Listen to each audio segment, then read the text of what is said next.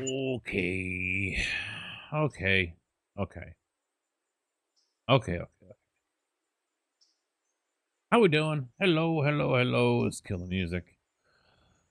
Oh, hopefully I'm not alone again today. Oh, my dude.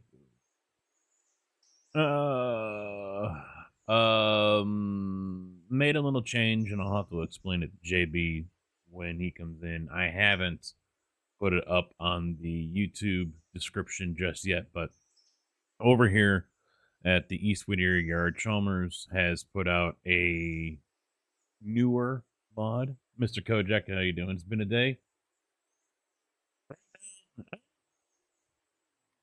I mean, it was annoying, but okay. I imagine you might be alluding to your school stuff. Let me get that information here. Make sure it's the right mod.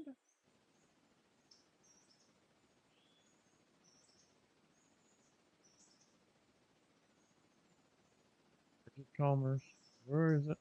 There it is. It's the East Whittier Yard revamp, and so I had to remove another mod. I think it was from Elena's because it was conflicting over here, and so yeah, Elena's and Chalmers doesn't work, so he's gonna have to remove. We got some new stuff over here. New today. Asset packs. What's this? Oh, so you can purchase gondolas and shit. Okay, never mind.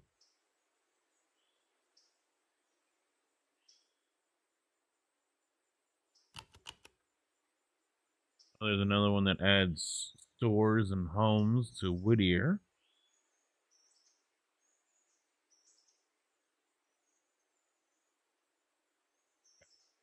Nothing real special. So yeah, we'll continue the grind over here with everything that was going on at Birdtown. Who was going where here? So these were going up, so I needed to get. Alright, so he's going to loop through here, and he's going to push back this way. So I need to get these two on the ascent. How do I do that? Okay, I think I know how. Manual brake is applied. There we go. We'll go reverse.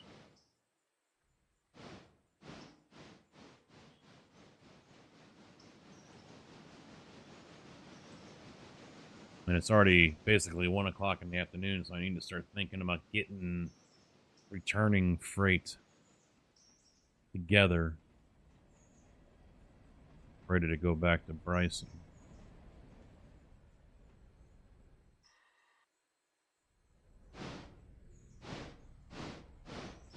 Yeah, today was annoying because so many jobs were like, oh, no, we're going to wait until noon for the rain. And because they were just had a hard on to pour. They just wanted to pour, and that was it. And so they were going to wait it out as long as they could.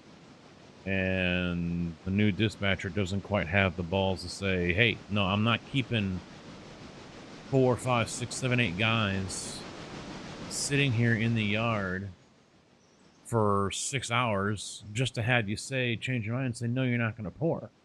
You can't guarantee you're going to do it, and I'm not going to keep them here for 6 hours twiddling the thumbs. So if you're not pouring by 4 hours, whatever the timeline they might put, see you tomorrow. Simple as that. So he finally started to do that, and some of us started getting let go. Then it was 1 o'clock maybe. The rain finally stopped, but I don't know if anything else got poured. And it's a 98% chance tomorrow. It all depends on what you look at. Molly, how you doing? It all depends on what weather app you look at.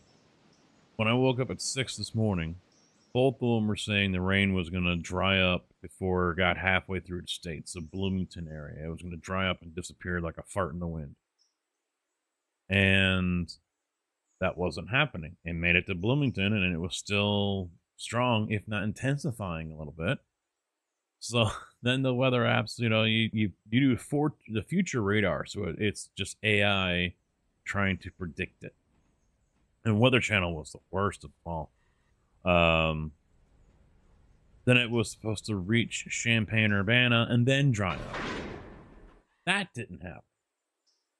And so it just started fucking raining. And meanwhile, Weather Channel app is like, nope, it's not raining right now. Look at the future. It would refuse to predict that rain was coming. It refused it. It would not do it. And I think the Weather Channel app is powered by IBM's Watson. Watson better just stay on Jeopardy because he's dog shit when it comes to predicting the movement of storms.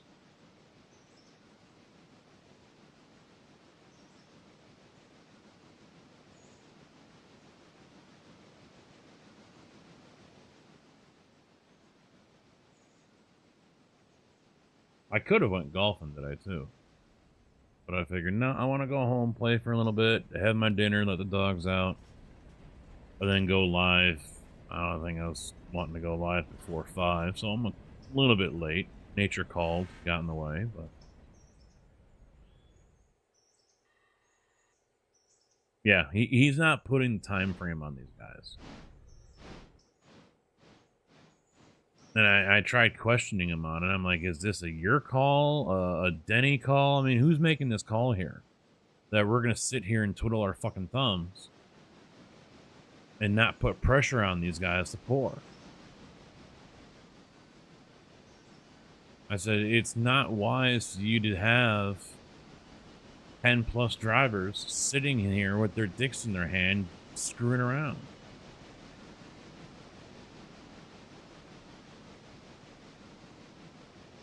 Recreate your bus route. Wow.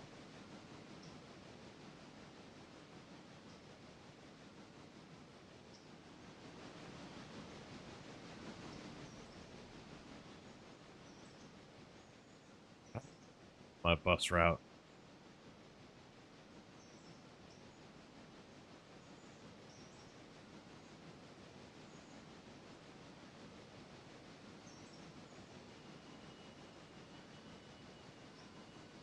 I remember the bus stops that I had. Now there's a plane flying over the house. I don't remember the bus routes. Son of a bitch. Do it this way. Back it up a little bit.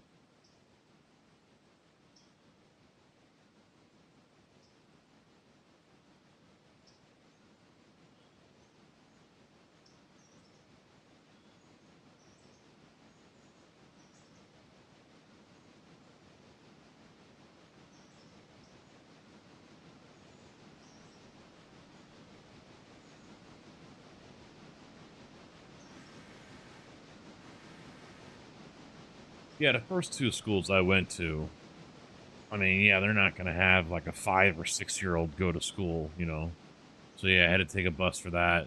So basically up until 6th grade.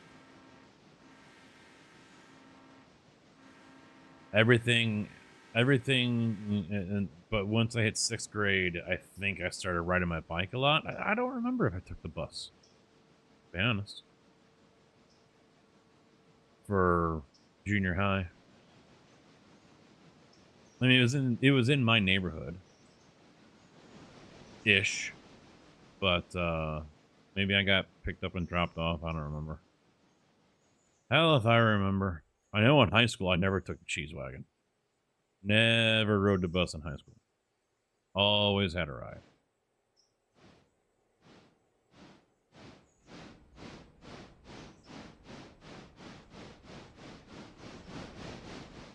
Yeah, you value your school time more than I ever have or ever will. That's for sure.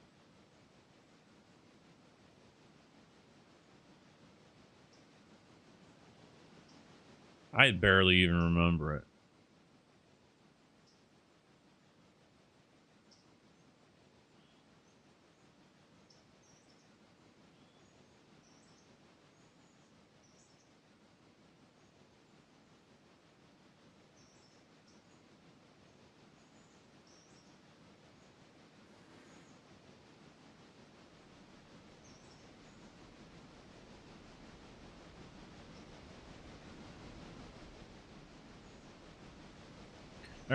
I remember junior high, people thought the male gym coach was a pedo.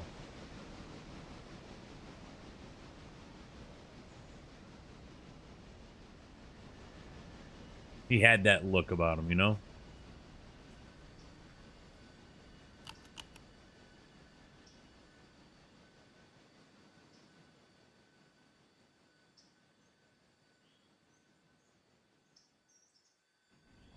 Well, for me, I wouldn't say in my instance it's not lack of pride or odor. I just don't care. You know, it's not, you know, memorable for me. That's all. That's all it really is.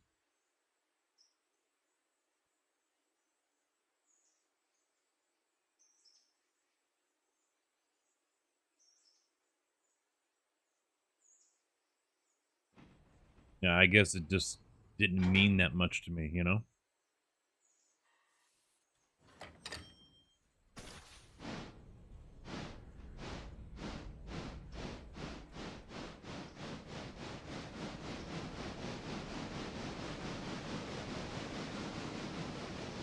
Oh, stop. No. Damn it. I hit the wrong one. I hit print screen.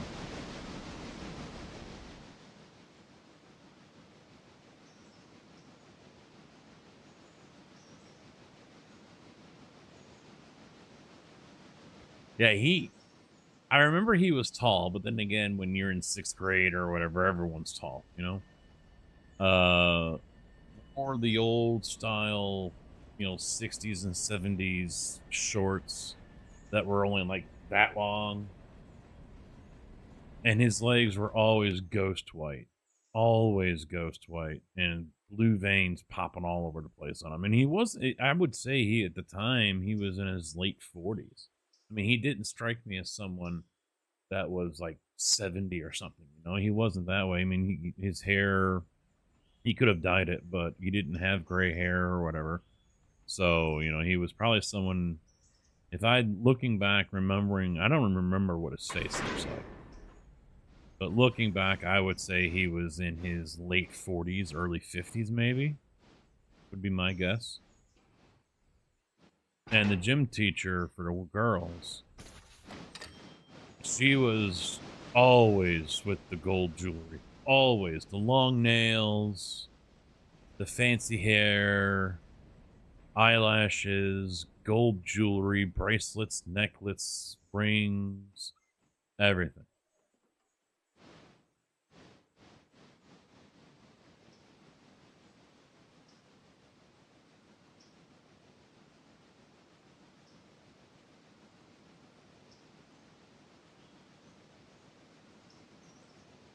Oh, I don't remember how tall I was.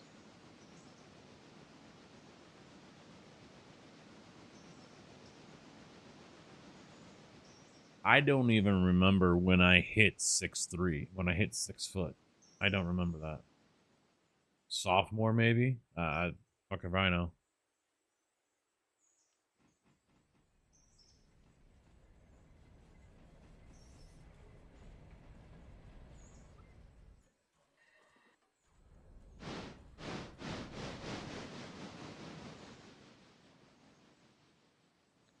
Oh, still,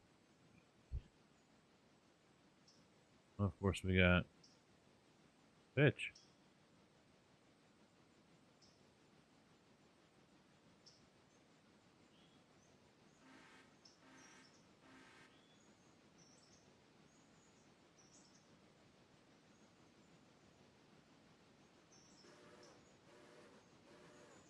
You sure? I mean, that was how many years ago?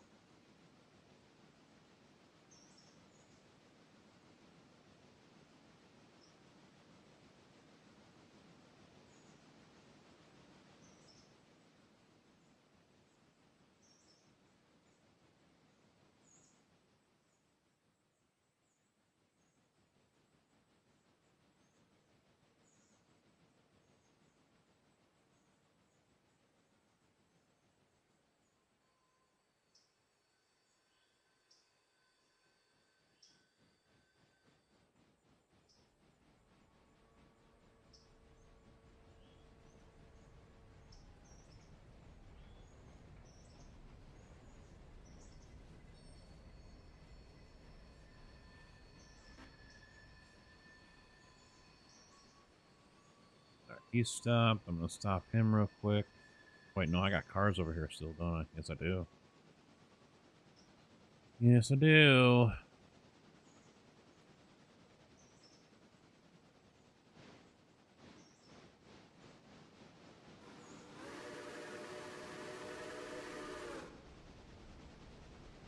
$22? What's 22 minutes, Mr. JB?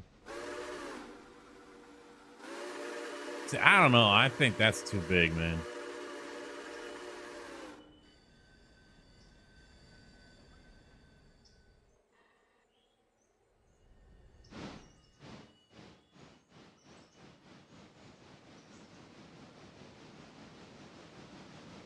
Oh, yeah. That is coming up.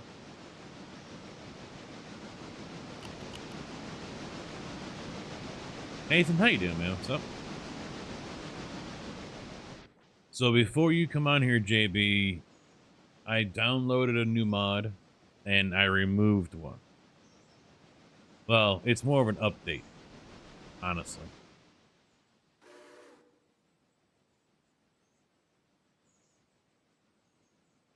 I can't complain. There's no point to it. All right, I will grab the slaughterhouse stuff.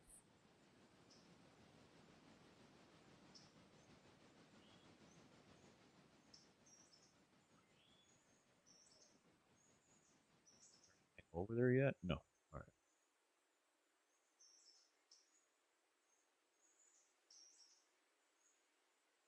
Jessica Rabbit.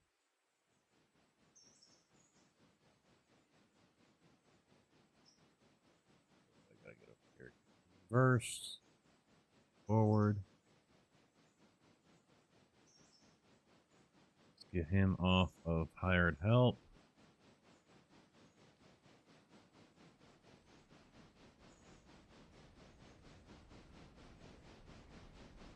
Yeah.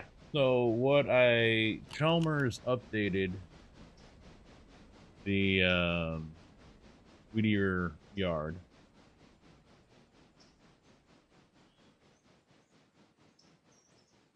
It's now the East Whittier Yard revamp. Is what she named it. And then but we've got one of Elena's Whittier Yard mods on here. And so that caused an issue. So I had to remove, I think it was like the Whittier Yard expansion or something like that. I can't remember. And then put in this one, the Whittier Yard revamp. Because tracks didn't line up right.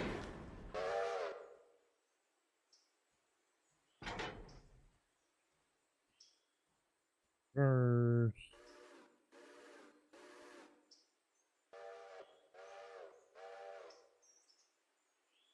Go out. That one. Hit that. Jog over. Go straight through. Oh, yeah, but yeah. 1/2 dozen. And then we'll stop right there. Anything else going on you need to focus on? Nothing yet. Oh, we do have stuff over here. Alright, so he's got Larka on there. A lot of Silva stuff. Whittier. More stuff for there. Okay, so here, I'm just going to run him into Bryson, and then we'll break shit down.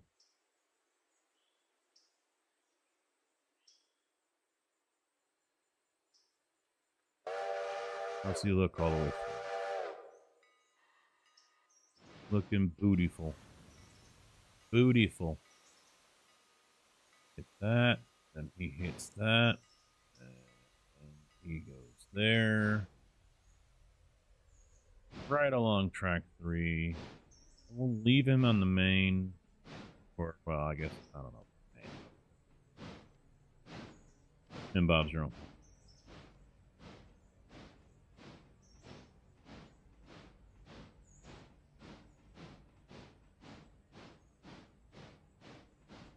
You get 110 out of the way here.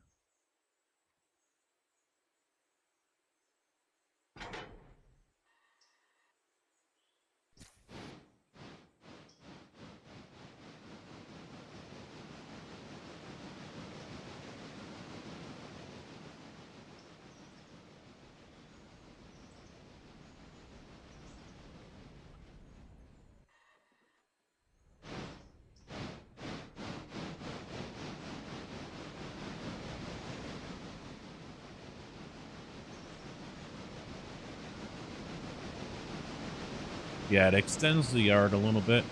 Adds a runoff track over there. So just went with it. I think that was the only thing I added.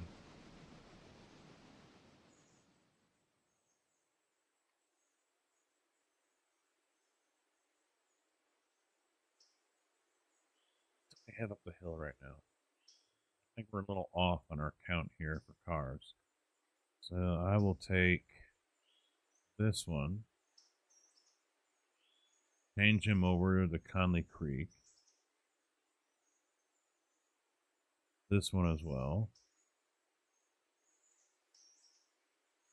And I'll take 110 and I'll use him to run those two up there.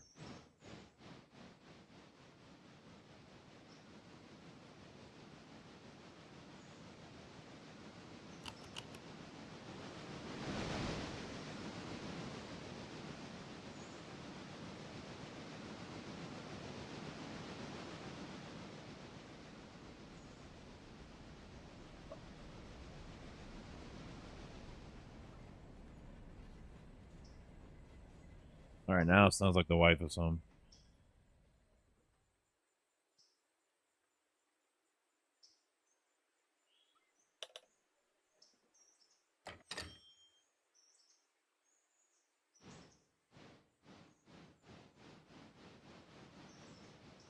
I think only one of those got in their spot.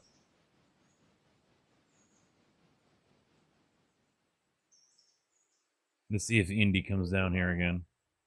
He came down here earlier to let me know it was time to feed and go out. But he was in such a hurry to go back upstairs, he ended up stumbling on the stairs, and I come around the corner, and he's sliding down backward.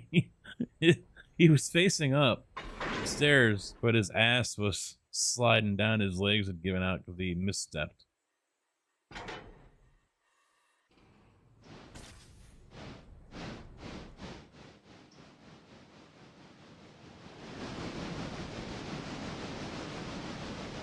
Road reverse. 20 is fine. We got... He is just pulling, so we got time.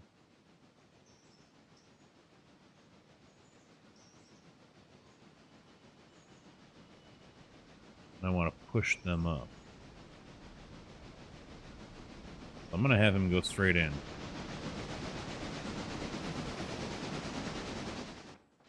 Hopefully they stop each other. So I can just put him in forward. All right, yeah, he's going to move up a little bit. You sure have to move just a little.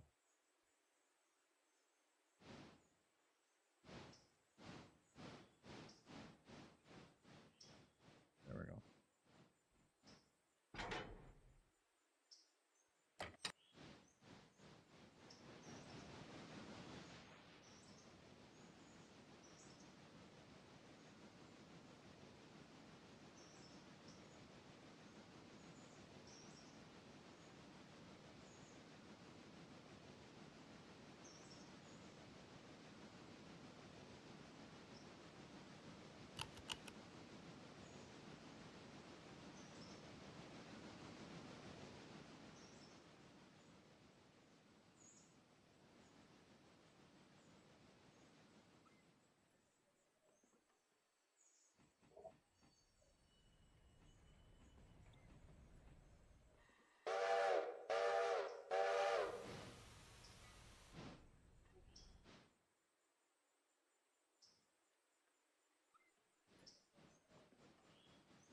Yeah, let's see.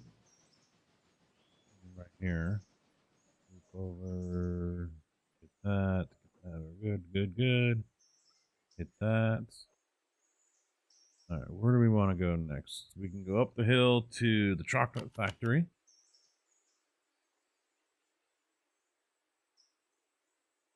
Probably wouldn't be a bad play. Yeah, we'll go up the hill to the chocolate factory.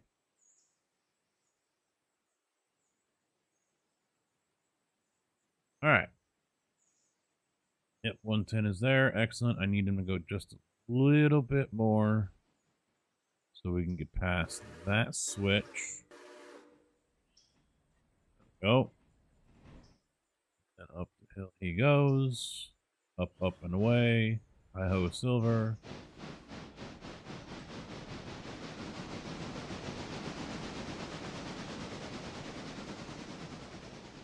$6,000 has to wait because 601's coming through.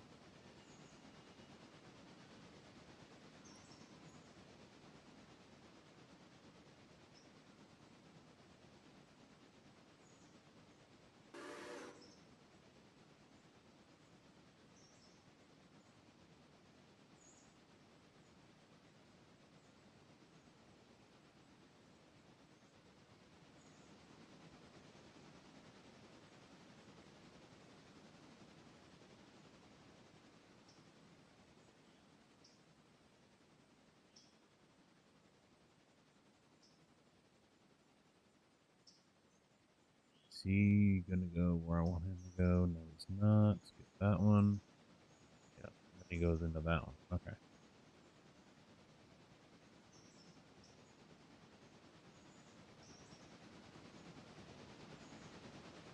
$205. 129 to Ella. Jeez.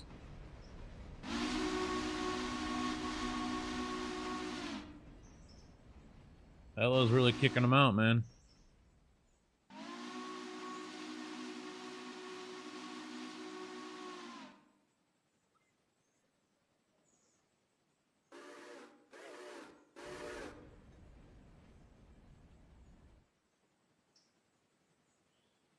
Oh.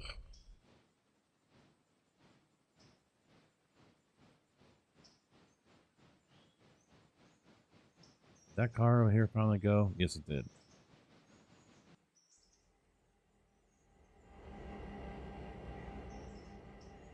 No, it wasn't the one I was waiting on, damn it. I'm waiting on this one. Son of a bitch. The wrong one was ready.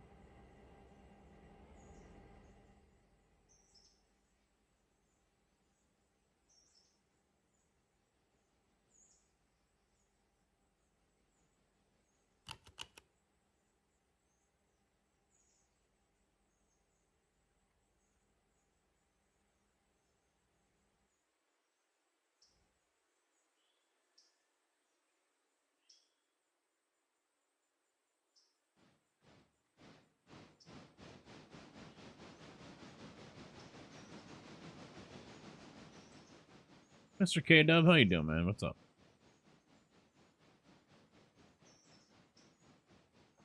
Hi, Andy boy. Try again to go up the stairs. He stumbled. He came down here to, all right, it's time to feed us at 3 o'clock. And he was in such a hurry to go upstairs, he stumbled, and I heard him tripping and falling and everything. I came around the corner, and his back legs are flared out, and he's sliding down.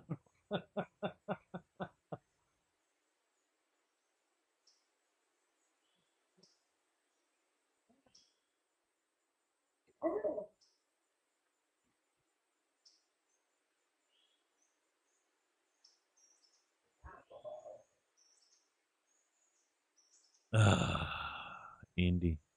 I love him. He's just so pushy. Meanwhile, Milo's just like, give me scratches. Give me pets. Most laid back fucking dog.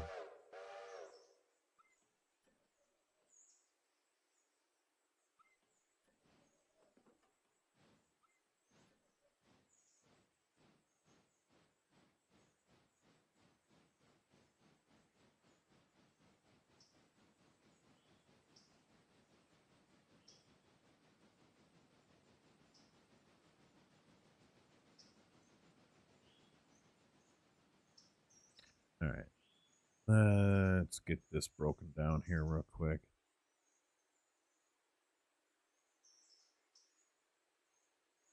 So we got all these Alerca cars, right? Yeah, they're all Alerca.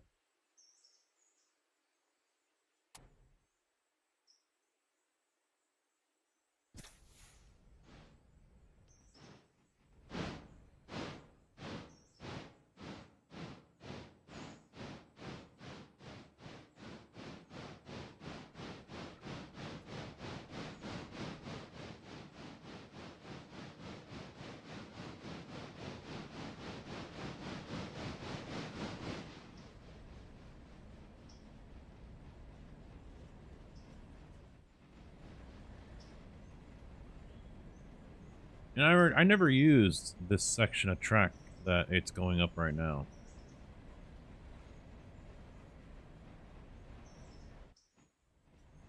I've never had the train, and I don't think I've ever had a train pull up this way.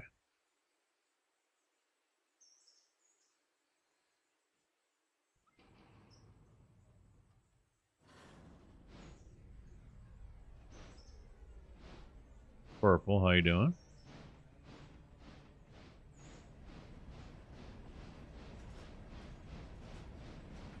Fuck! Oh, golly gee, you just swore in my chat. Darn. My virgin ears and eyes.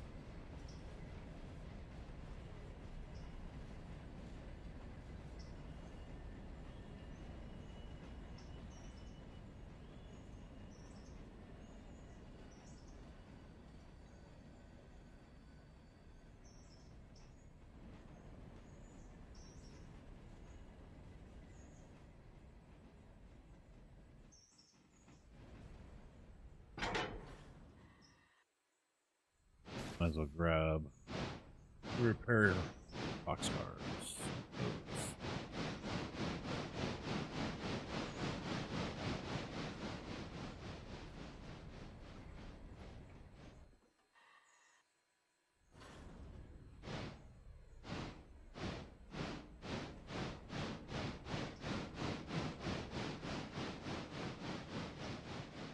Troy, how you doing?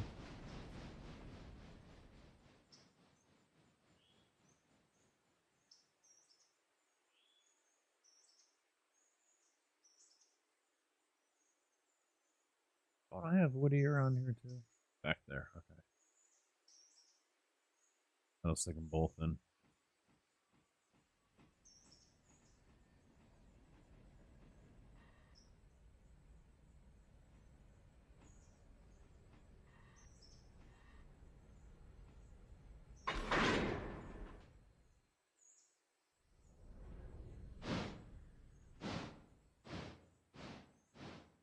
Stefan doing all right, man. How about you?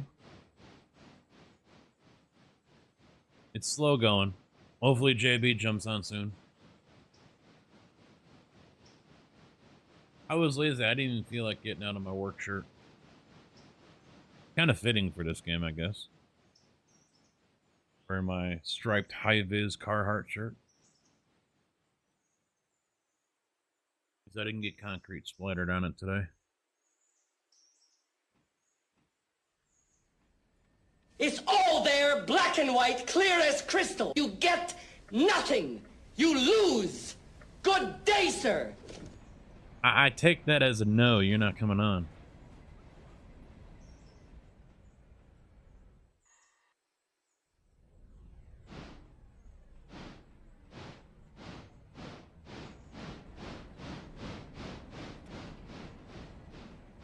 Fucking slacker. Supposed to be playing 7 Days to Die, but yeah, we're behind. I think they're doing their Horde night tonight on the server. I just remembered that.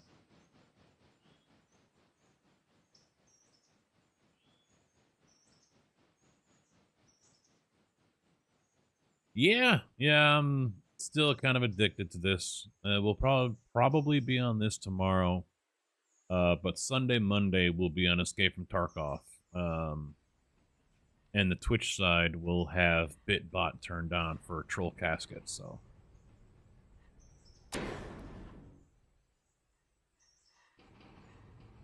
There is that to look forward to.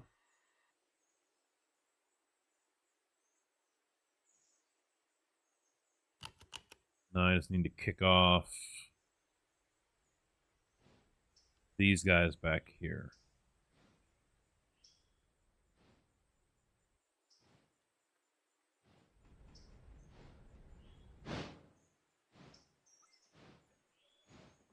One coming that I need to worry about. Yep, he's right there, I think. Yeah, he's coming.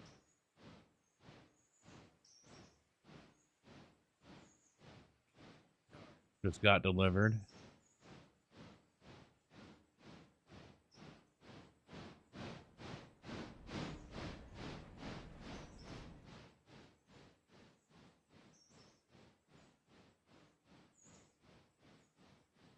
What's this nighttime work shit? Knock it off.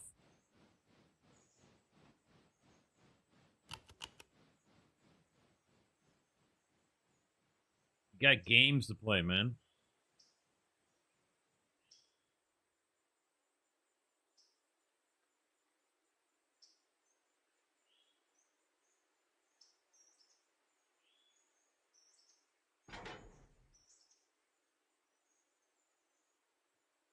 I might as well wait for that guy to come through.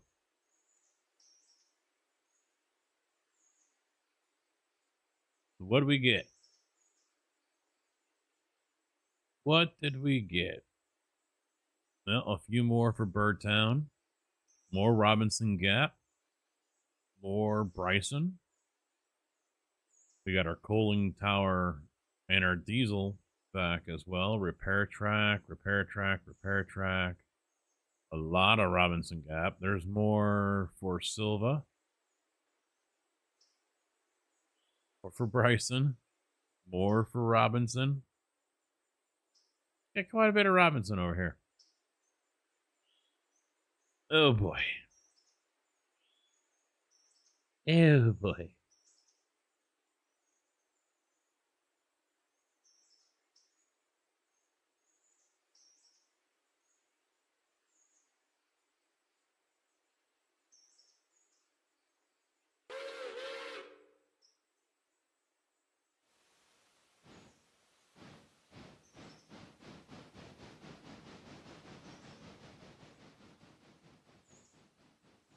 Yes, we do.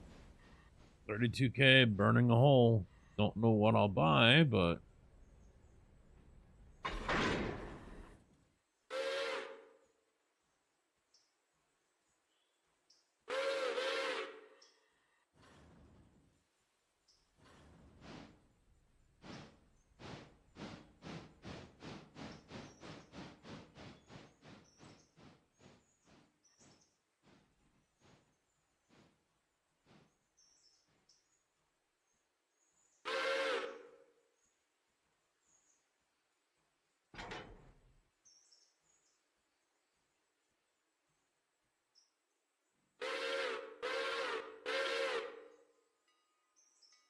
well, obviously another locomotive. Just what kind? I mean, we can't afford all of them. So, kind of have to be picky and choosy about what we get. All right, go forward. Got him, got him. Because the chocolate factory is over here, if I remember correctly. We gotta flip that one. That one. Yeah. Let's stop him right there. So I think he has to come up and over and down into here to these tracks, if I remember correctly. Almost anything. With 31 grand, can't do a Santa Fe, which I have on my single player to haul along trains from Bryson over to Burtown or over to Silva, whatever. Can't get a 38. We're still 16 grand short on that one. We can get a switcher. We can get that, and we'll still have 6 grand left over.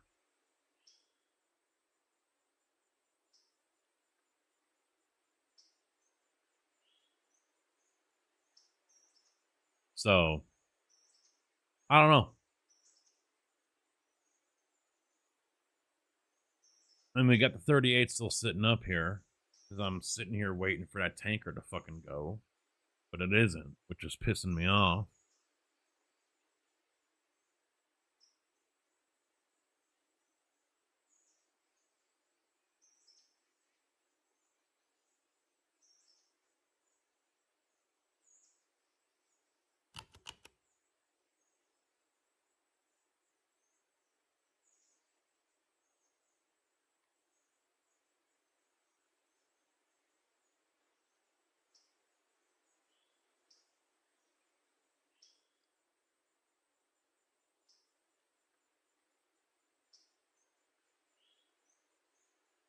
I'm just gonna have to say screw it because I could use him. Yeah, 137. All right, screw it. We're unparking them.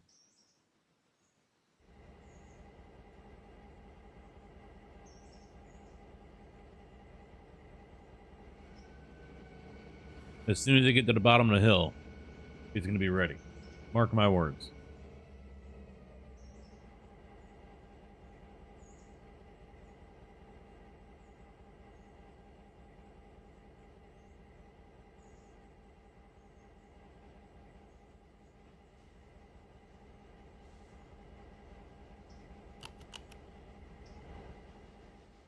Damn, Alarka Junction, 462 on 200.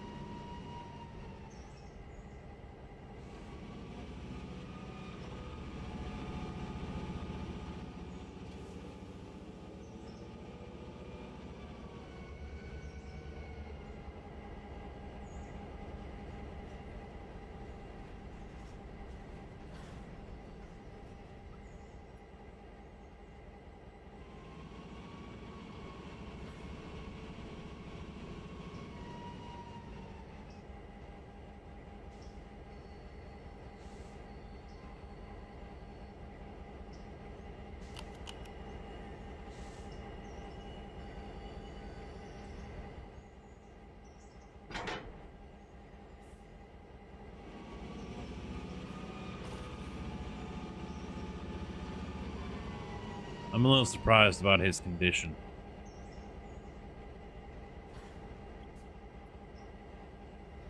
72% already.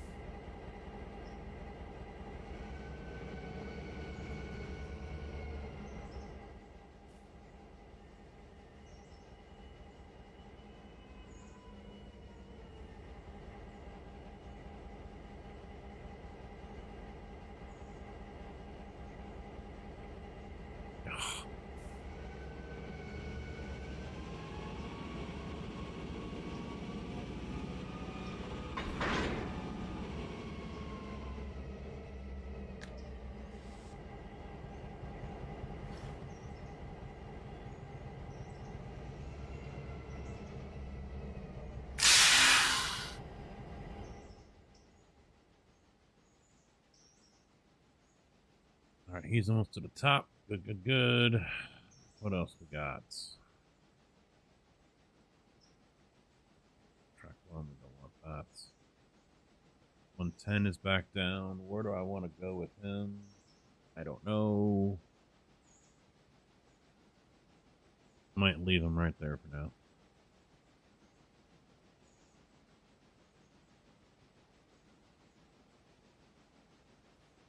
I'm going to send him.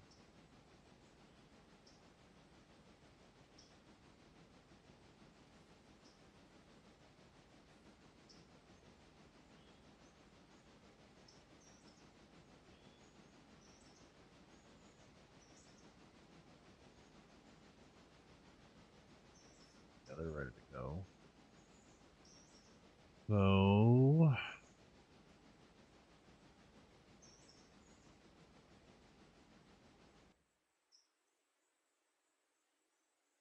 I may not wait for Silva.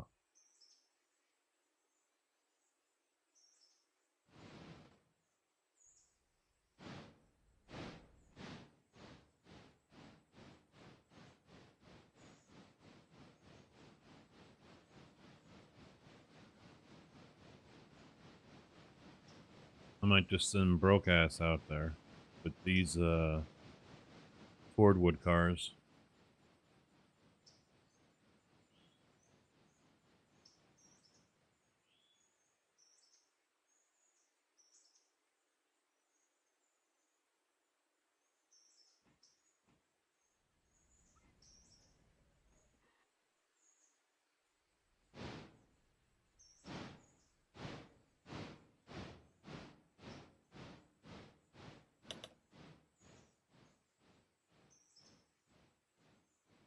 He's up there. All right.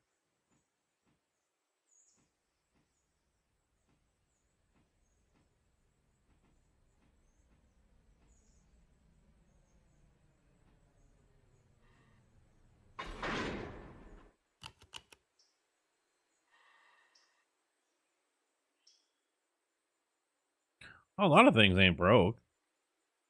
1, 2, let's see. How many do we got here? 4, 5, 6, 7, 8, 9, 10, 11.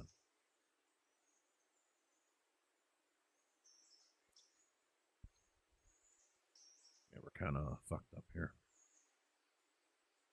We do split there. Move up a little bit.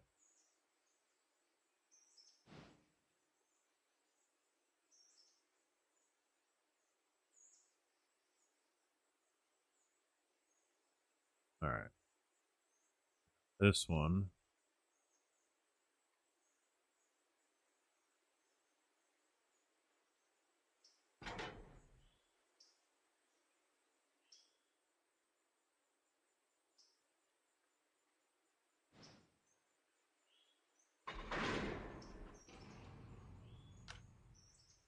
Yeah, I knew that was gonna happen.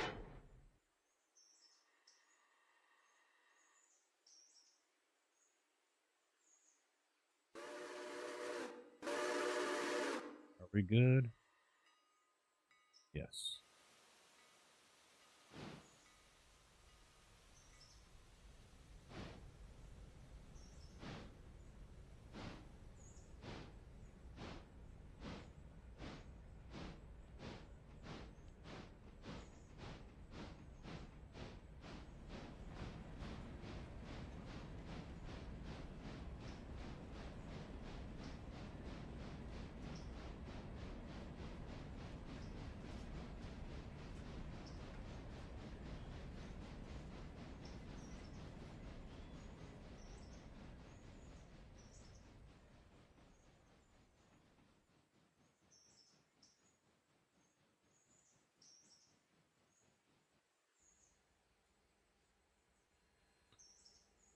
All right. Powder, chocolate over there. All right. I got her.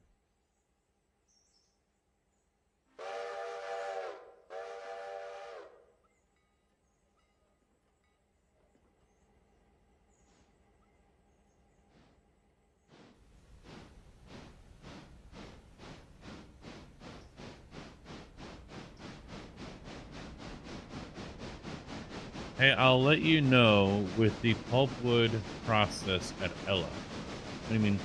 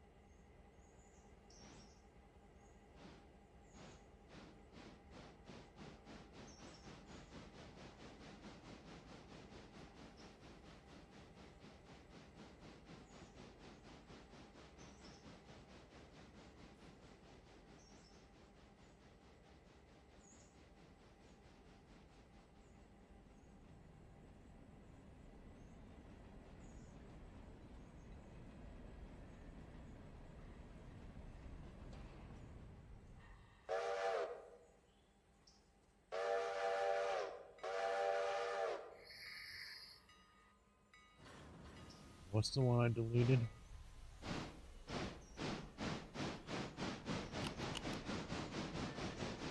Yeah, JB, here's the one I deleted. The East Whittier Yard Extension. That's the one I deleted.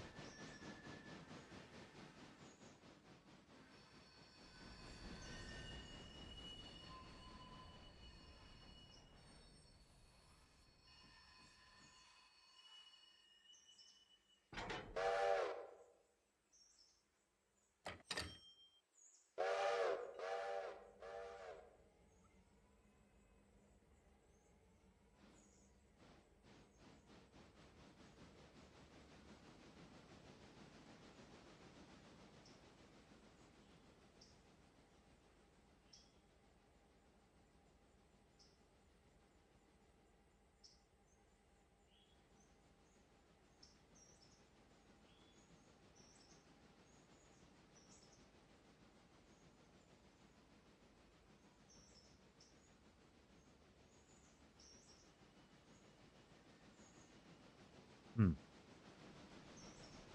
Where else? What else? What else?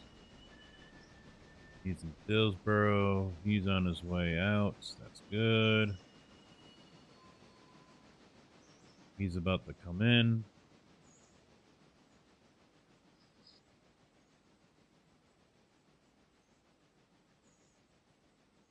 Yeah, I will send 110 all the way back to Bryson.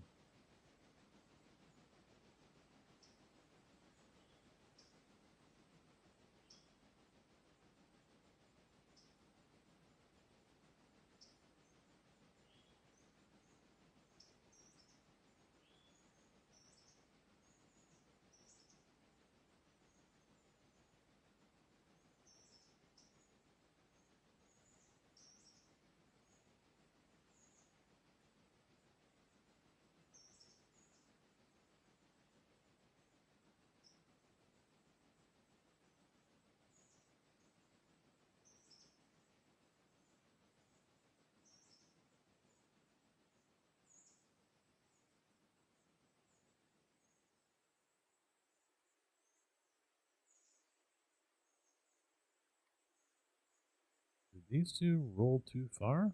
They did. Brakes weren't set.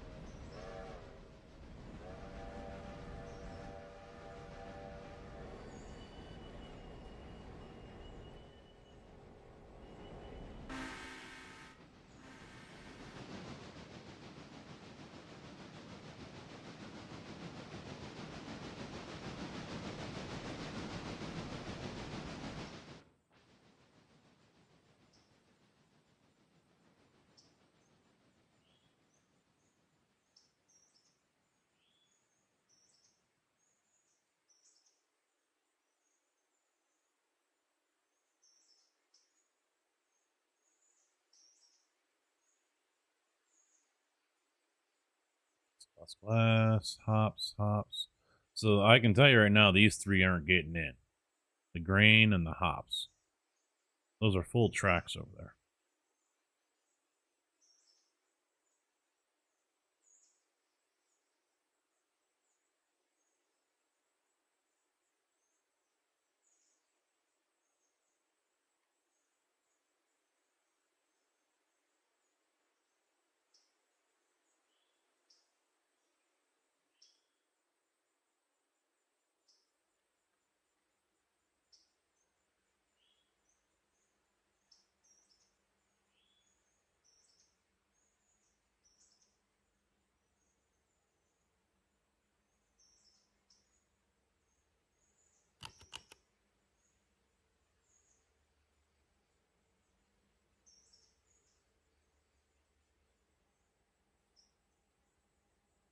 So stop sending cars.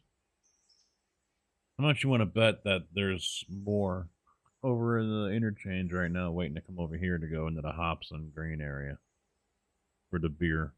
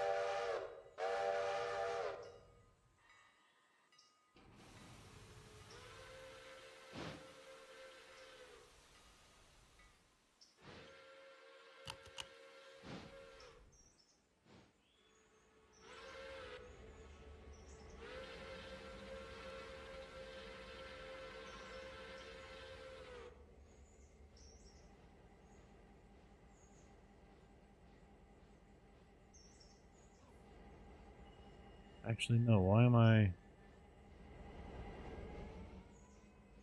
I'll just send him straight over as well. Fuck it.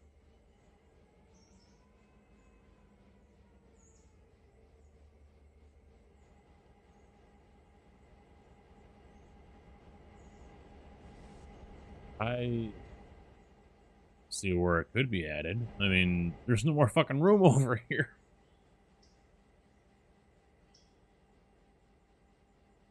There's enough in Birdtown. Enough.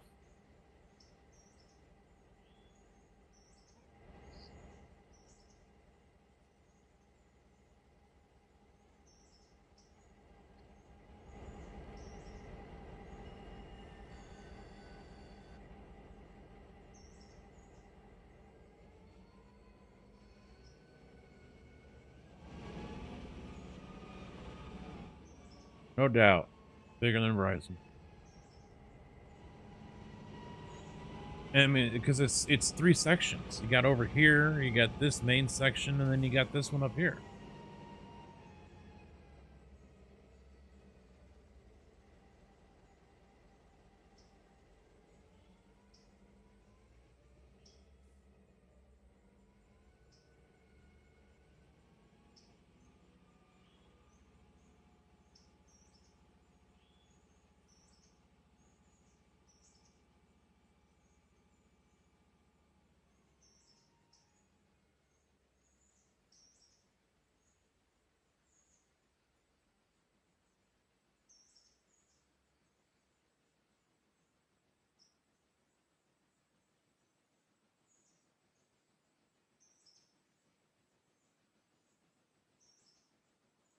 So I'll use the 38 to take everything up to Alarka.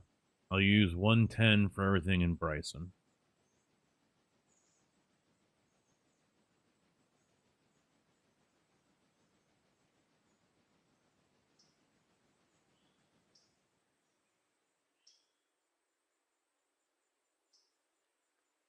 Oops, missed him.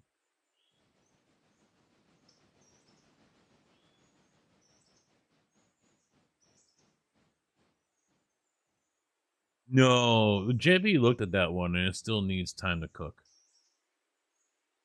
We've got enough right now. I made the mistake of going tier 3 on all these. We're suffering right now because of it. I mean, here it is already almost 2 o'clock in the afternoon. We just got the last delivery of 80 fucking cars. So yeah, we're we're good. I don't think we need to do any more. TGM, Ella House, TGM. Okay, so these all go over to the gold mine. That's a good thing.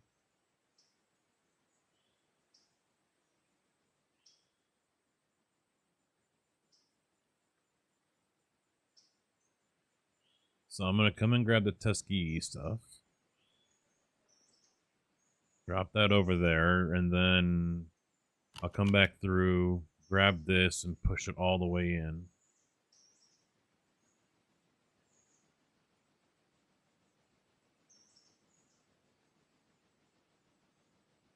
Yeah.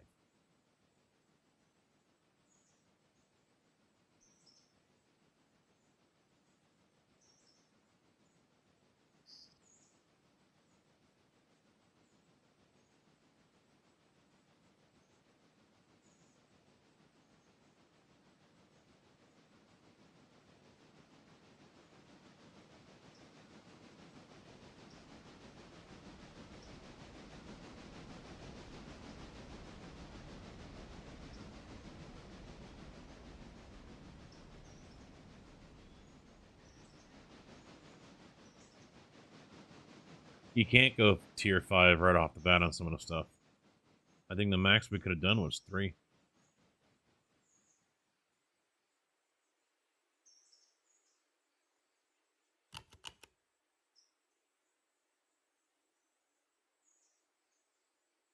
We don't. I mean, I'm sure there's a mod out there that will allow you to do that. But yeah,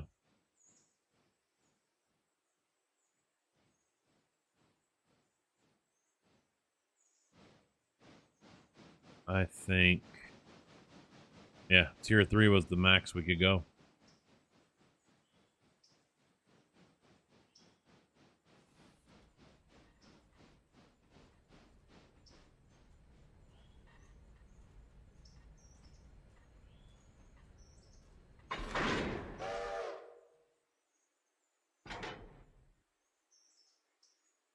Oops, this one.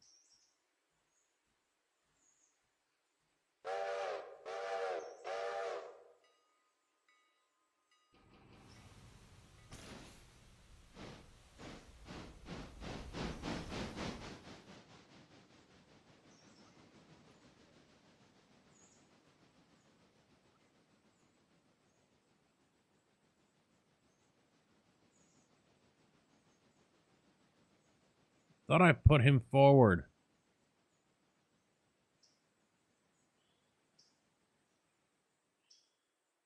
Maybe not.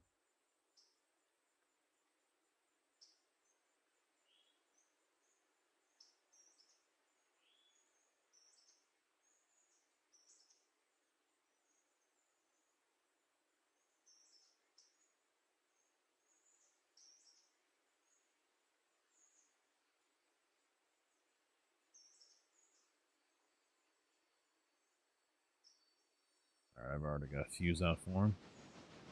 Flare.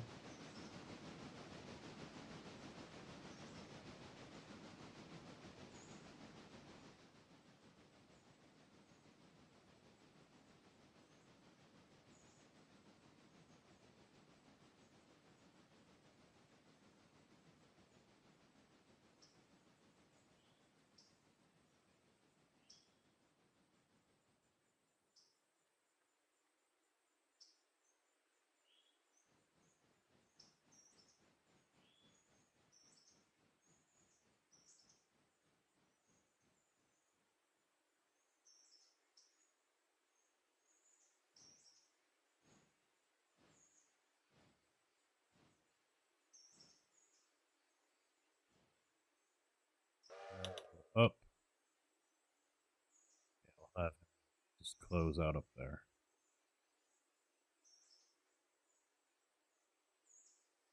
I had everything into tier 5 on Sandbox, and I had roughly nearly at least 100 to 200 cars.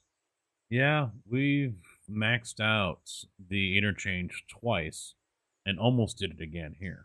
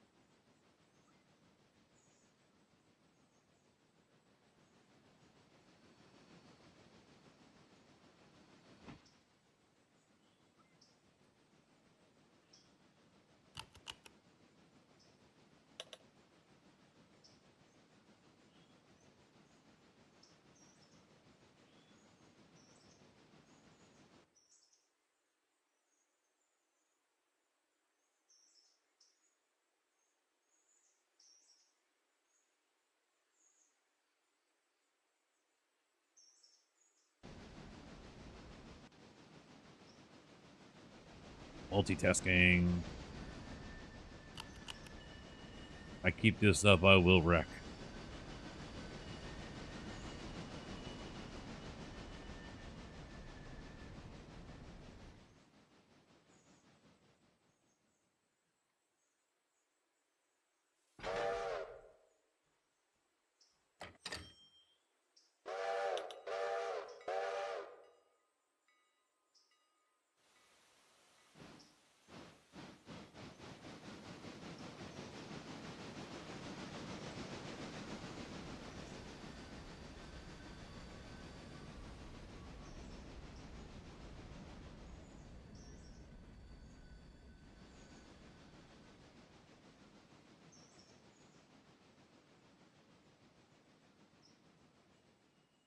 All right, what's next? Let's head back down this track here. Let's go to this one.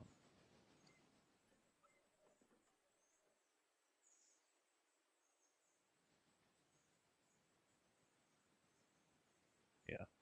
And then we'll back up and grab these guys and push them all to where I need them to go.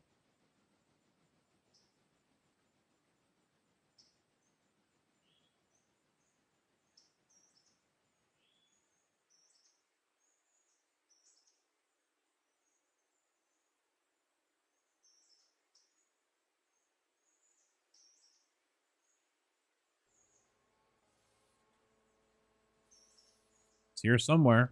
There it is.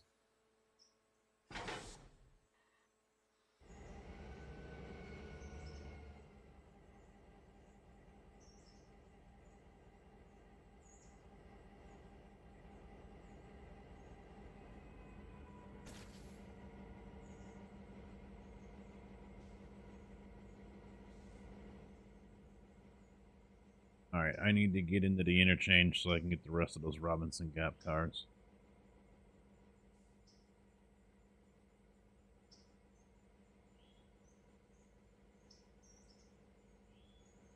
Next service isn't until tomorrow. We're good for now.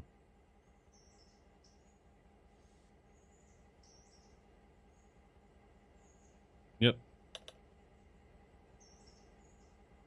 Nothing else scheduled for today.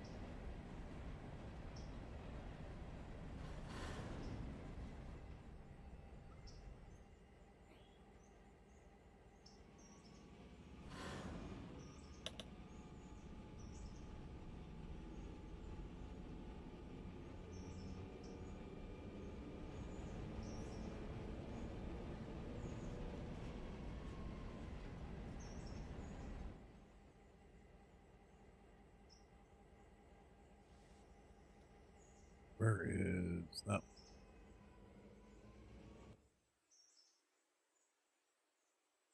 It's coming into Wilmot. All right.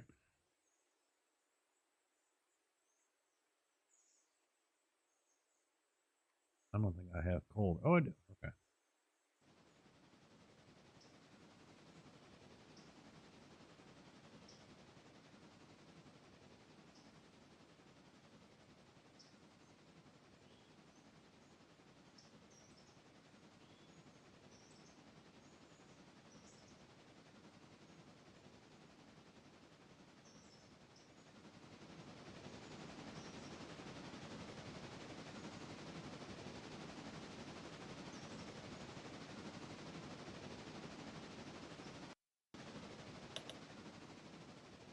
JB's on. I was like, fuck, my game just crashed.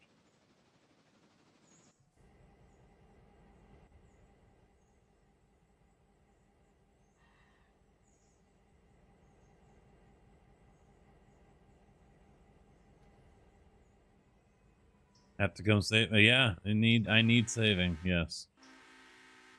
Not going to deny that one. I need assistance. I'm drowning.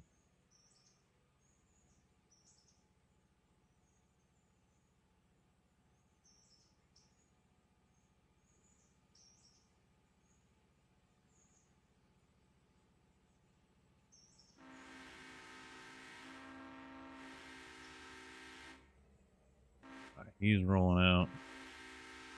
You go get these cordwoods all taken care of.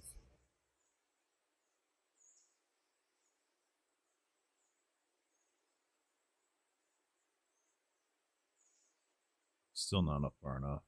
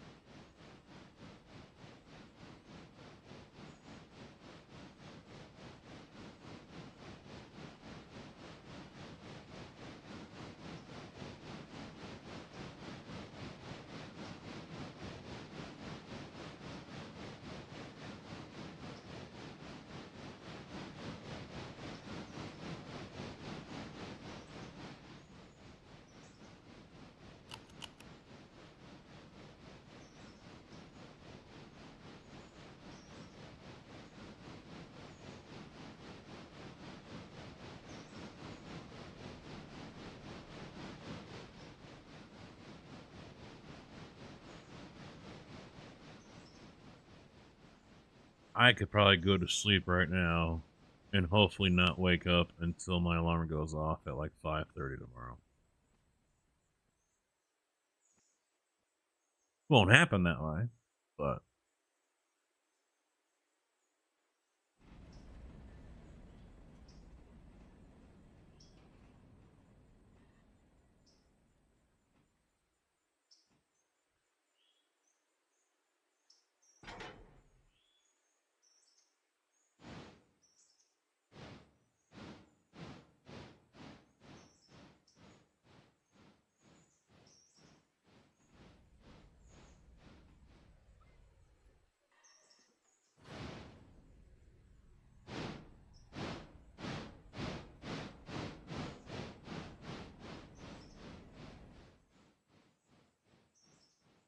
this one will probably have to stop in Dillsboro to refuel.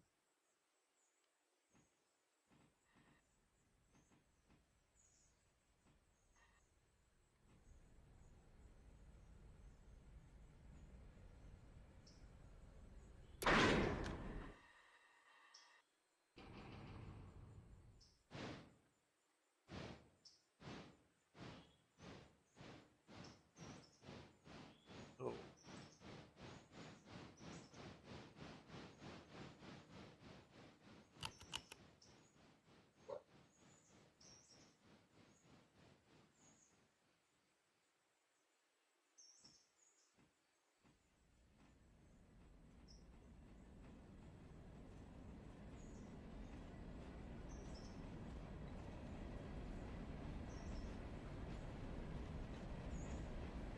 Yeah.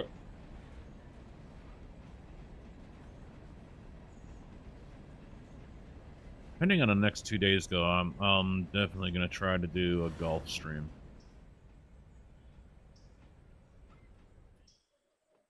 Go to my local course here and try to see how the data does. I could have done it today, but I was like, nah, I want to get home. Yesterday's job was interesting. They sent me to a job. They want me to back down between two houses. Like, you know I'm going to tear up the yard, right? Oh, yeah, yeah, yeah. Neighbor said she's fine with it too. Okay.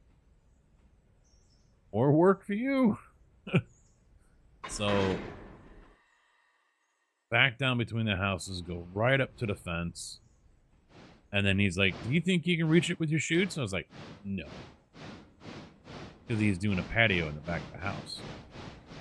And he had a little Asian guy with them. They said it was his neighbor. And there was this blonde, bleach blonde chick walking around wearing some like little tennis outfit.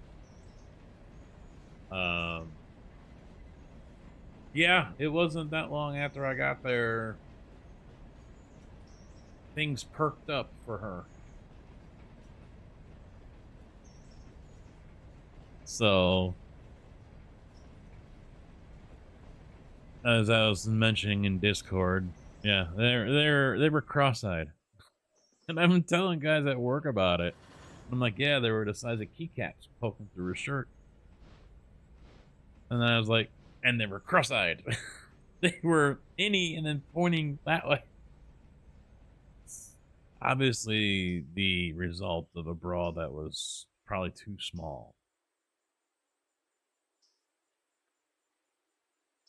Well, keep in mind her husband was right there doing a lot of the work with the wheelbarrow. So,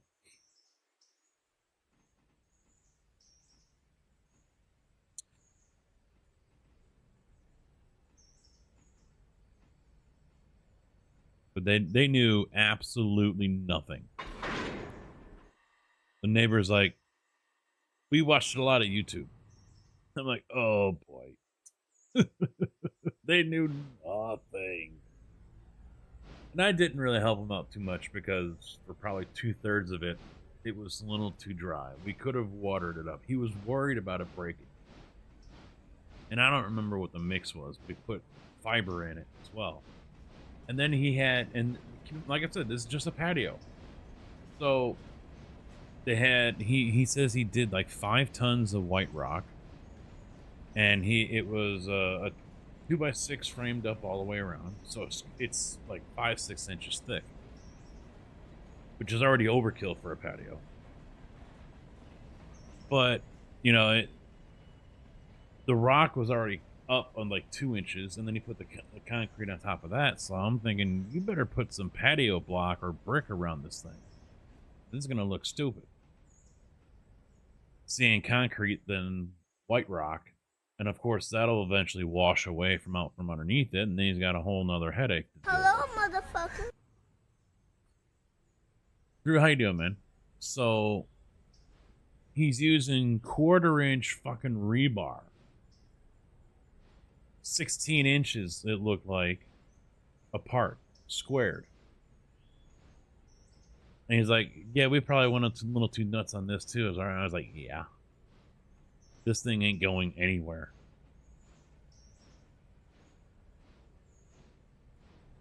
Yeah, 4 inches. A 2x4 would have been plenty. And then some chicken wire. You know, 4-inch gap chicken wire or something like that, you know? That's all he really needed. But no, he went 1/4 inch thick, and I swear these were 16x16 grid pattern he laid everything down on.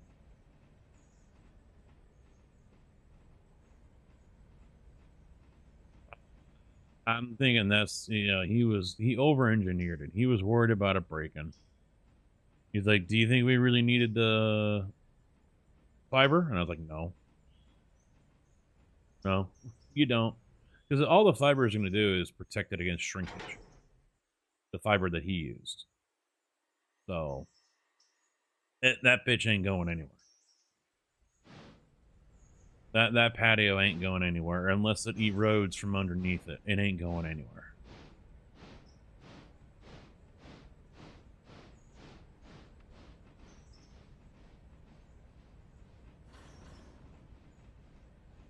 So he's only got one wheelbarrow, double wheel from Lowe's that he bought. But I'm seeing tracks in the ground through the gate entrance. And I'm like, you had a tracked buggy through here. And he goes, yeah, that's what we used for the rock. I was like, you could have used it for the concrete too. But no, we're gonna wheelbarrow 5 fucking yards of concrete. And then he didn't leave himself an opening in the frame. So he had to build a ramp up and over the 2x6 to get over it. Because he didn't, you know, cut out a section so he could walk through. He made everything way harder than it needed to be. Yeah, it looked like white rock is what he got. That's what it looked like. I mean, it looked like it was packed in, but still, I mean, he's going to need to put something around the patio to protect the foundation of it because it's just completely exposed. And yeah, it's going to start falling away and erode, and he's going to be in, you know, he's going to have a headache within 5 years. And I forget the slope that he had. He's asking me about the slope. And I think it was like a 4-inch drop off from the house or something like that. And I'm like, I just drive the truck, man. I don't do math. It's not my thing.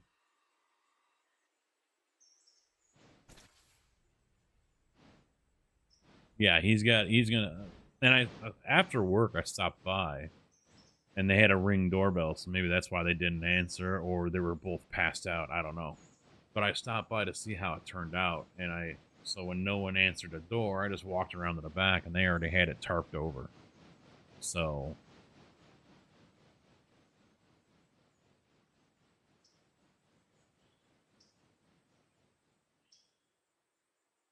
less math. Yeah, I forget the slope, but I mean they were, and then the neighbor, the guy is. I told the guy originally, go around the edge. You know, make it easy on yourself. We'll go halfway, so go around the edge. So he starts doing that. First starts with come along, dragging it way across. Like, no, don't do that. You don't need to do that.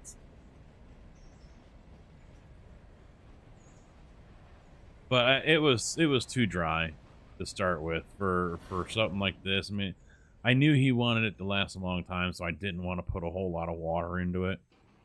But yeah, it's going to last him a while. That's no doubt about that.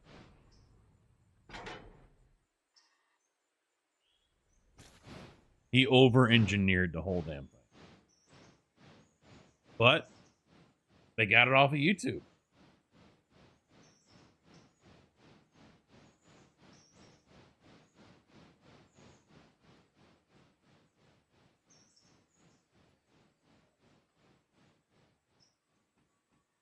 And the wife was saying that they had called different contractors and only one said we'll send someone out, and they never showed up, and then they stopped answering the phone calls. Everyone else they called didn't give them the time of day, and I was like, yeah, something like this, they're not going to mess with the patio. I mean, you're looking for a handyman is basically what you're looking for. But here we are. We're already here. Too late to call someone now. You know, you're not going to send back 700 yards of or $700 of concrete.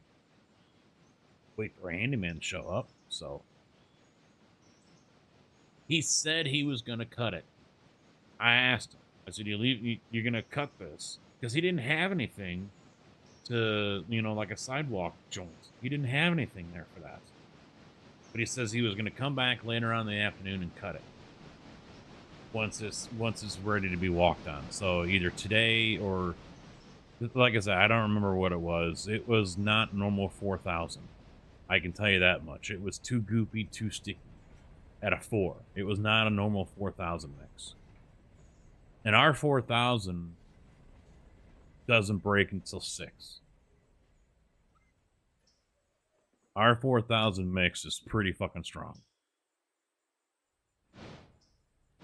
So I'm guessing he got like 6 bag or something like that.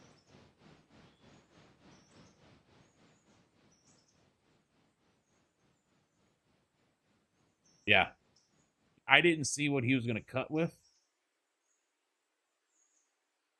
Yeah, ours is some pretty strong shit, but it's also very rocky. And there's another company in town.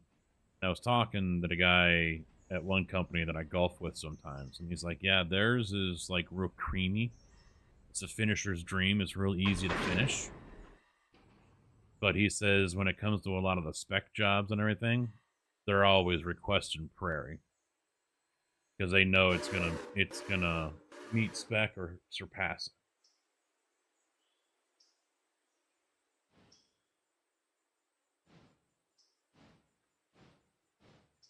I'm worried that's what he did.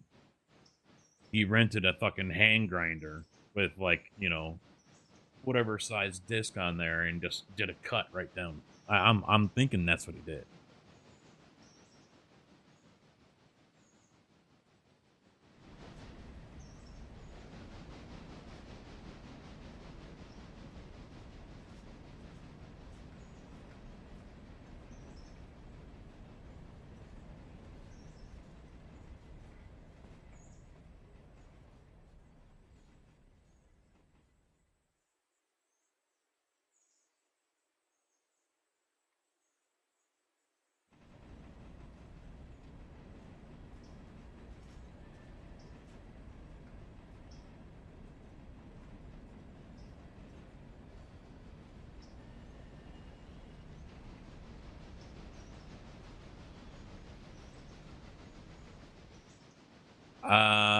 I might have seen it.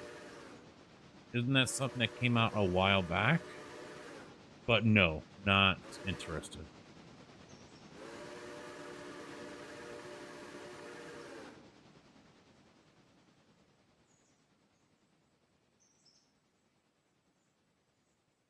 Not interested. I think I've seen like preview video of it, that kind of thing, but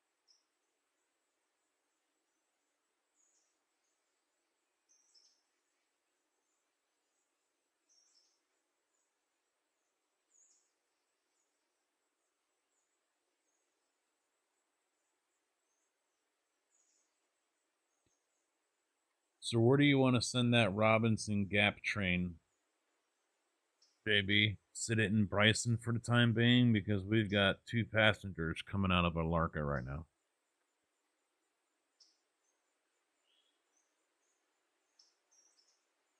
And that thing is too long in Hemingway.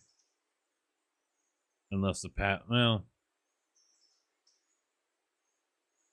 yeah, I have zero interest in it. I mean, you're handling all that, so I'll let you do your thing. But the passengers are on the move. All right, is he? Yeah, he's off. We'll get this all sorted out here right quick.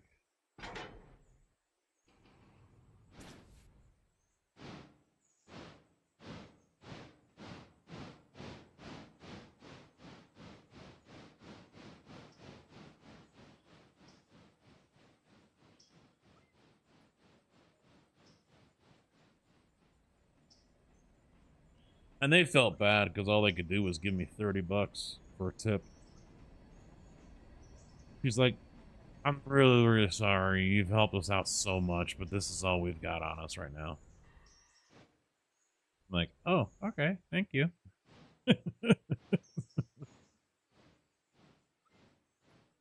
I'll come back for the rest of it later.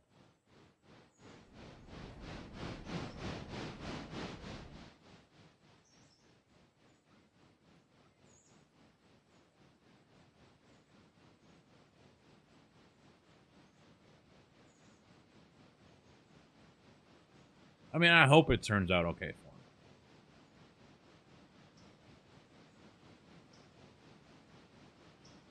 They rented a bow float from one of the rental places in town and all that shit, but I think at the end of the day, they ended up calling the wrong people. They were calling actual construction companies.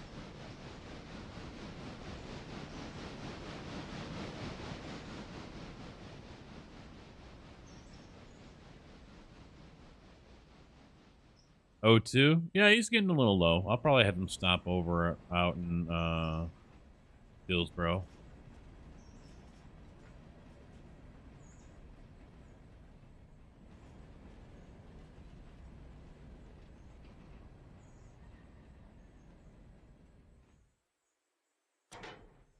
I mean, he's got to go there anyway to drop off this car, so.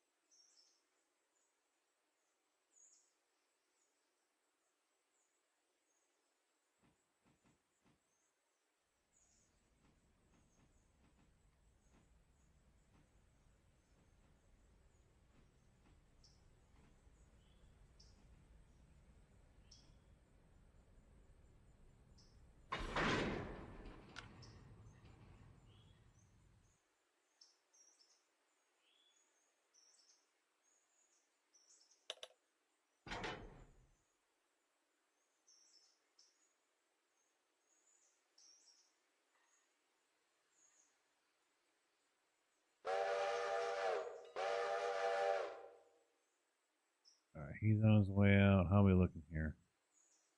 We're getting there.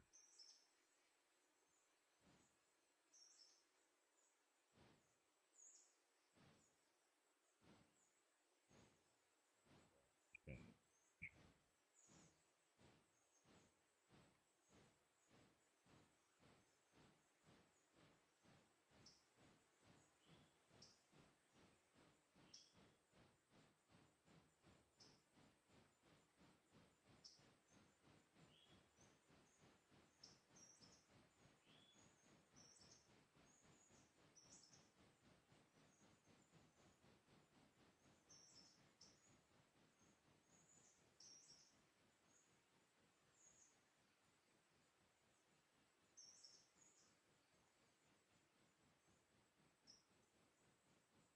Did he make it over there? I think he did. Yeah, he did.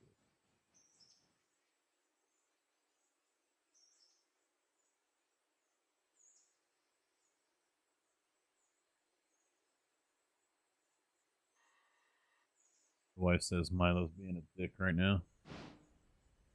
Being a brat. He has a fetish for shoes. And it's not so much she's chewing on them. Unless you let him have it for too long, he will. But it's just mainly when you come home.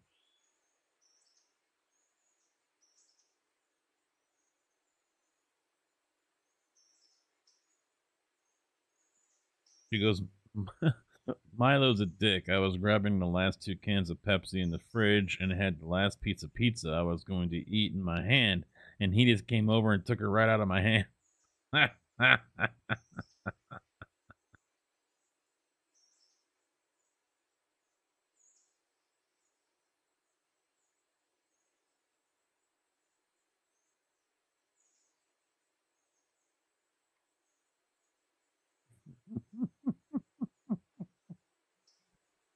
What a fucking brat. You're not going to eat that, are you? No, I'll take it.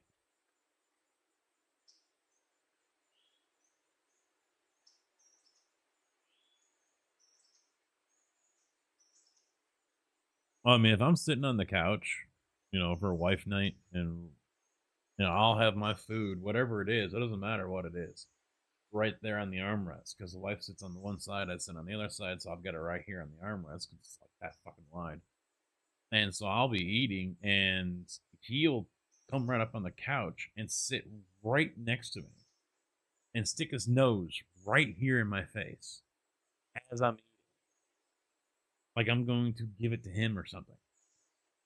He's a fucking fat little dick.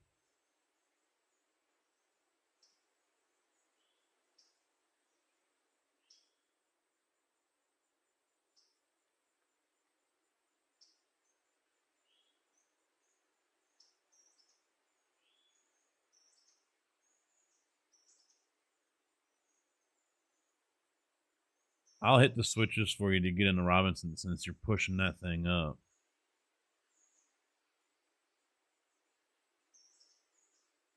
That way, look on that way, and then up, up, and away.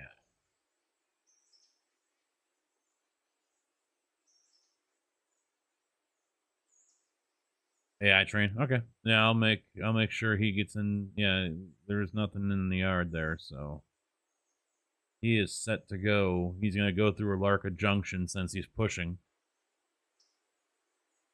And that will take it right down in the middle. Easy, easy.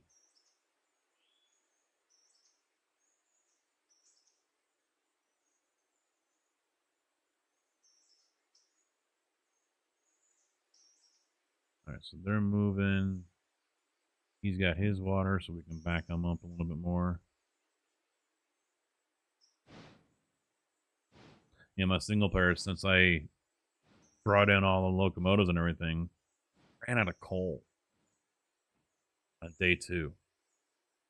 One of my passenger trains had to be helped and finished off its route with the Santa Fe. So now, this afternoon, I started day 3, and I'm trying to get all the coal cars all sorted out.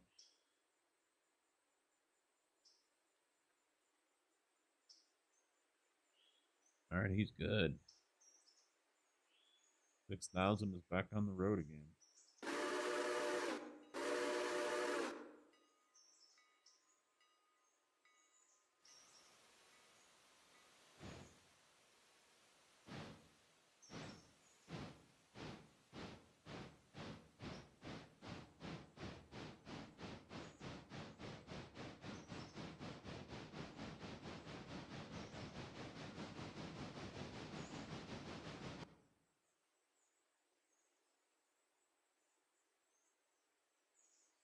Yeah, I'll be able to get him into a siding, probably over in Cowie.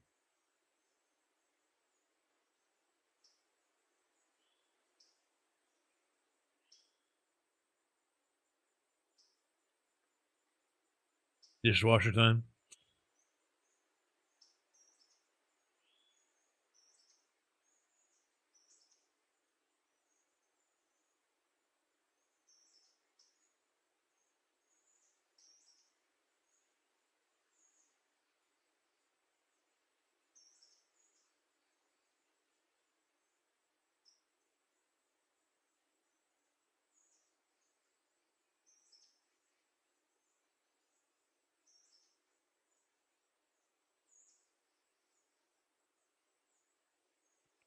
All right.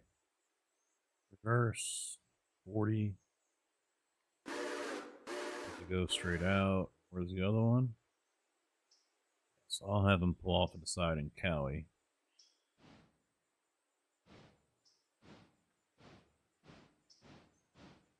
I don't think I've ever seen a dishwasher with the buzzer.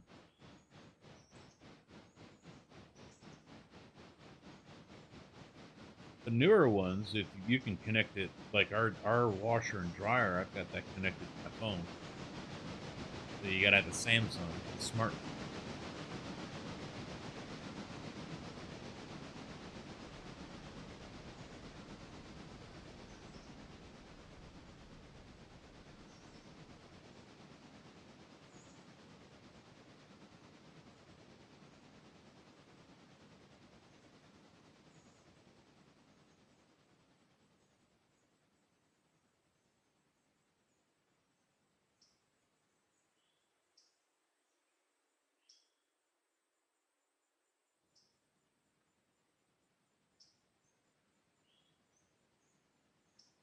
Oh.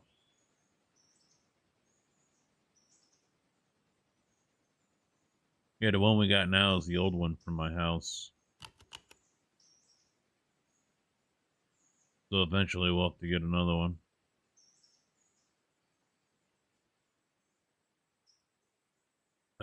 I wouldn't mind getting another Samsung. I mean, we didn't have one before, but I mean, the next one. 90s, wow. It's definitely got some age on her.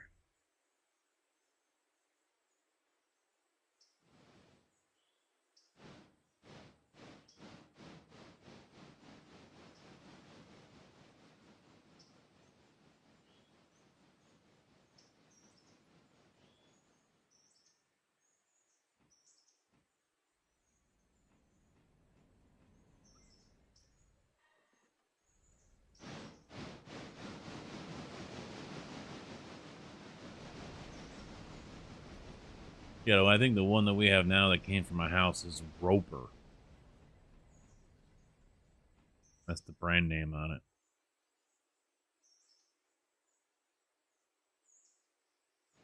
Which I think is just like a Westinghouse one or a Whirlpool one or something like that.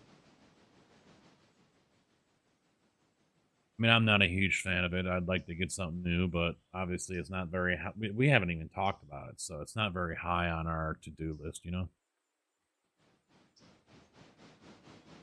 Right now, we're still trying to figure out the vacation. I think the wife has finally ultimately decided, yes, we're going to the Ozarks again. But we touched on it yesterday, and I said, you know, what are we going to do about your friend? And she goes, well, you sent her a text telling her, sorry, Homa, denied. Telling her, hey, you know, I've decided we're going to the Ozarks. You need to decide what you're going to do. So I think as of day after tomorrow, if she hasn't heard back, it's just, all right, it's you and me. Yeah. Well, I mean, yeah, we've decided we're not going to go to Michigan. She took that long, and we can't continue to sit and wait. So yeah, she's decided on the destination. But as far as we're expecting to have company with us or not, yeah, she's got until Friday to figure that out. Because then that'll determine what place we get. And there's still plenty of places down there right now. For the days that I had selected, and it looks like they're like 150 to 200 a night. You can't either remember or find, because the last time we stayed down there, we stayed in a condo. Now, the person has since sold that condo. And so, you know, we can't stay there again. But she met someone while she was down there who was planning on putting theirs in. And I guess it's like a third floor or whatever. It's got a fenced in patio or balcony or whatever. or screened in and stuff like that. So, but she can't find her, so we're probably gonna end up staying somewhere else now.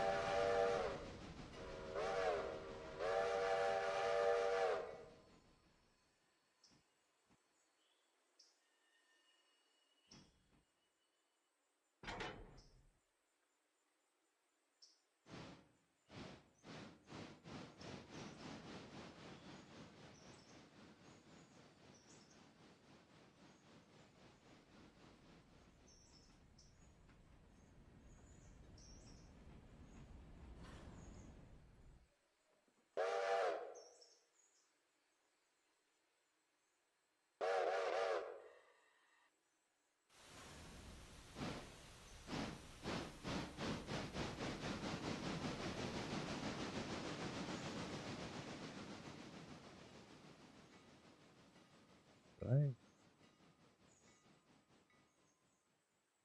Yeah, first try. Okay.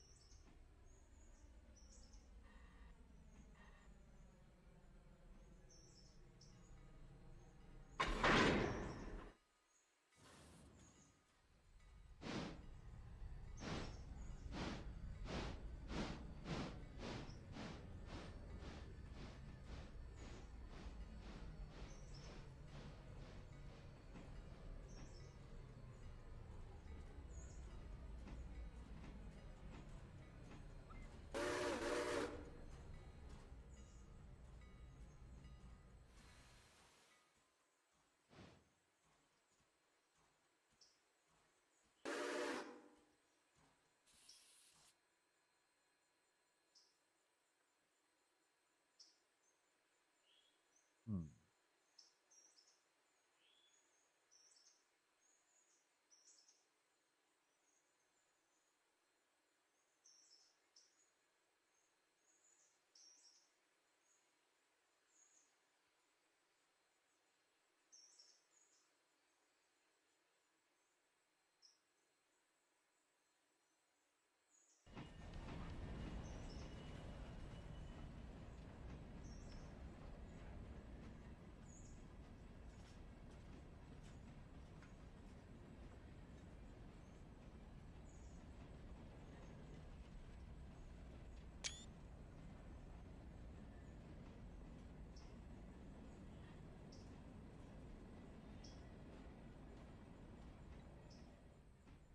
That'll work.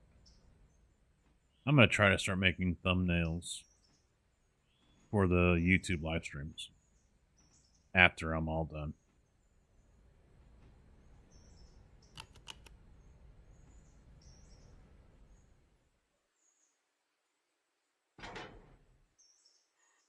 So that means I gotta try to start grabbing thumbnails.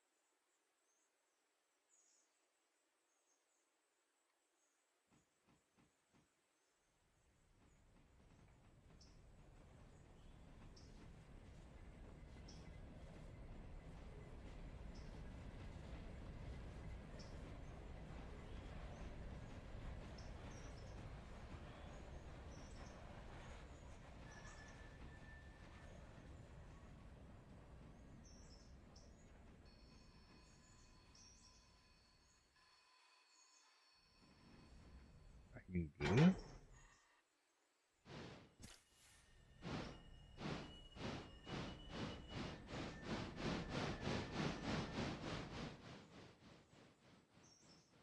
Now to get him topped off.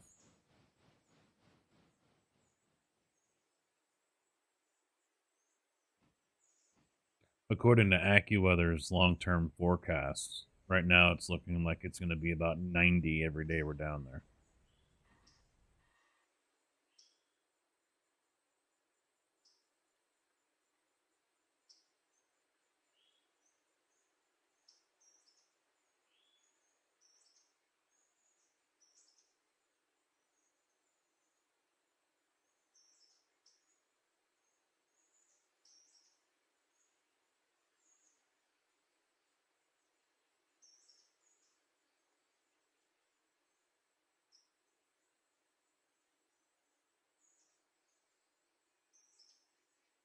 And he's struggling to get it up that hill, it looks like.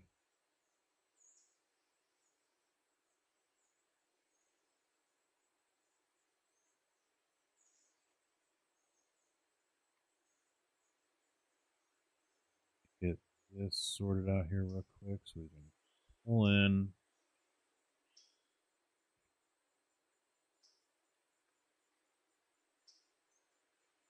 Come on that track.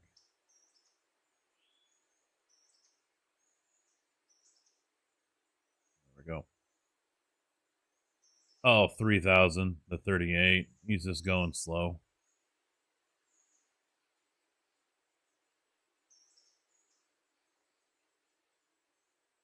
I mean, he's over 1,400 ton. Now he's going to go up the hill.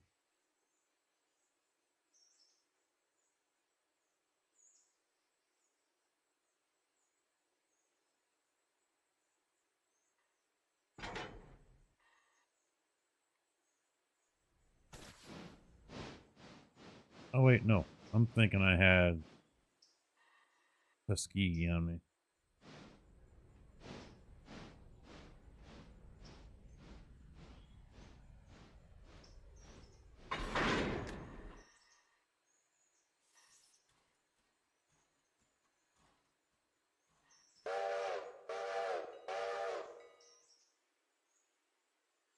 Shit, I gotta go all the way over there.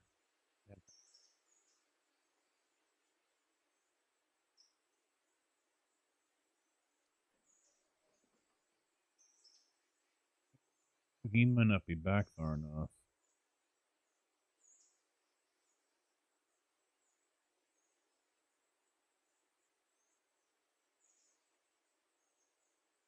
There's no other way in there either. Yet.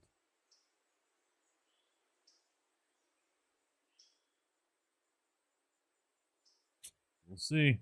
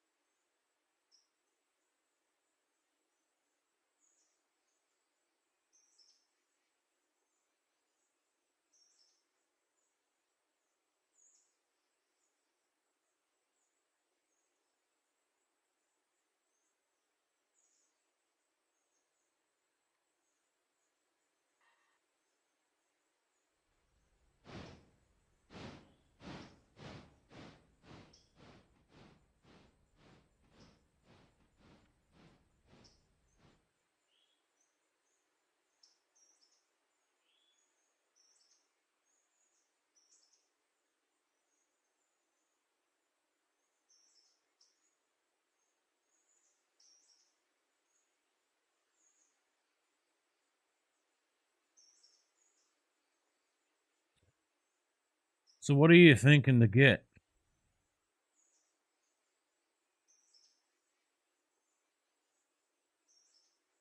I mean, I don't think we're hard up for anything power wise, other than something to pull those long trains that are going from the interchange towards Ella, Whittier, and beyond. In which case, yeah, Santa Fe would be to play for that.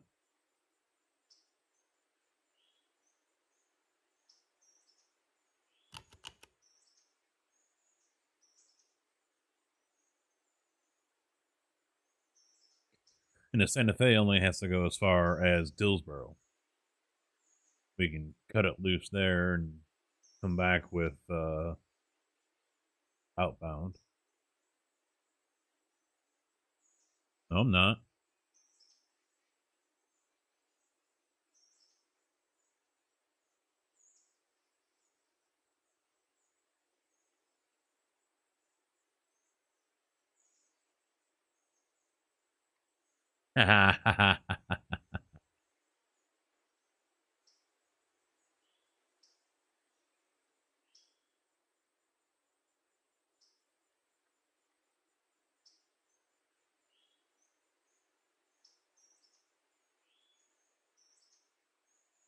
I'm going to stop 01 when he pulls into Bryson. Let him sit for a little bit, get some distance between him and 500.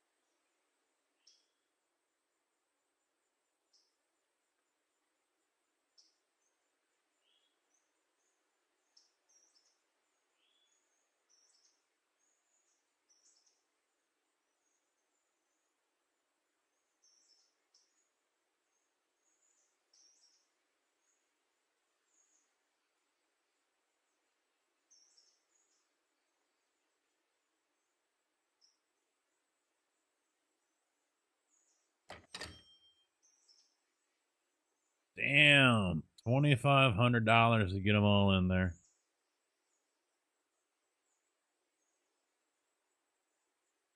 Not too shabby.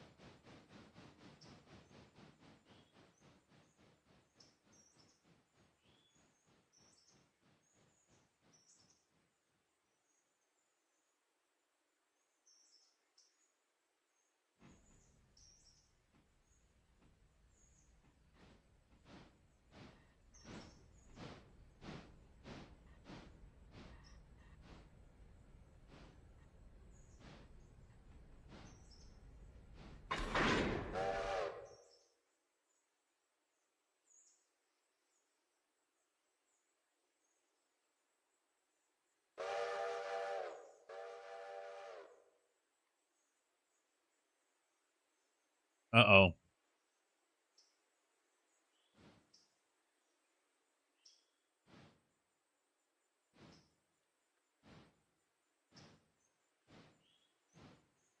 He's got no passengers, does he? Nope. Son of a bitch.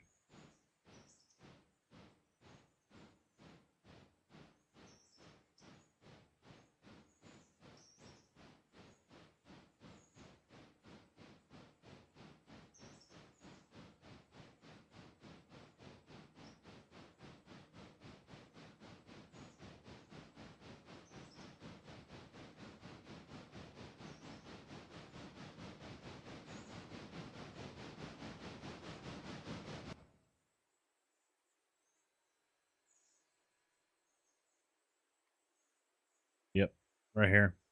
They bumped.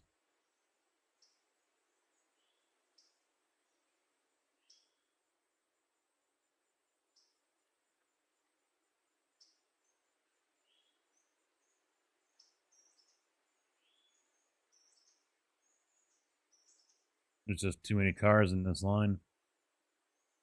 Can't get through.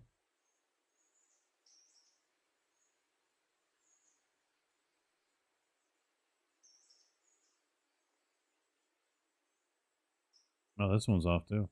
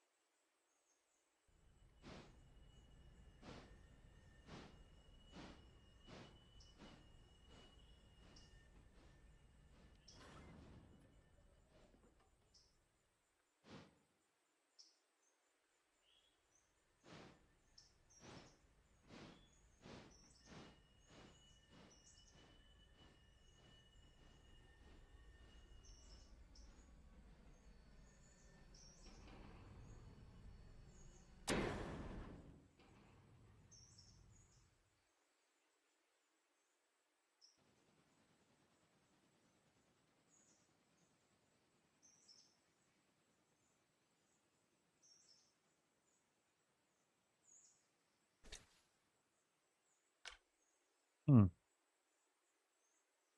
There it goes.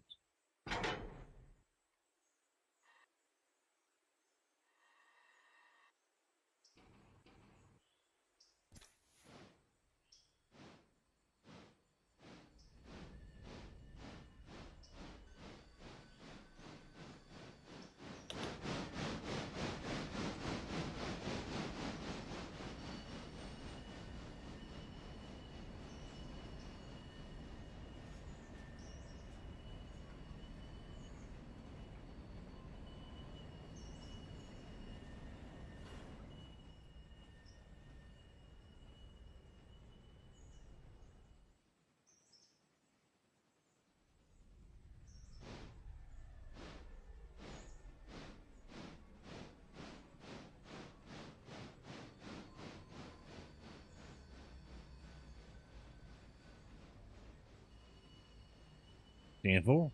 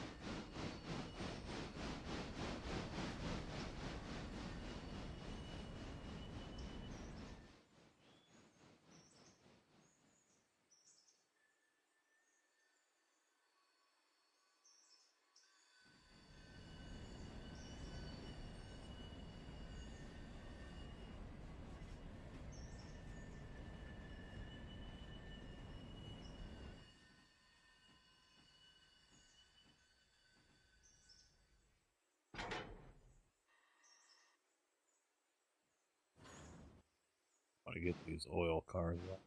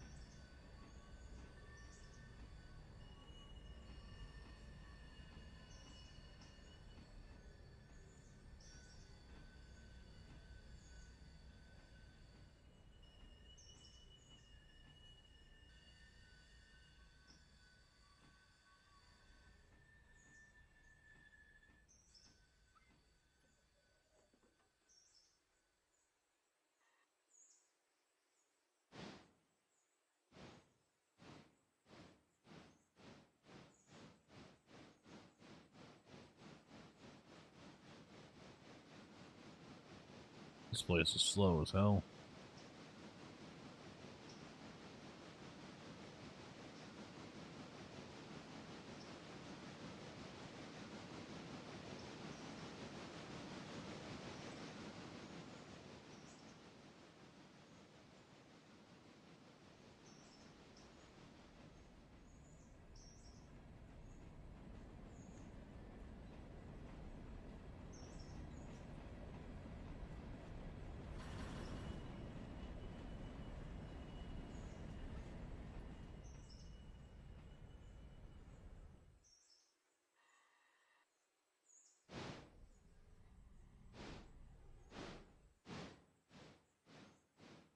Gotta bring those other ones back up.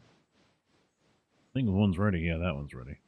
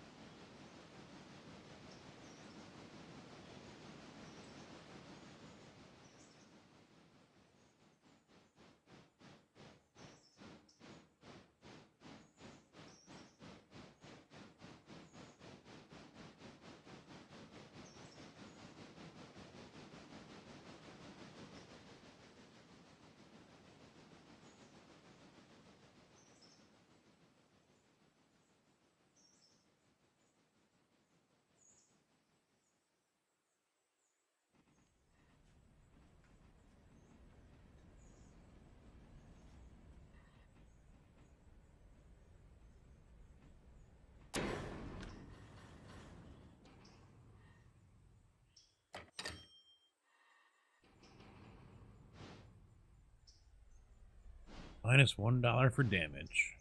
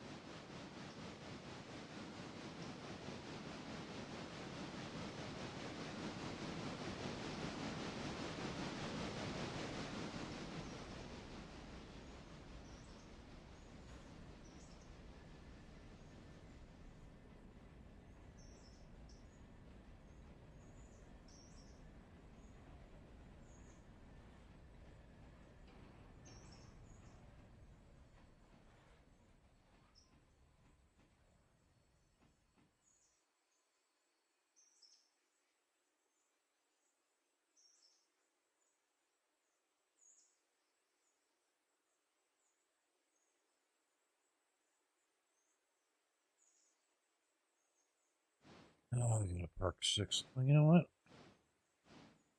I'll just load him up with everyone from Ella and head back. Screw it.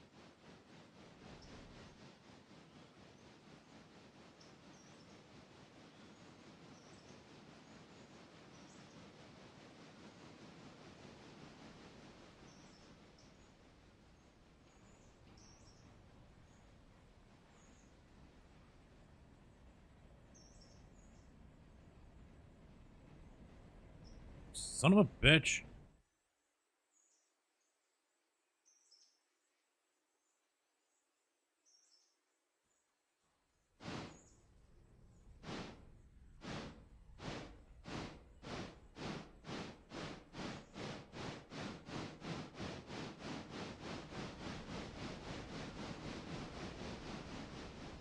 Yes, and don't forget to hit the fucking switch.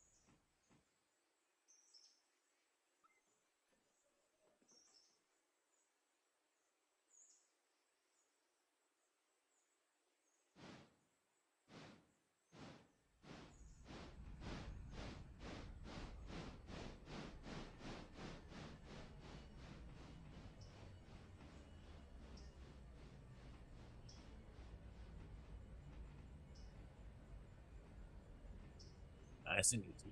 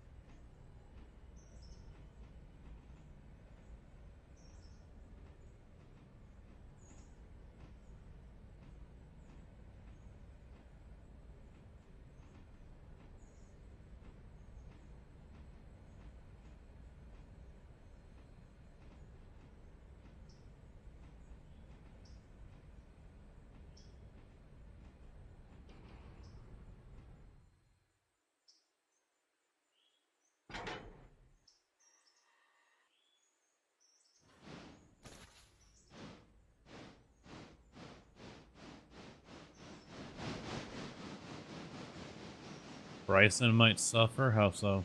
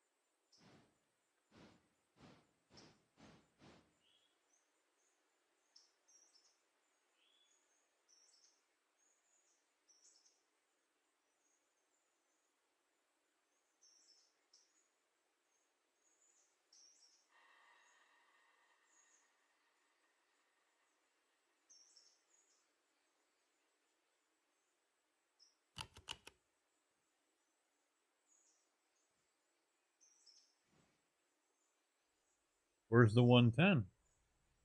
That's why I sent it over there.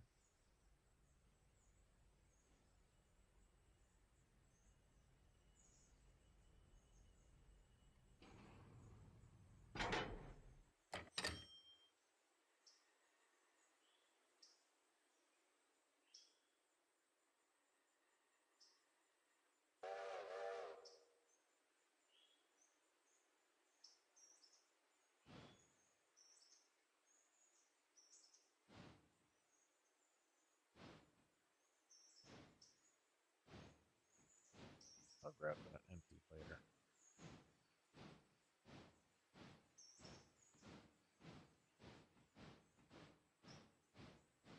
We can pick up a switcher too.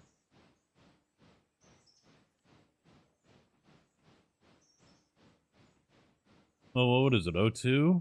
03 is over there in East Whittier.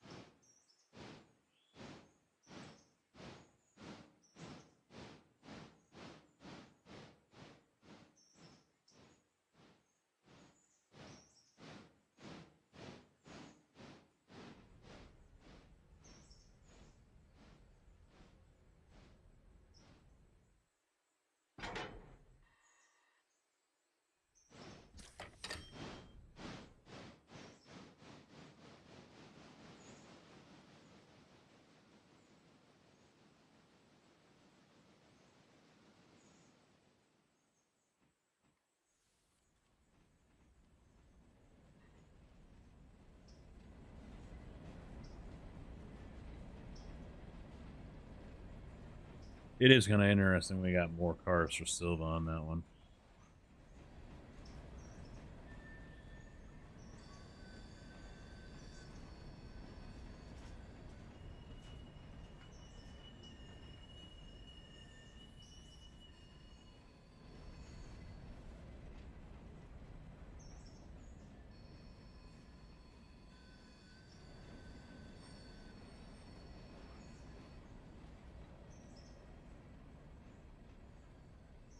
Well, I mean, it's your call. We can always dial back the contract to tier 1. We're going to take a hit for it.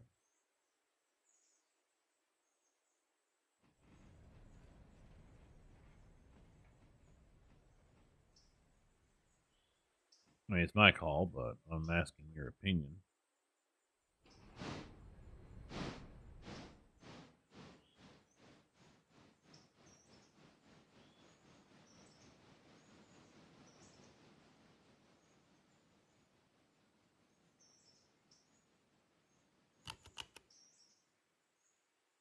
I mean, the thing that's shitty about it right now is some of the stuff in Birdtown we're getting cars for, and we have no space for it, and they're not offload. They're we're not cycling through.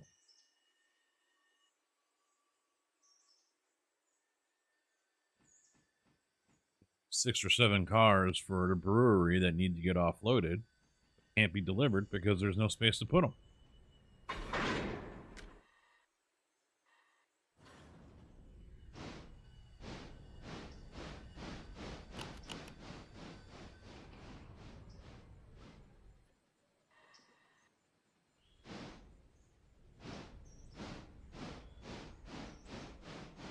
No, yeah, definitely losing.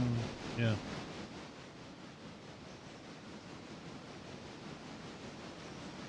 Losing a body hurts. But I mean, we've got 4 right here ready to go over there. And I think out of the ones that are left over here, there's like 2 or 3. But there's none offloaded.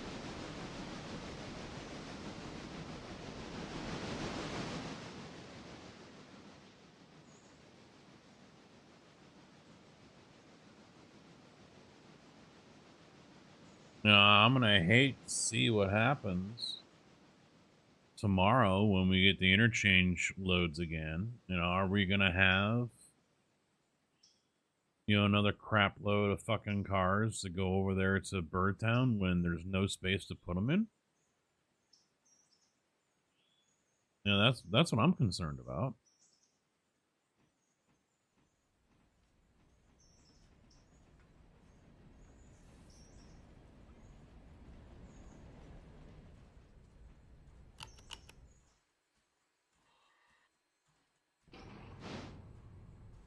If that happens, Birdtown's gone.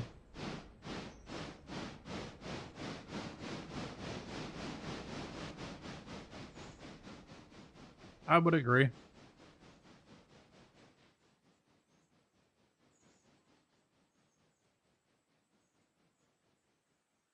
I mean, I think Birdtown is.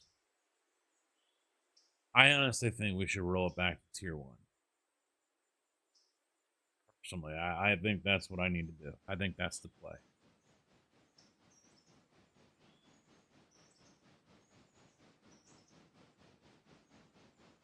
I don't know what kind of hit we're going to take for doing that.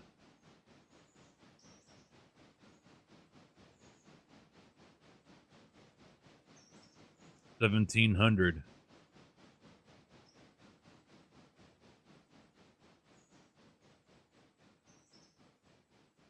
for each one.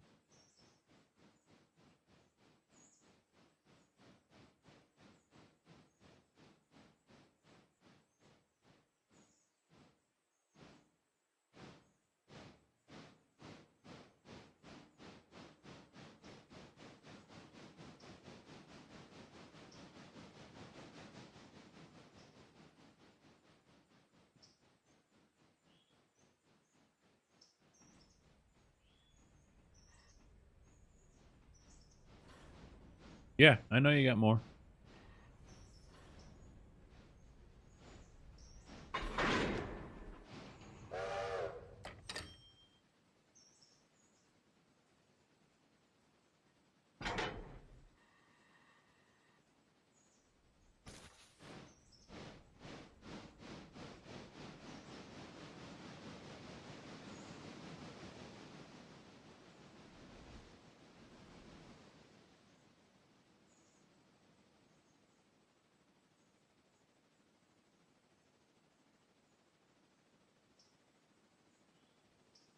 Four more cars.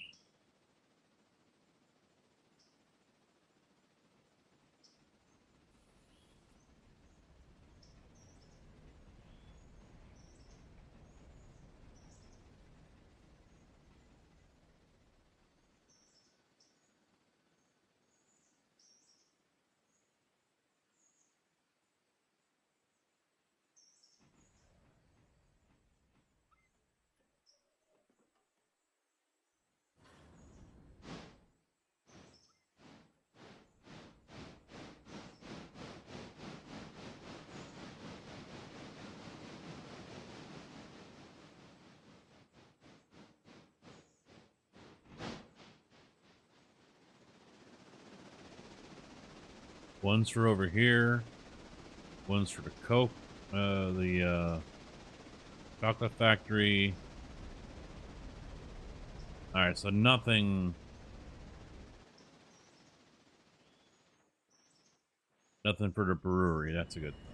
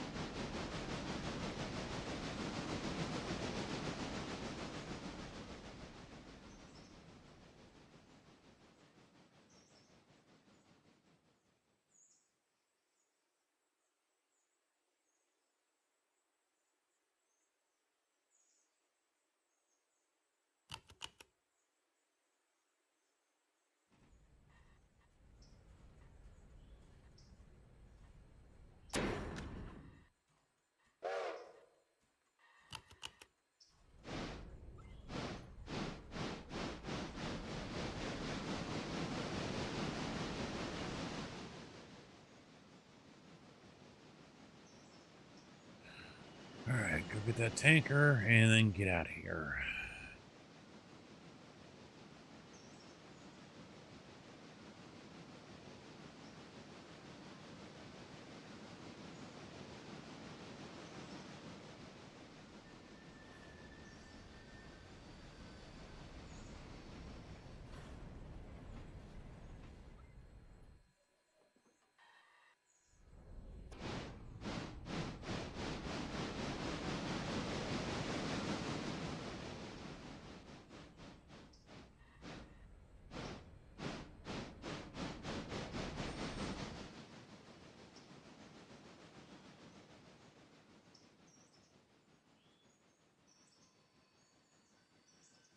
Yeah, it's already 15:30 hours. It's only 3:30 in the afternoon, but it's been a long fucking day.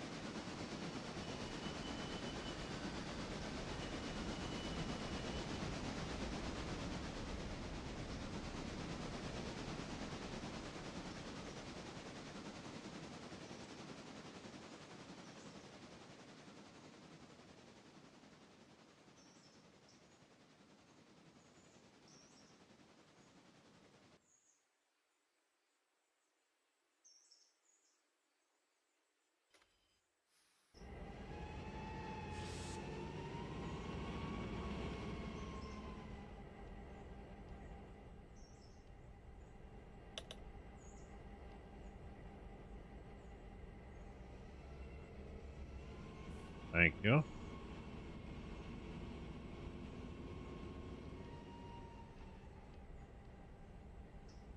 Yeah, you can just drop the silver stuff over in East Whittier.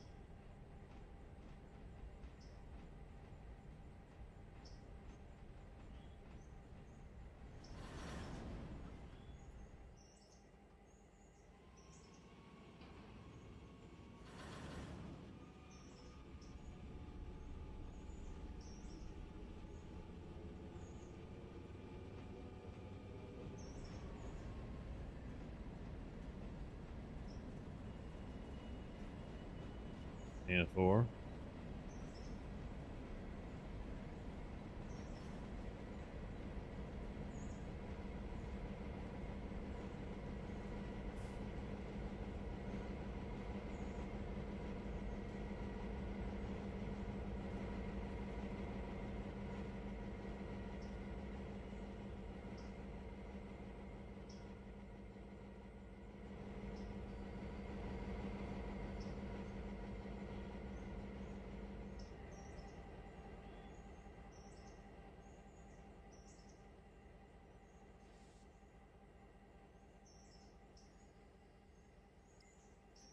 Alright, he's situated.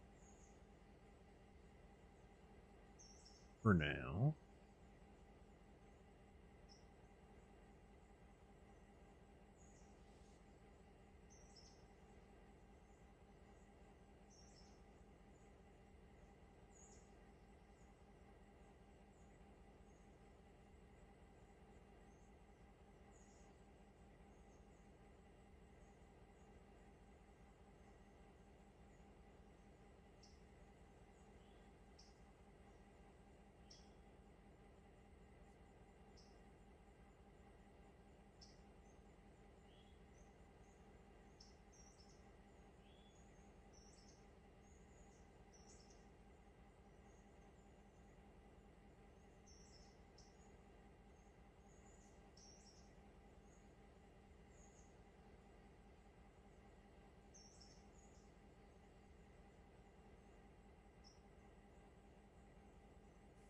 I'm gonna grab some of these empties and get these guys lined up. So if you wanna grab them when you come back through Ella.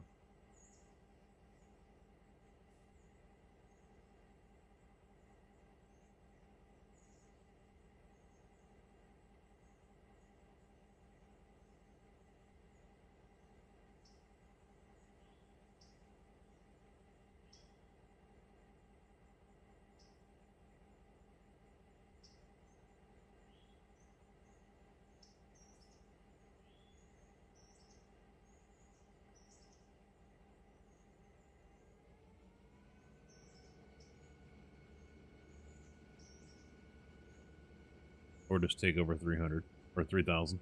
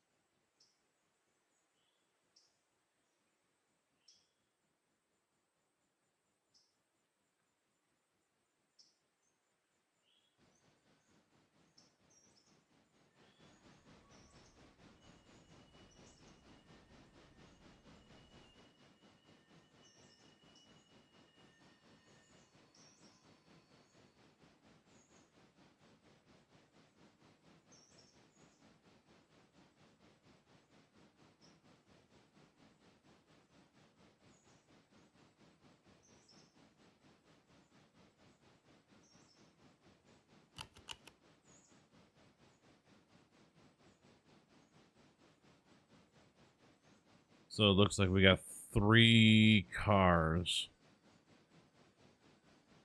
close to going. 9.7, and then everything else is still full. Like 2 are at 2 and one's at 9.7. That still isn't able to keep up. That's still too slow for what we got sitting in the yard waiting to go.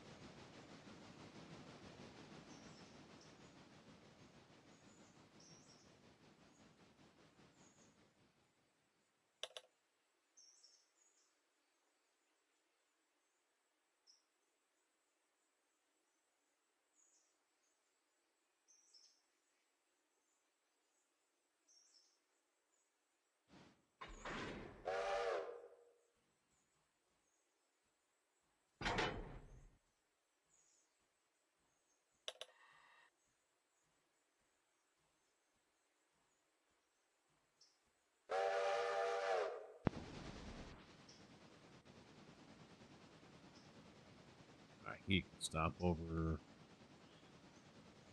in Alarka when he gets there. Refill.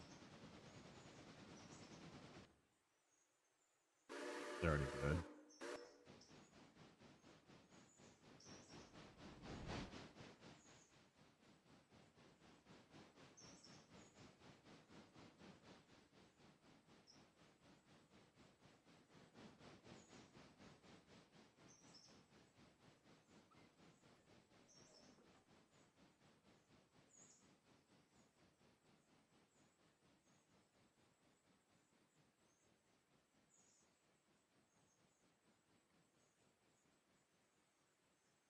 Grab these 4 empties.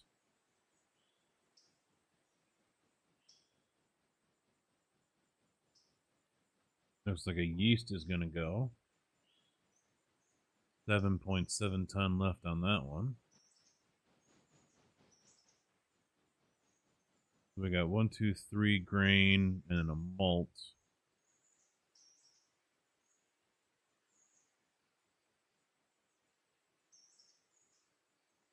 4 grain. 2 hops.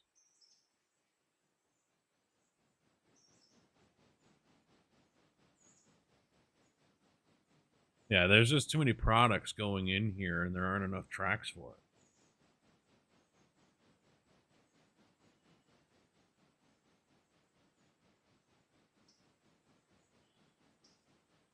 it. If we've only got 3 cars getting ready to go,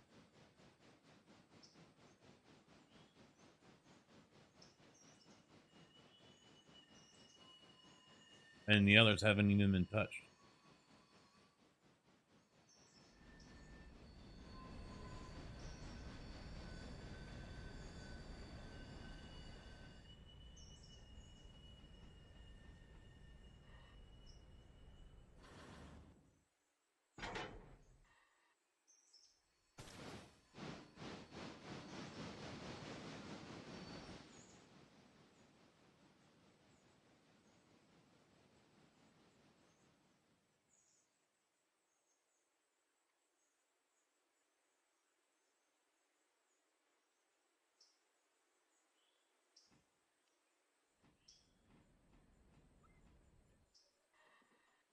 It seems like it needs a little bit of balancing.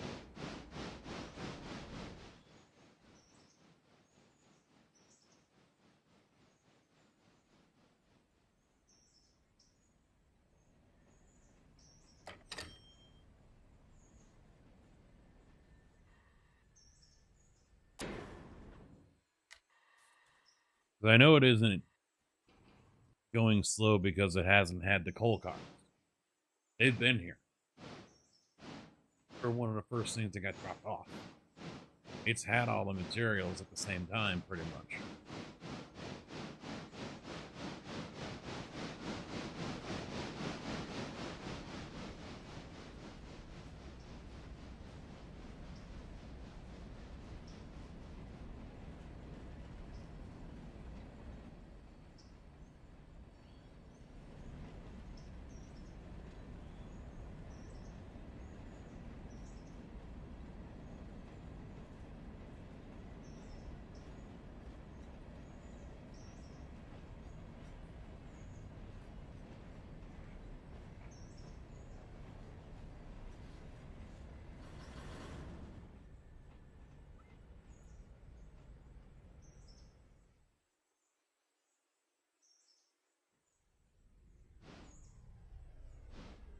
When's the cutoff time?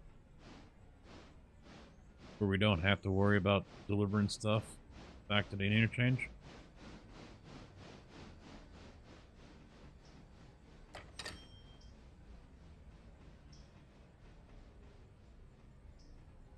$18, okay.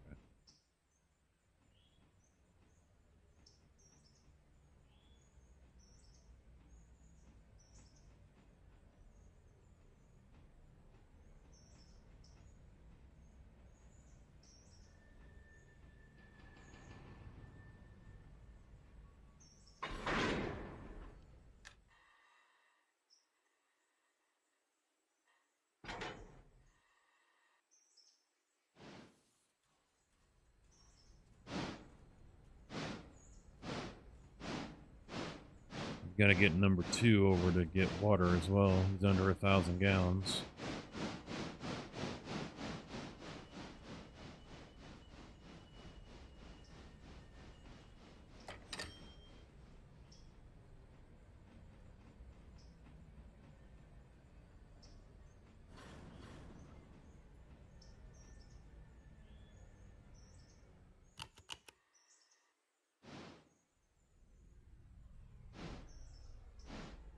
Go Dillsboro.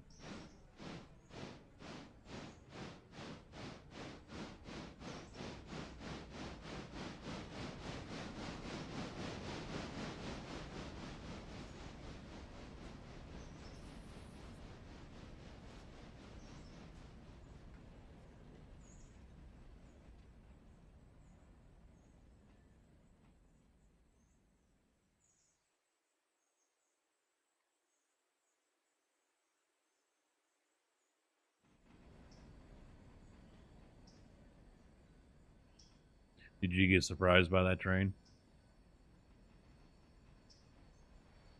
Passenger train coming up on JB's butt.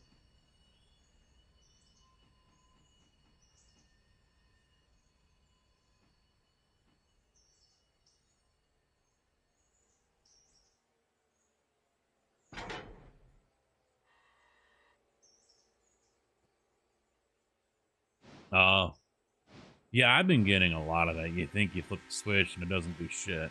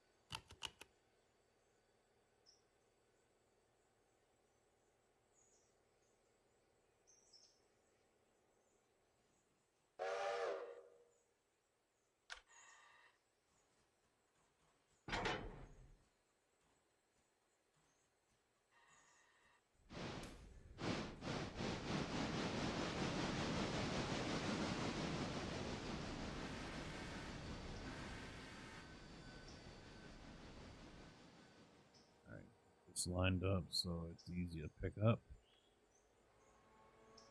And then race over to East Whittier.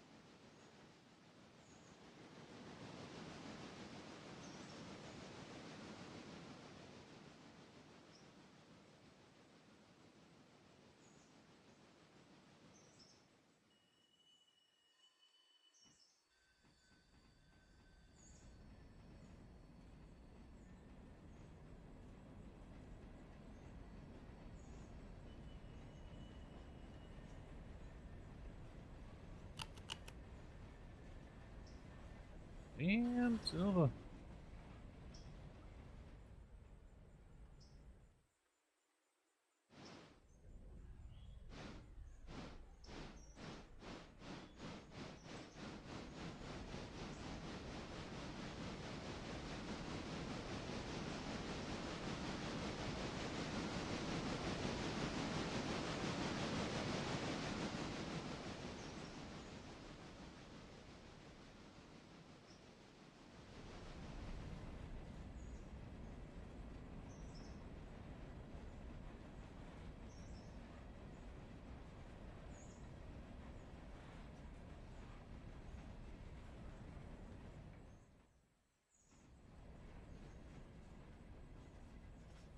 To come back and grab a few more cars from over here. But I'll grab those when I go up to the cocoa factory. Chocolate.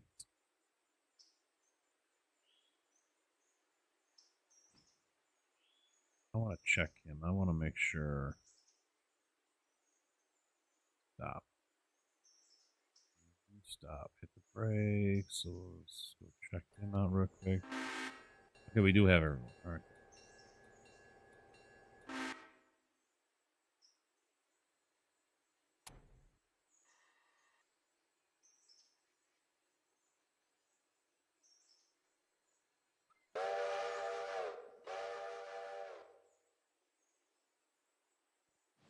On that track.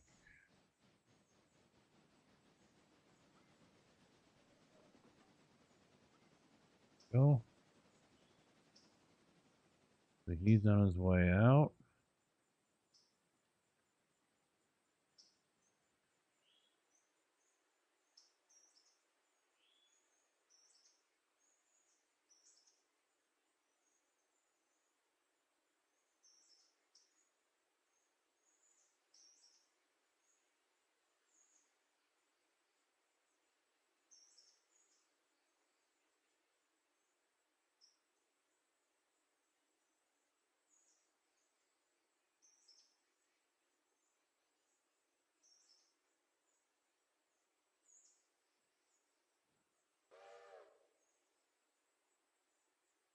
Did you not set the brake again on some cars?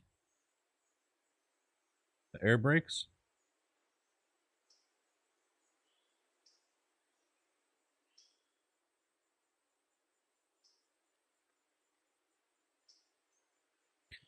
Because they went rolling through.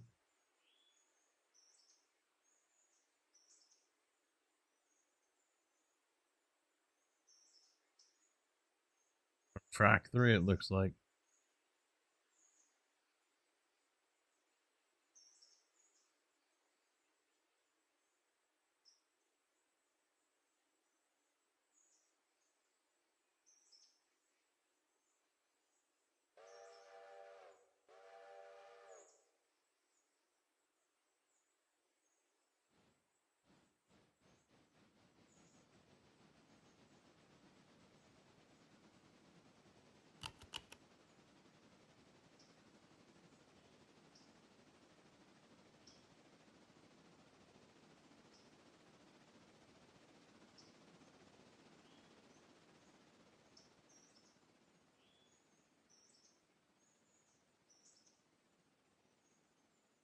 Mm.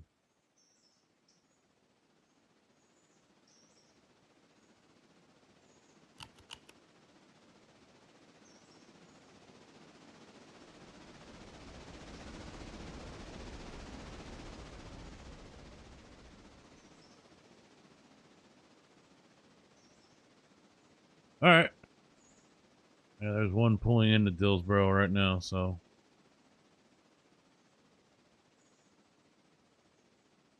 I got number 2 heading over to you at East Whittier to get some water and fuel. When 110 comes back, there's at least 7 cars over here ready to go back. There are more, but yeah, it's going to be a minute before I get them. 1, 2, 3, 4, 5. Possibly close to 10. because the other ones are getting close.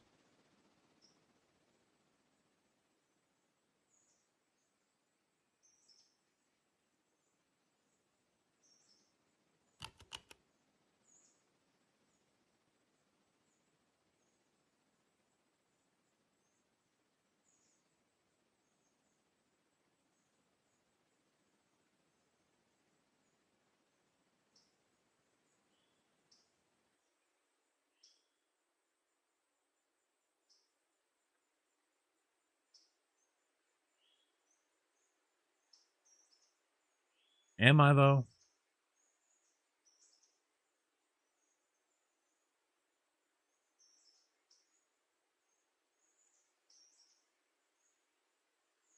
No worries. Yeah, just let me know when you do it.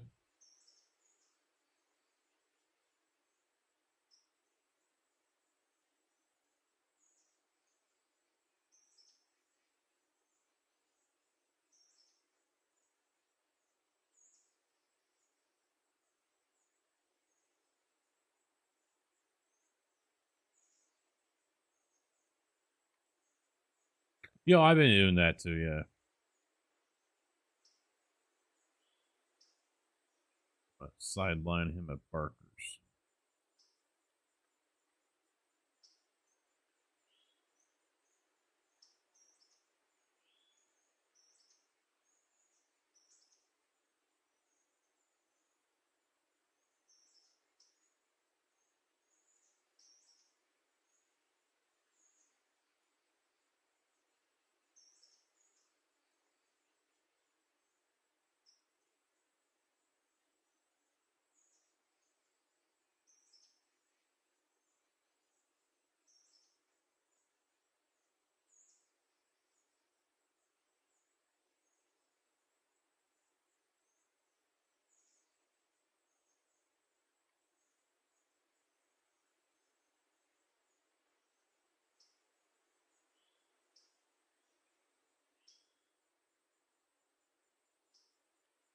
And once O2 gets in there to get water, I want to jump over there to Silva. Are you still in 110?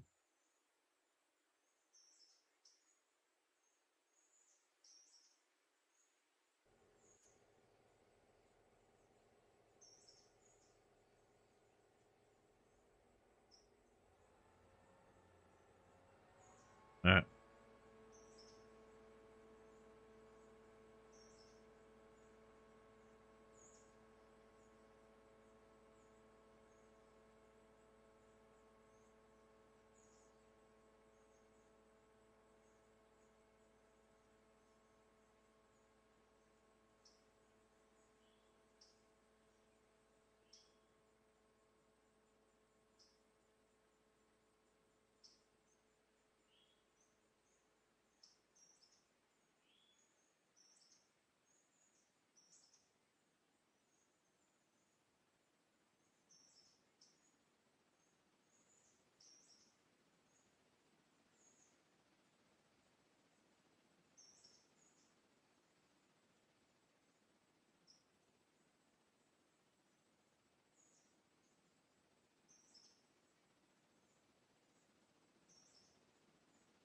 That's this. If he can get in over there.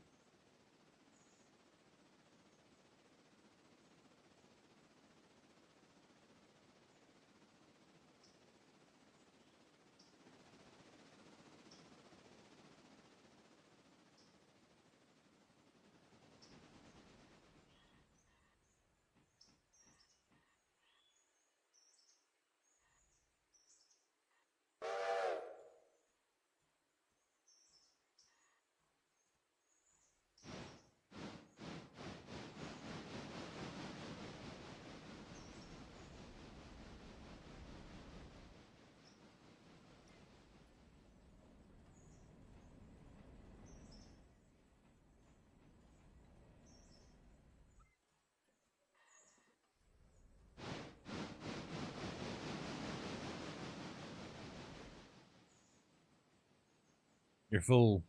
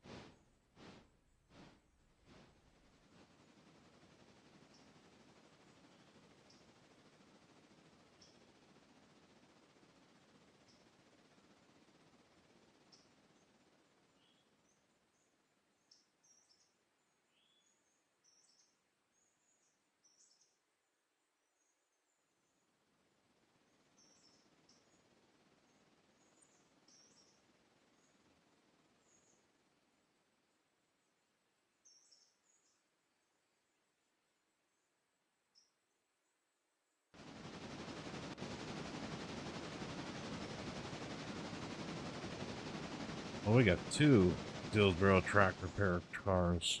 Where do we need another track repair car at?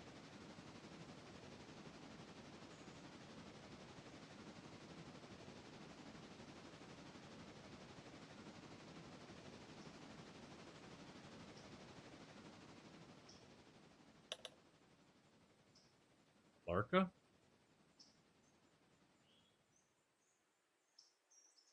Could use it up there, actually. 12.2 tons up there.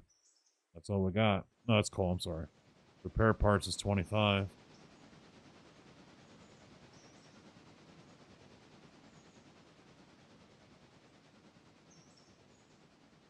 Alright, I'll switch this one for a Larka and I'll bring it back with me.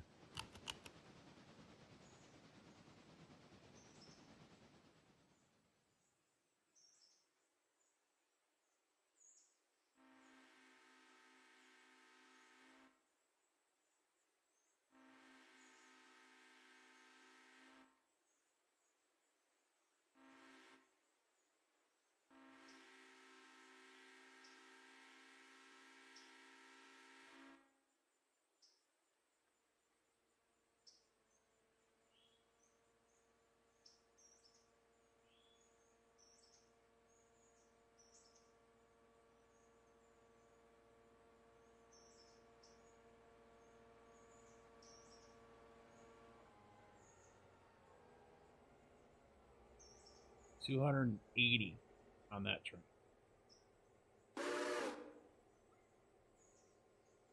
$500 is going to need fuel soon.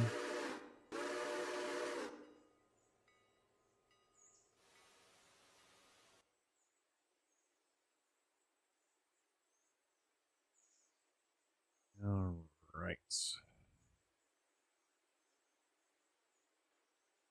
2 to pick up there. Oh, none over here.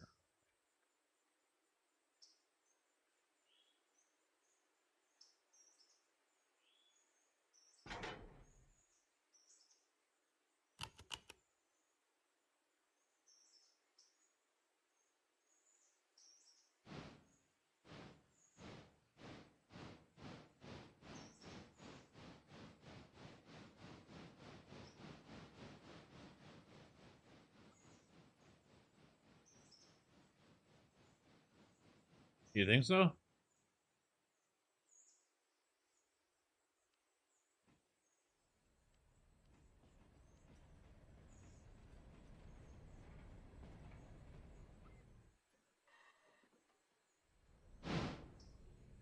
As much as I like the 38, I don't think we need to buy anymore until that whole damage model is fixed.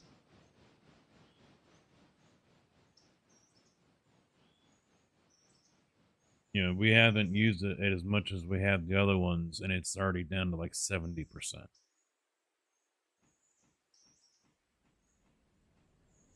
So, I mean, unless you've been riding it hard and putting it away dry, you know, that's not good. We're gonna have to park that bitch every night and get repaired.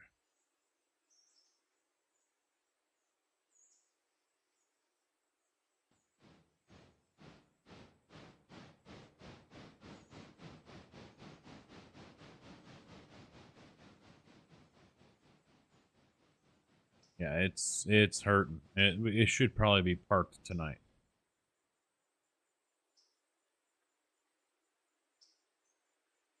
when we sleep.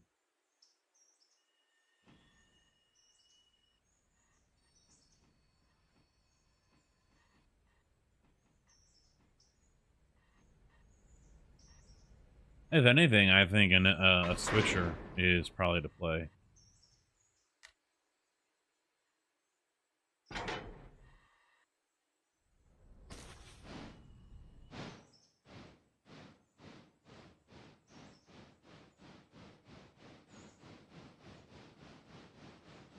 I'm honestly fine with getting rid of number 2 as well. Dumping one of the moguls.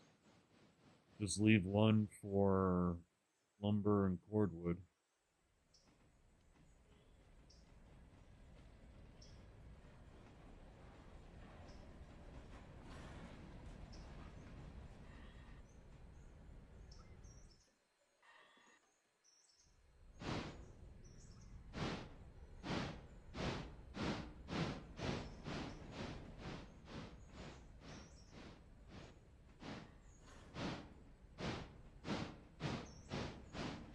Could.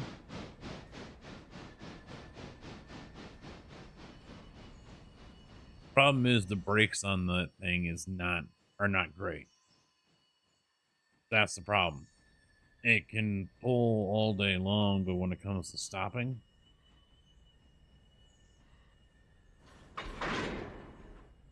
running the independent is not the play. Because it's got no weight to it, so cars just continue to push it through. That's the downside. So that's the risk we run if we're gonna running cars cordwood, 12 of them from uh from up top there.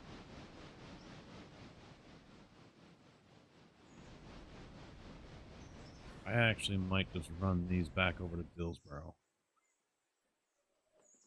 I've got nothing else here, so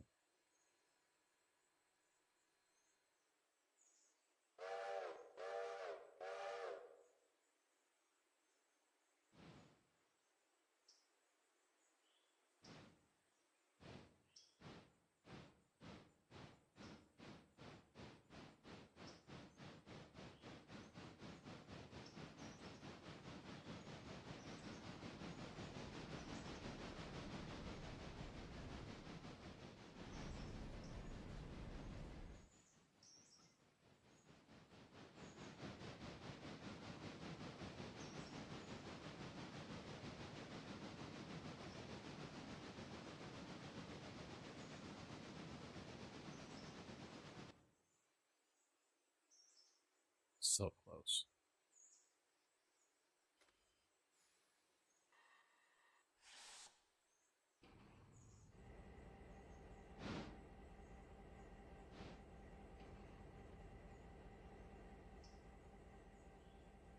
Take over this one. We gotta get that.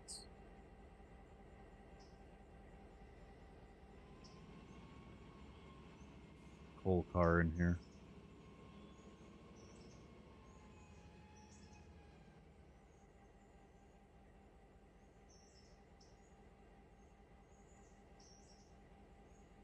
All right, 10-4.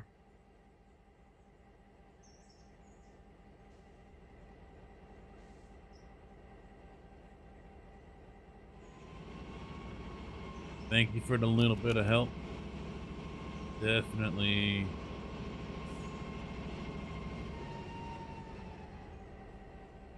helped.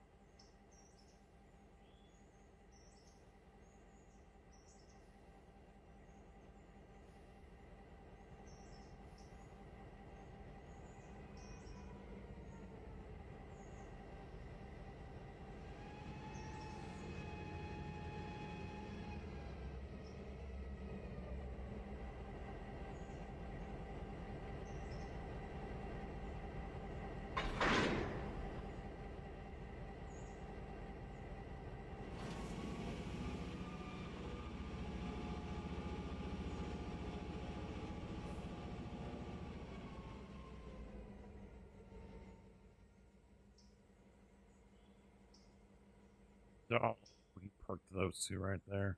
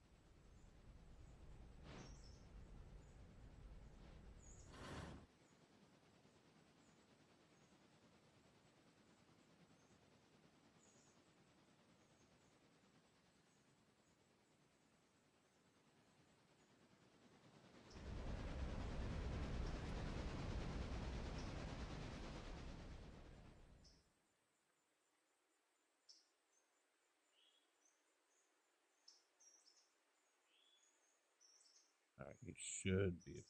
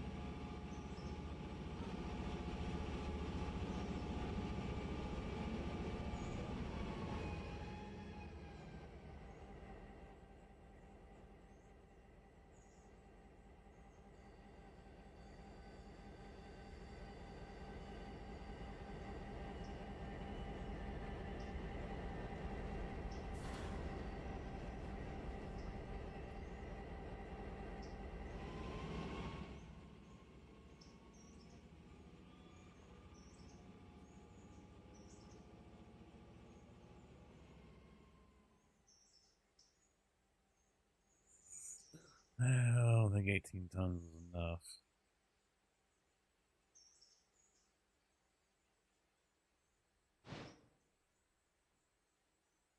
I'd like to get it full,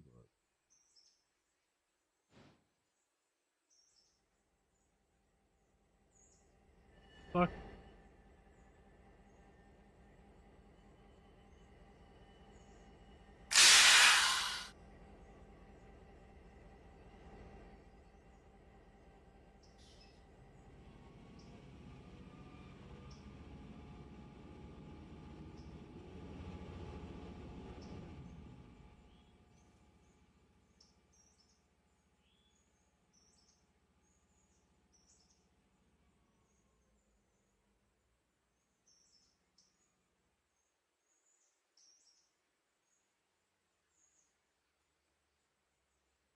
Oh, he made it through. Good.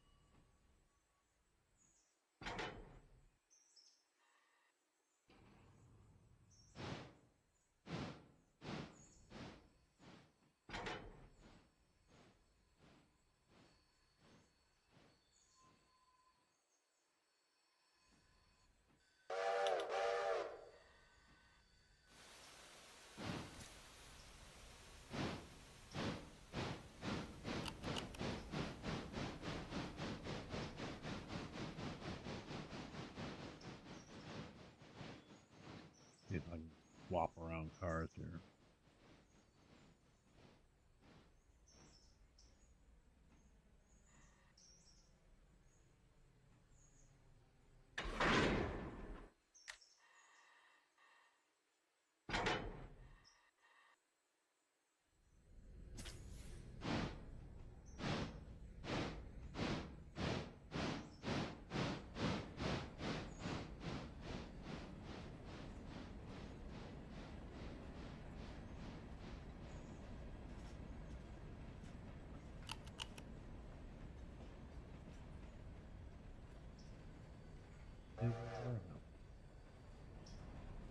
gonna fit.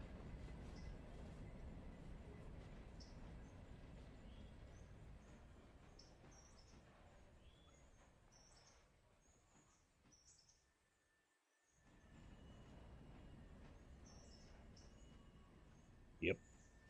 Yep. Got it.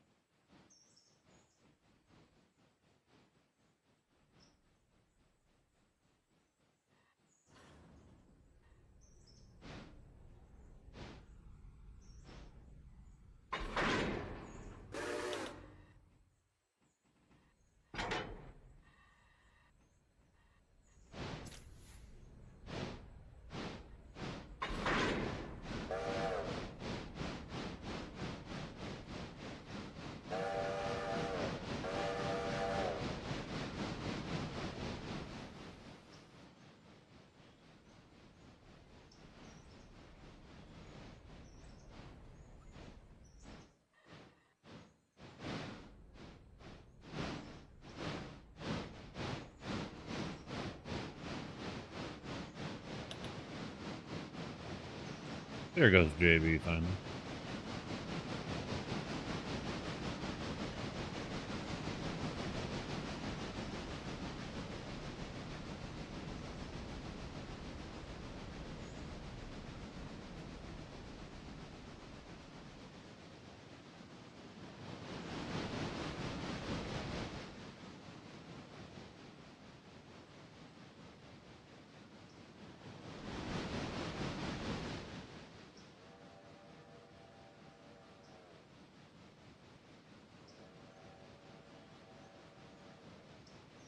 Just what I need. More Silva cars. Yay!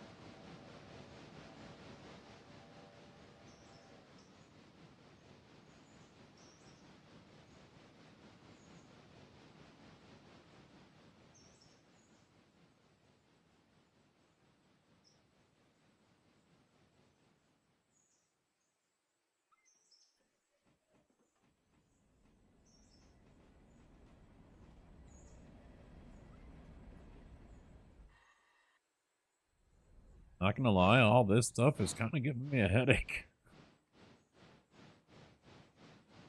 This feels stressful.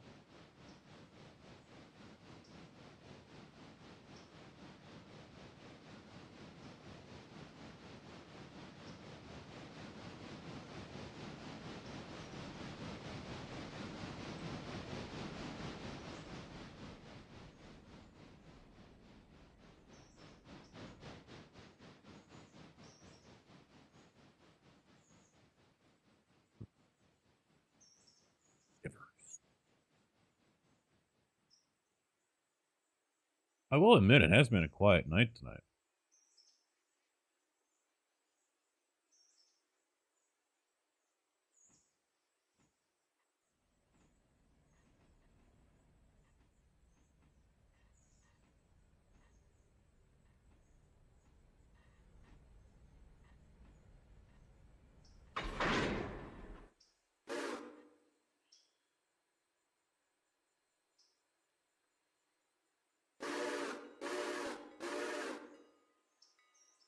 All right, how far are you gonna go?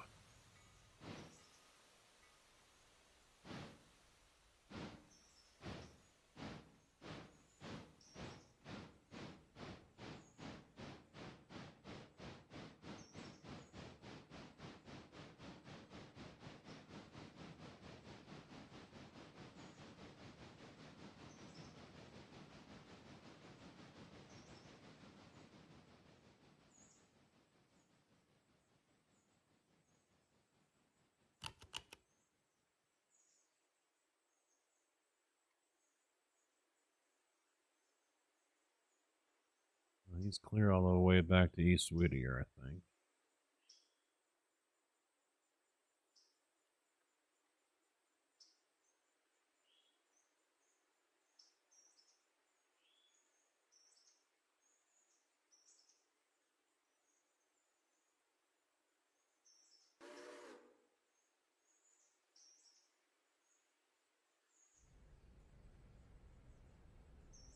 So that's where we shall go.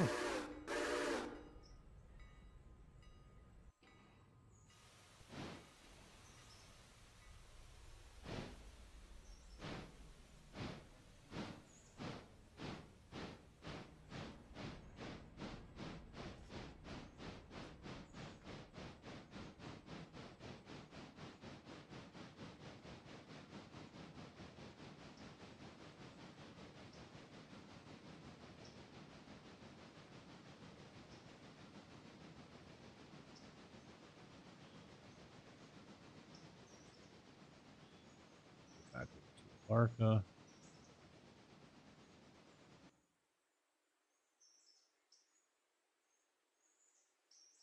All right, so I'm like, where's my locomotive?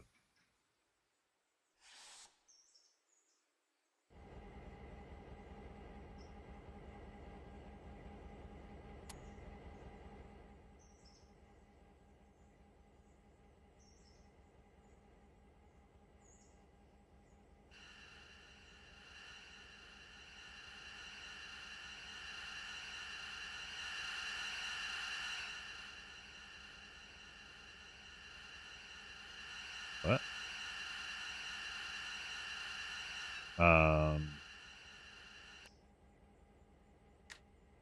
There we go.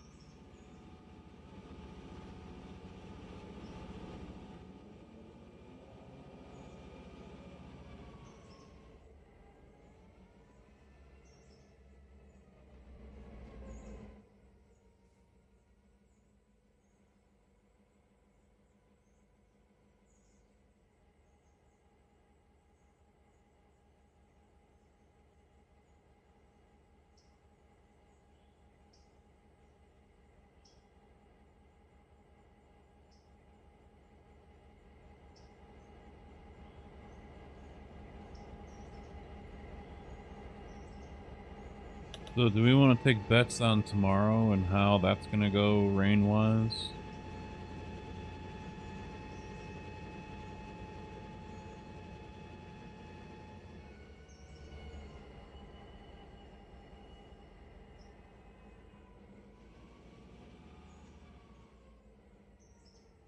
"98% chance of rain" is what AccuWeather says. Mostly cloudy, very humid with a couple of drenching thunderstorms. Storms can bring downpours, damaging winds, and even an isolated tornado.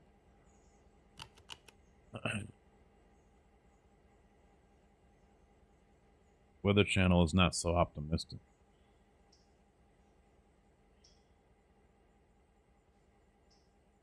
Mixed clouds and sun with scattered thunderstorms. Potential for severe thunderstorms. Chance of rain 60%. So they have gone up.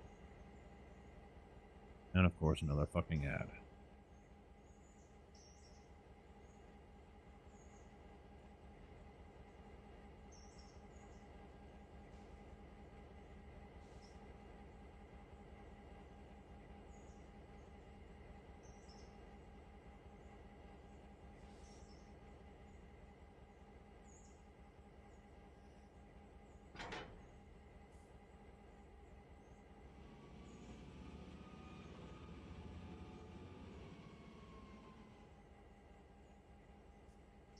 It basically has it going crazy from like 6 until 9 or so.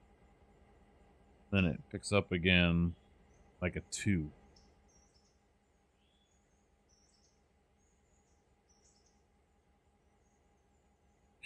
Guess we'll just have to wait and see.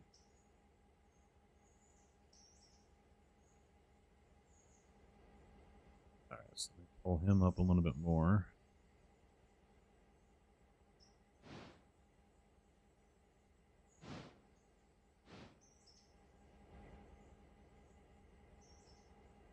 And I'll put him back in line over here with these cars. They all have to go up.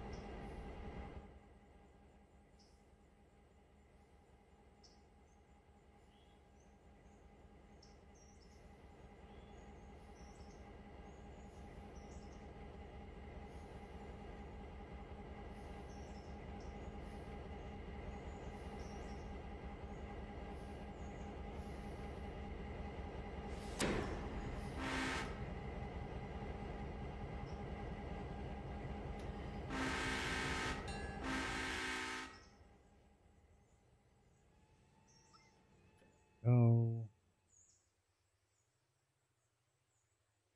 Yep, and stop like right there. There's nothing up there, right? Correct. So we'll have them come back up. Driving to work and listening to me stream.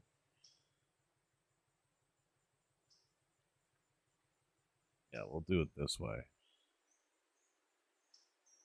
Back them all the way into the offload for the copper cars.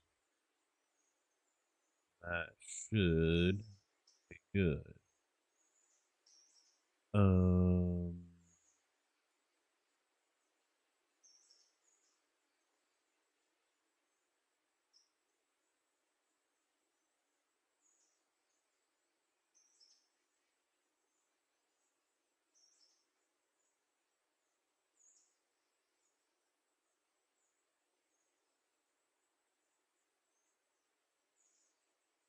Get O2. 2 here.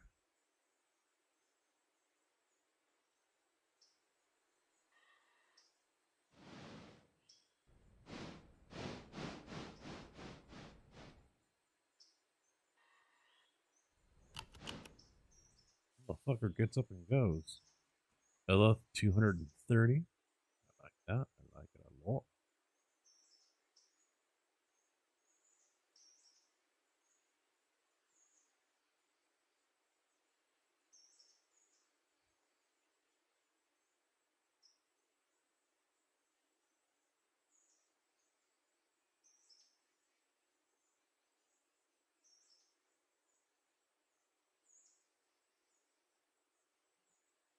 Zarion's way back. Good.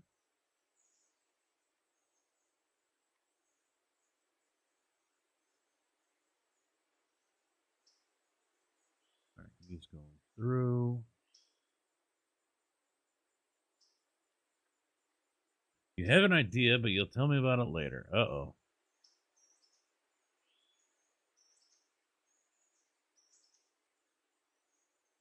Uh-oh.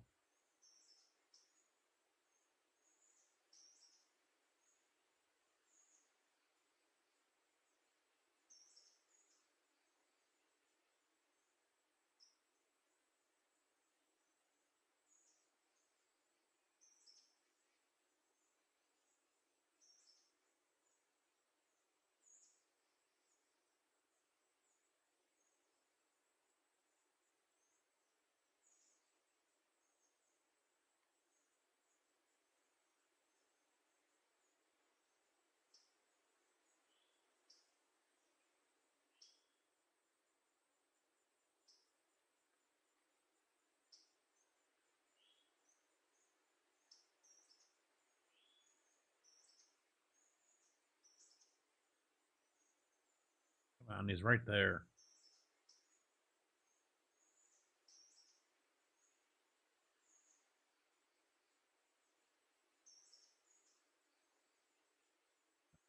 On his way back, he's parking in there.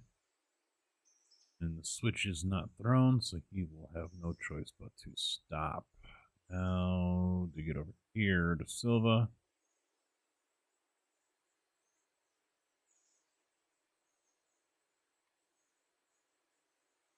What do we got here? A paperboard. Oh. Now we got 6 coal cars for paperboard. Okay. That's going to be interesting.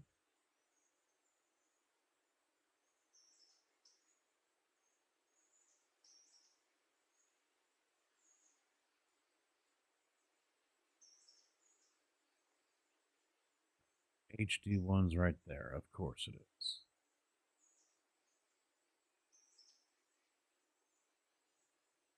SP1 is over there. Paperboard's back there. Paperboard S1 is right there.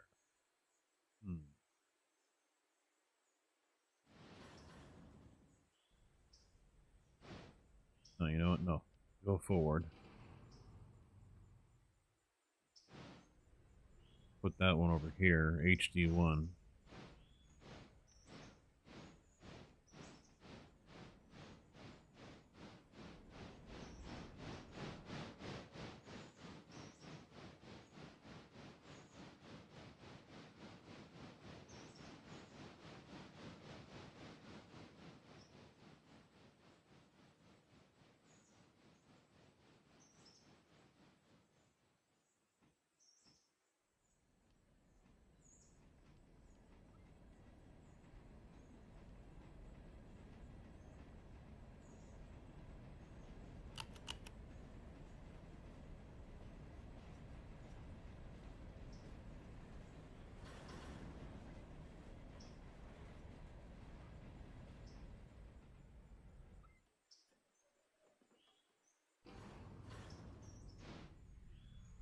Hey, there's a winner for the Hammer of the Day award.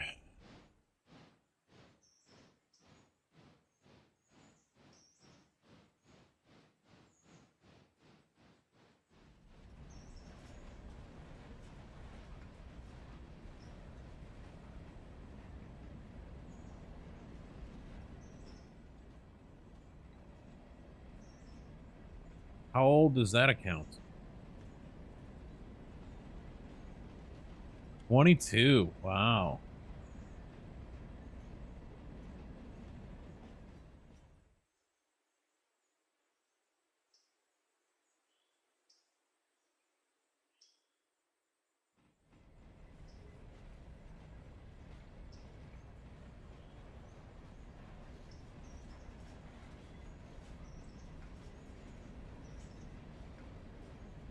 I'm not pathetic enough there, bot, to go to your website and pick up viewers.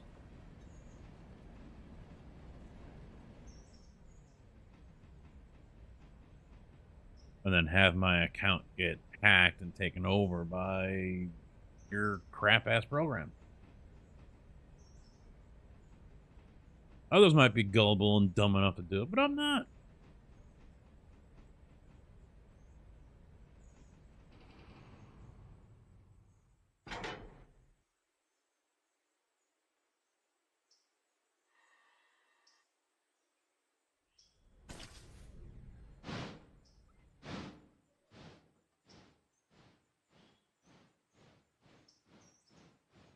Speaking of people who are dumb enough to do shit, came across Twitter. I think Ryan K. shared it on Twitter.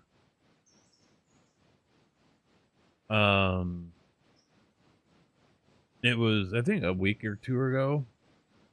Charges were announced against the 17-year-old that was trying to make his train spotting YouTube channel blow up. by recording a train accident that he caused.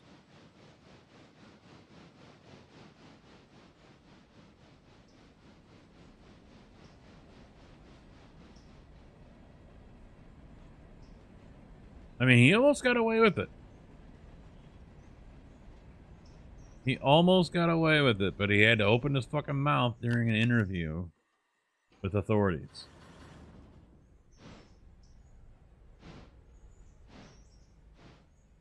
Because he wanted to have that one amazing video that would make his channel blow up so he can go viral because he caught a train accident on camera. The one minor detail is he had thrown a siding, a track, a switch into a siding, and then just stood by and waited.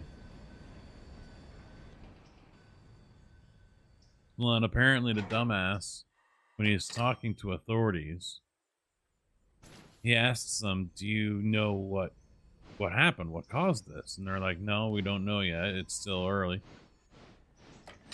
I wonder if it's because the switch was thrown.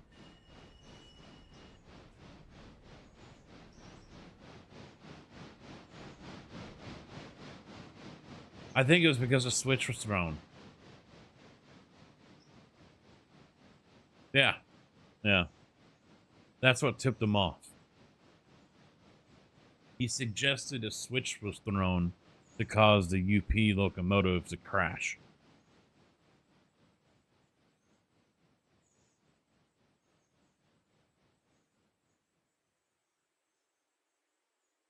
I don't remember if it was the NTSB he said that to or a police official or whatever, but yeah, he suggested that it was the switch had been thrown. This was out of alignment or whatever. And that got them, okay, let's take a look at that. They focused on that and sure as shit, yeah, the switch had been thrown.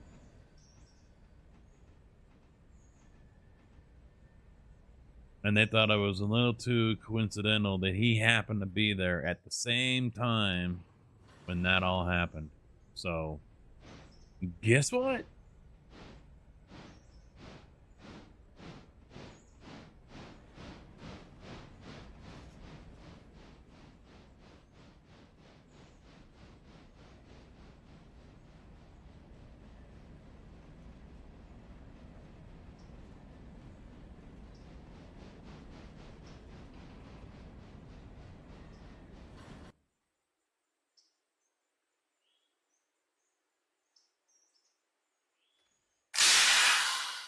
That worked out pretty good.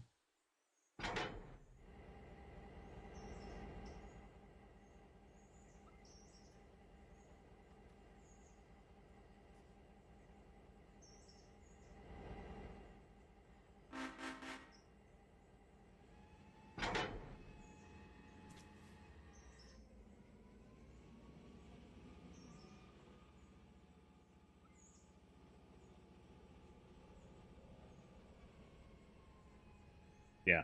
Dumbass move just to gain his 5 minutes of fame, which wouldn't have been 5 minutes because obviously his channel wasn't that good if it wasn't getting views.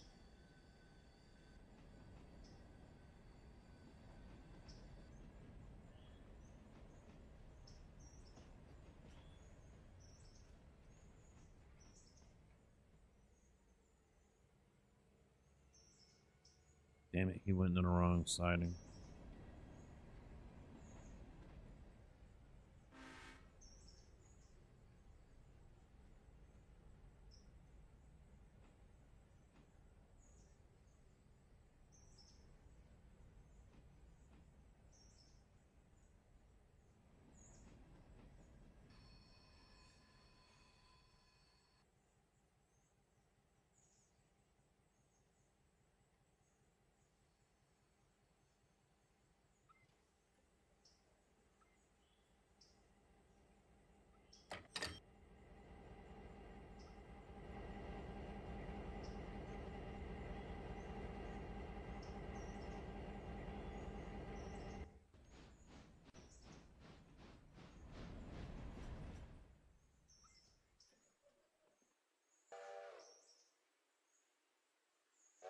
Probably shouldn't be putting that in there just yet, though, because I know there's going to be other cars that are going to go in there.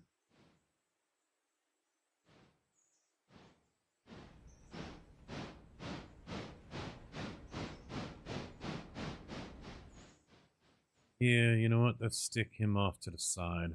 No, shit.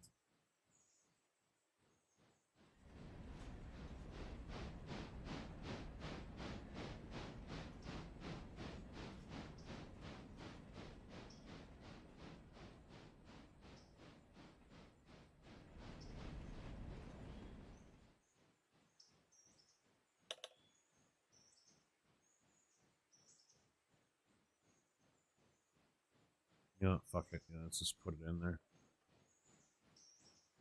500 stopped for another train. Oh, it's right there because we're kind of backed up. Oh, wait.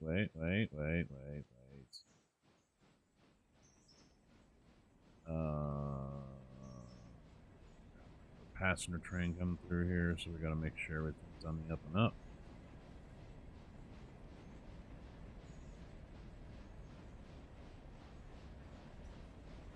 Real life, Norm.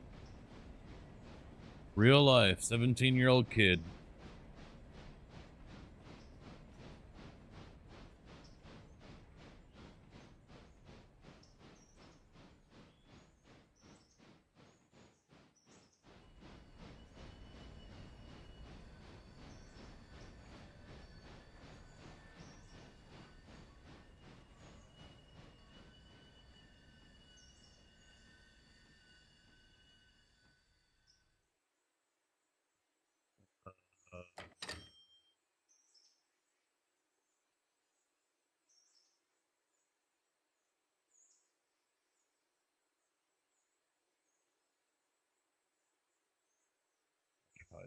Ryan K.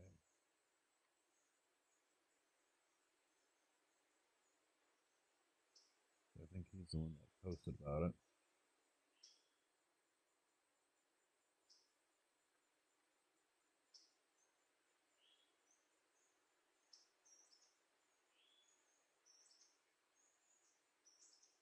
All right, here it is.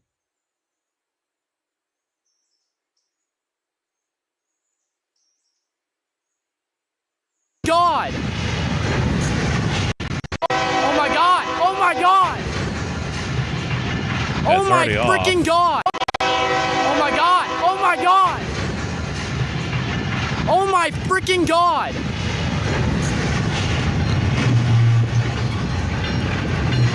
Oh my god, are they okay? Oh my god.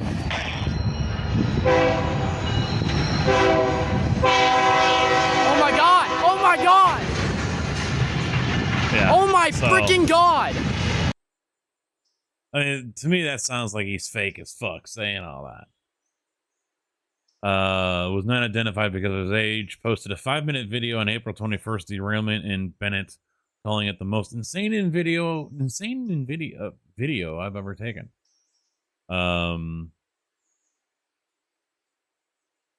5 fully loaded cars came off the rails but remained upright after hitting an empty one, causing $350,000 damage.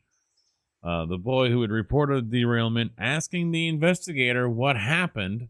When the investigator said that the cause was undetermined, the boy said obviously a switch was flipped the wrong way.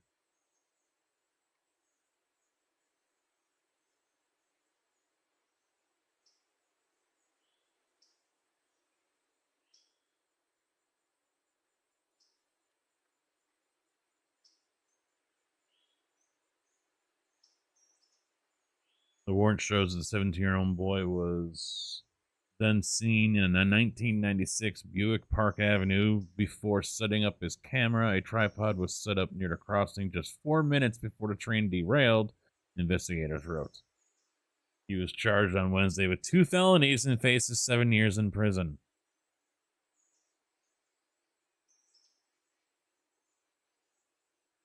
That just... People, I mean, you're 17 years old, thinking it's not something they're known for. But still, I mean, come the fuck on, man.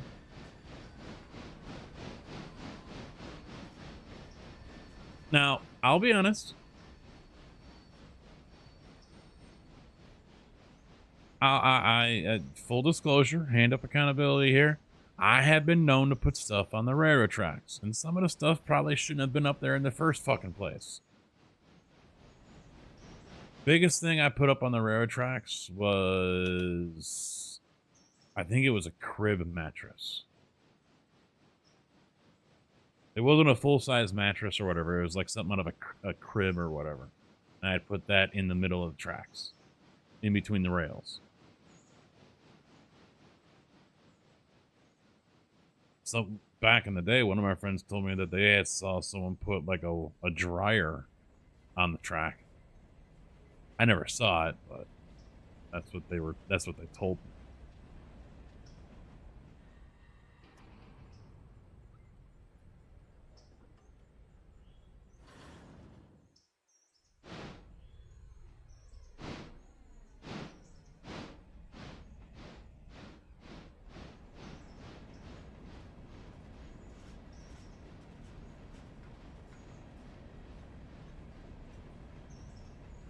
But to intentionally flip a switch just to get video views on your channel so you go viral, that's a whole nother level right there. That's a whole nother level.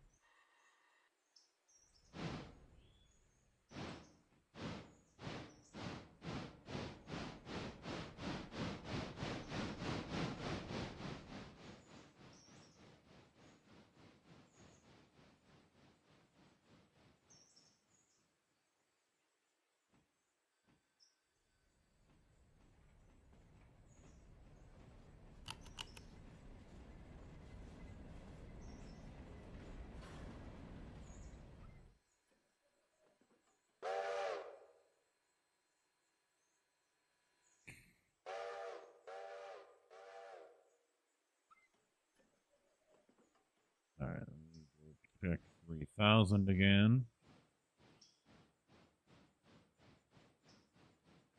These were both copper cars, right? Yeah.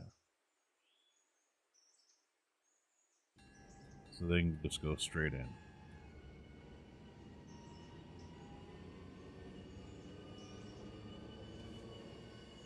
Now we still have our passenger log jam over here. We're good, right? Yeah. He can go flip that one and that one. And we need to get old boy up here going too.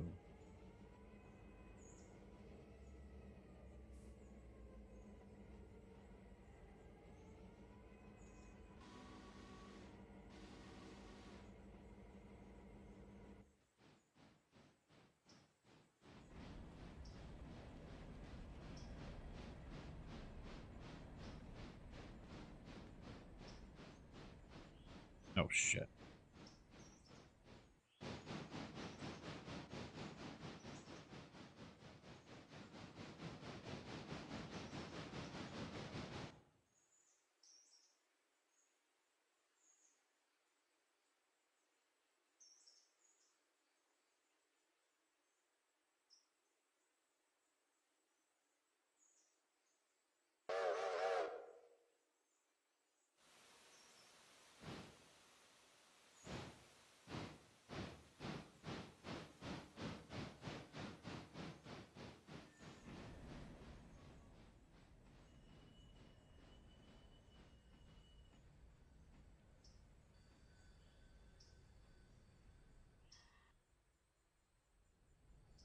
Come on, a little bit more. You're so close. Almost got it.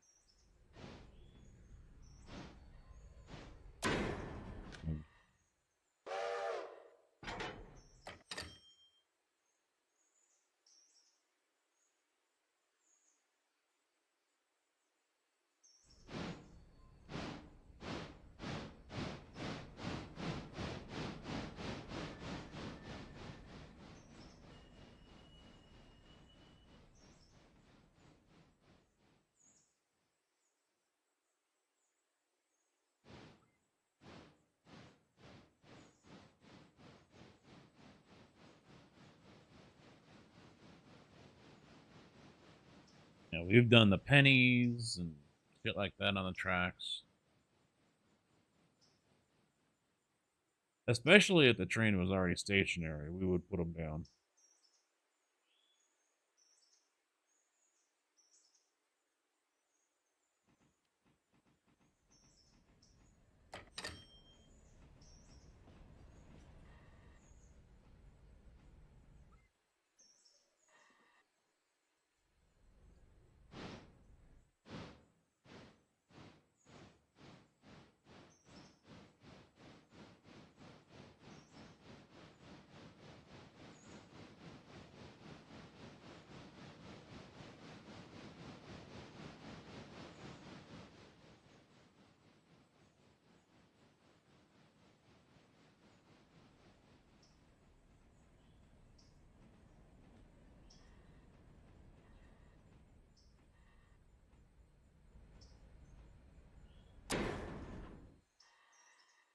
All right, so let's do.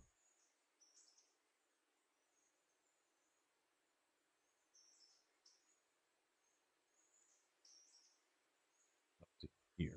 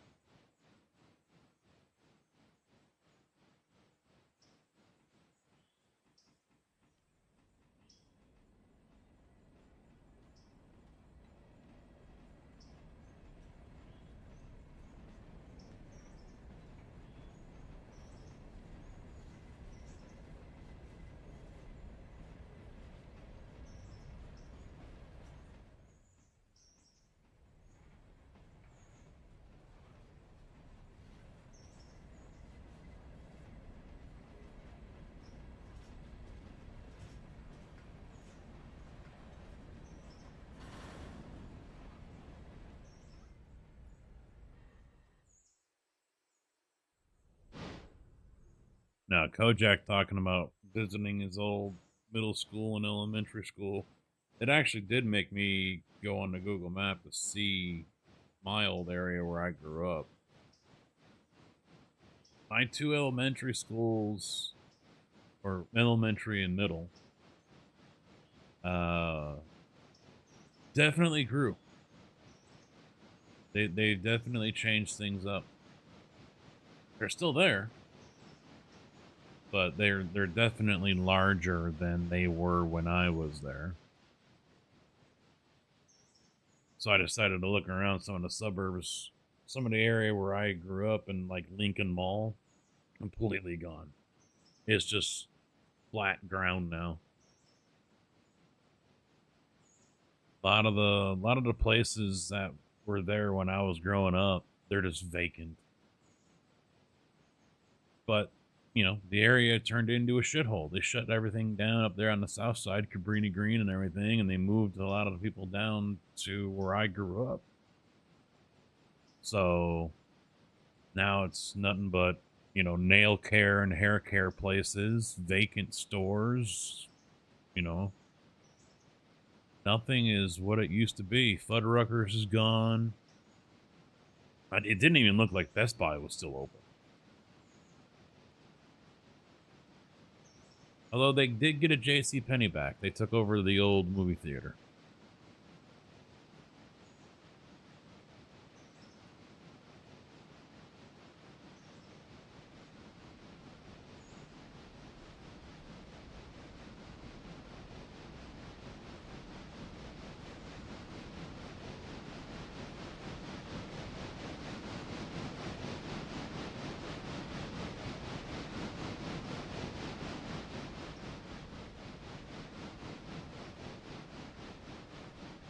Yeah, some places, they're still there, but obviously, names have changed or whatever. Like the one church that was a couple blocks away from me used to be called Mount Zion, but then now it's something else. Presbyterian, whatever. I don't remember, but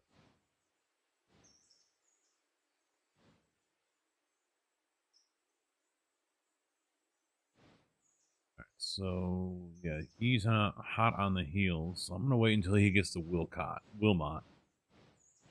Then I'm gonna park him.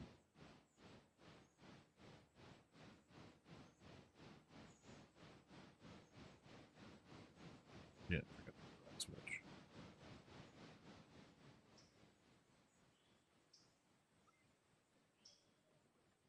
Oh wait, I do want that one. This one.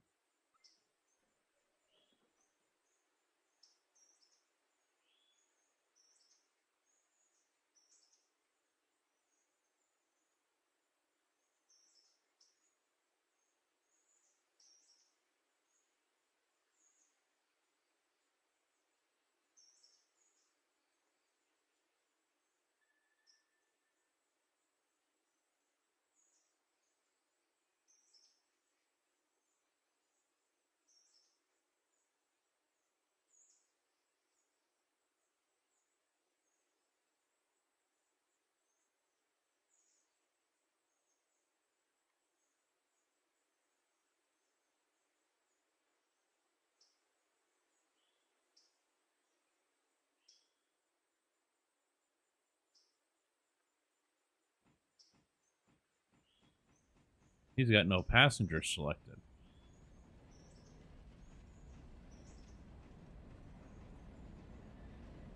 That's why he's hot on the heels. He never stopped at Wilmot.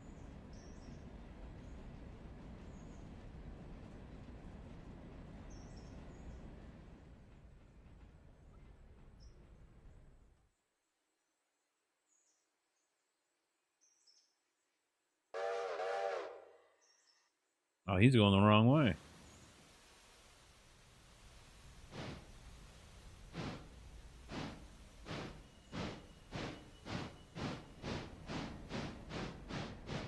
How did he get turned around?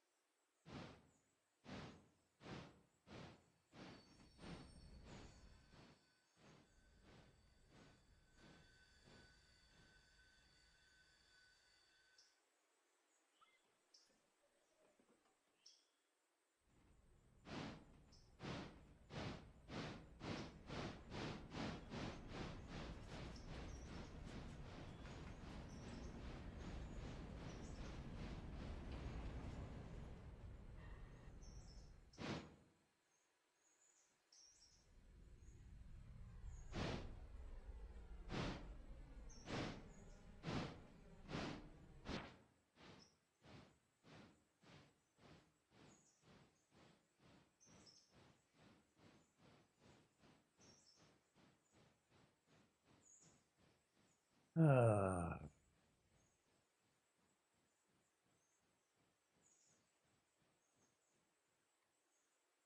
I'm going to loop him all the way around, hook up with this one, push them both in, then come back around. I'll probably grab these two cars, pull them down, put them into the coal, then come back around, put him in over here, then get these guys.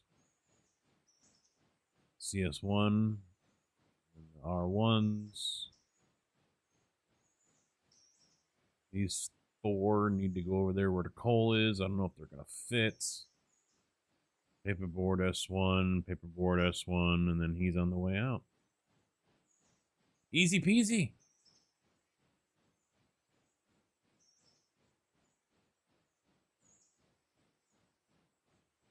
I won't get it done tonight, though.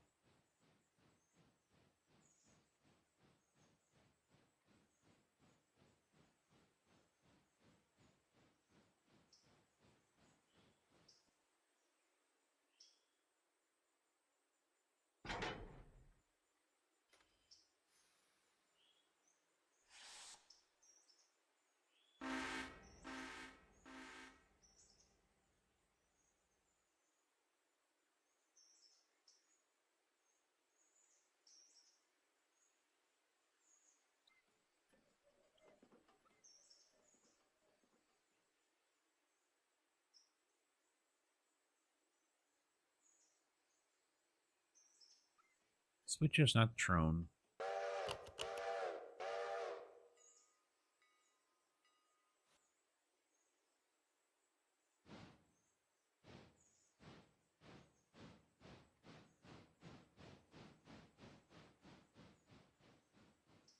But, I mean, my old town is just another one of those towns where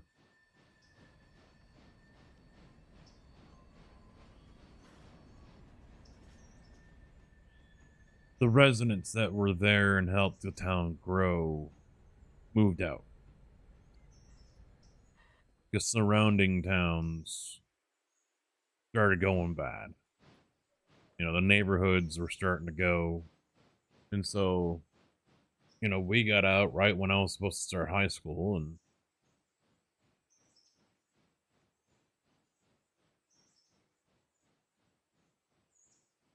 it just kept on going down from there. I mean, we had kids coming across the tracks from this town to the south, stealing shit out of yards. That was enough for my parents. And then the final straw was, I think it happened with my sister. And I guess the correct term is that she was assaulted in junior high, in art class of all places. Another student started harassing her and I guess groped her or something like that. And even though she was like, you know, wasn't interested one bit, and the art teacher just kind of shrugged her shoulders and was like, "What do you want me to do?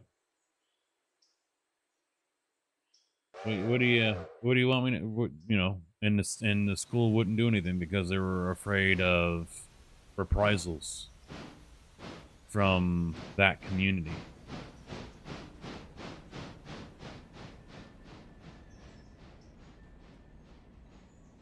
So that was the final straw.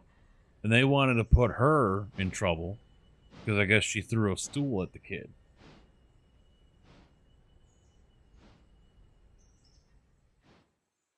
She stood up for herself, but the school wanted to punish her for standing up for herself.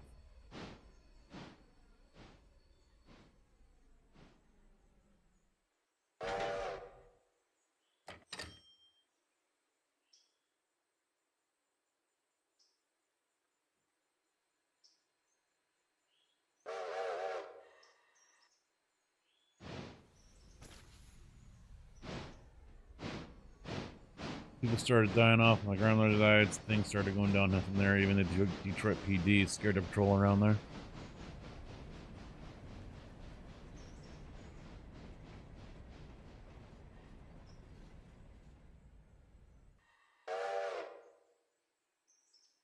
They called in the county sheriff and state police. Yeah, that's not a really good area. Yeah, my dad was hot. And then happened to my sister. Because she was a grade behind me. My dad was hot. He couldn't believe what he was hearing out of the principal's mouth. And I don't want to mention race, but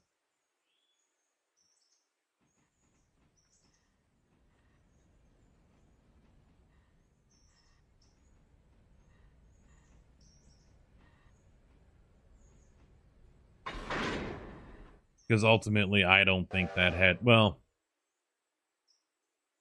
I want to say ultimately that had nothing to do with it, but obviously the outcome was because of race, because the boy and the principal were the same. And, you know, and the art teacher wasn't happy about it either. He didn't agree with what the principal was wanting to do. And it's not like not my daughter. It's not like my sister was, you know, a trouble kid or whatever.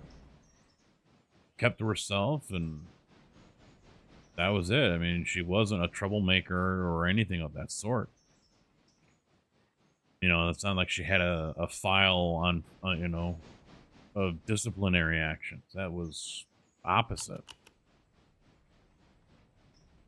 Oh yeah, yeah. He wanted to know who the kid was, and the principal wasn't having it.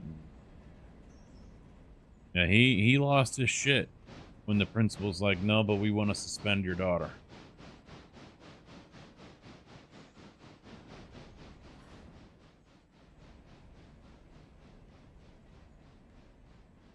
So that was when they're like, "Yep, we're done with this place. We're out of here." Because we were going to be going to schools that were far worse with the rich township school system.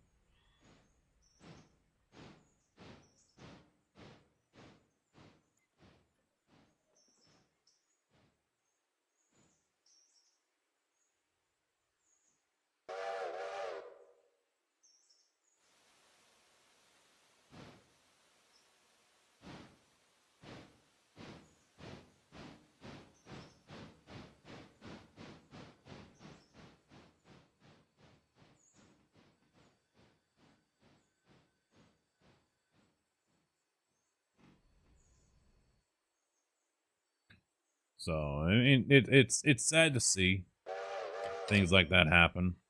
Crete was another town in the south suburbs, and they built up everything around there. But the main part of town that had been there since the founding, or shortly after, um,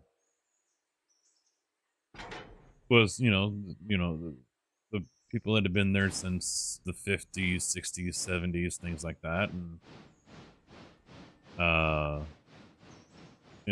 it's the same with a lot of towns around big cities where the people who were there since whatever, they've been there for 20, 30, 40 years. They've raised their kids.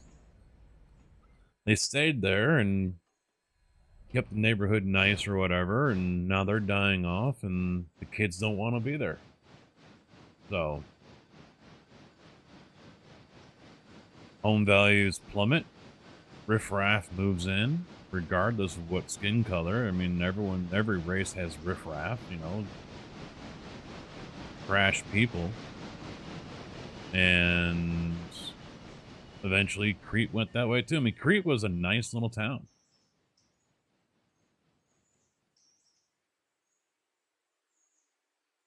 Back in the day, it was like 3 or 5,000 people or something like that. It was a nice, quiet little town.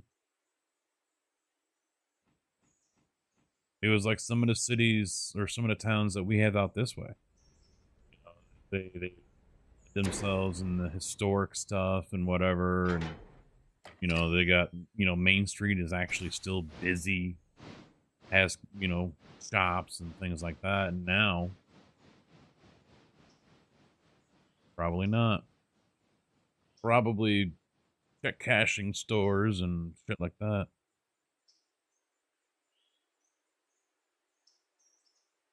Well, and my dad was frustrated with my mom during that time because she was the pacifist. So all of our years growing up, it was, don't do this, don't do that, blah blah blah, because we don't want you kids getting in trouble, set bad example, blah, all that kind of bullshit. Look, turn the other cheek and whatever. And it didn't do us any good. Didn't do us one bit of good. And so finally that happened, and my mom had to find she's like, all right, take the gloves off, go to town.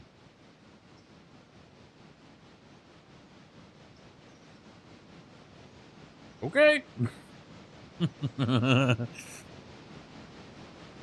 Okay. Yes, ma'am.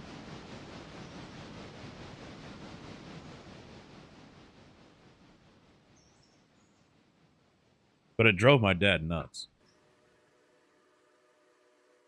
Drove him up a fucking wall. because he felt like we weren't able to defend ourselves. You know, we just had to sit there and take it. And then we were the ones ending up still getting in trouble.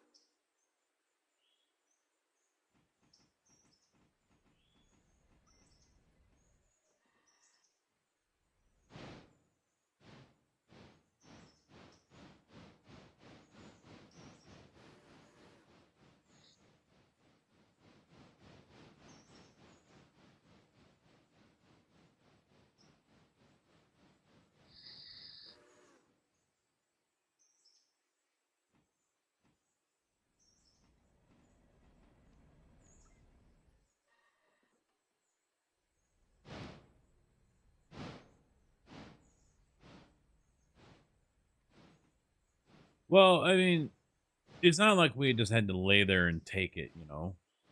They self-defense is one thing. But yeah, she wanted us to try to find every avenue to stay out of it. And we would actually get in trouble if we were in a fight.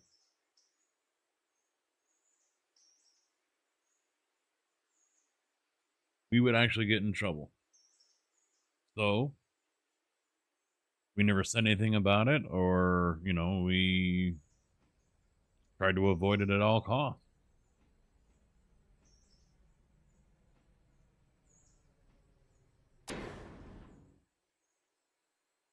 But then when that happened, yep, game on.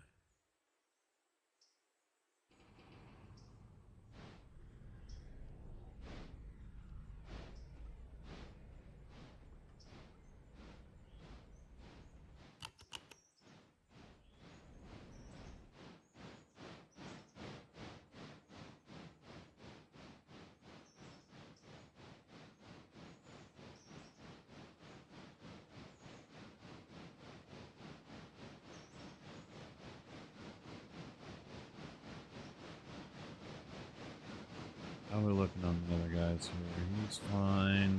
Yep. Have an impasse.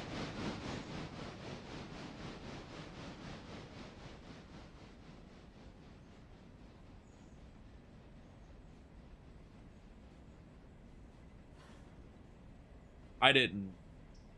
Yeah, my son never, as far as I know, didn't really have confrontations like I did growing up. Always in a small school. Of course, there's always going to be that bully or whatever because, you know, dad's a drunk idiot and, you know, shit like that. There's always going to be people like that no matter what school you go to. But I don't think he had it to the level like I did. So, I don't think he had those issues. And if he did, he never talked about it, at least to me.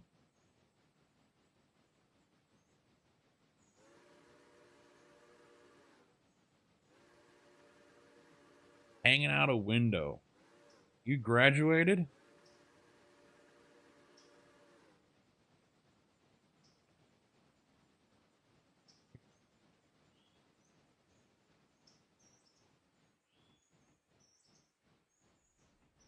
Now, the most violent I ever got in high school was I went after a kid like 2 classes later in high school because he tried tripping me and snapping my ankle that I had just gotten out of a cast. And so I had a class with him 2 periods later. Walked in and just drop kicked him. then climbed on top and started pummeling him. And he never got up. He just stayed right in his chair and was like, "What the fuck you doing?" You know, he was confused about it. And stopped before the teacher came in.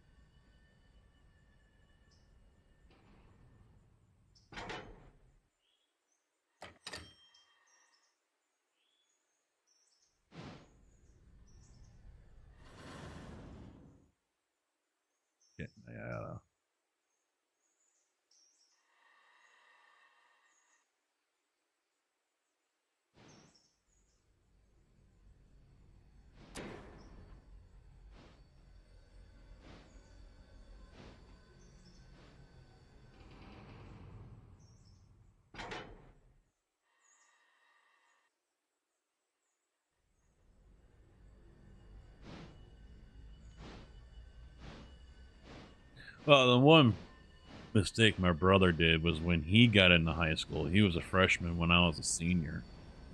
And beating Jesus.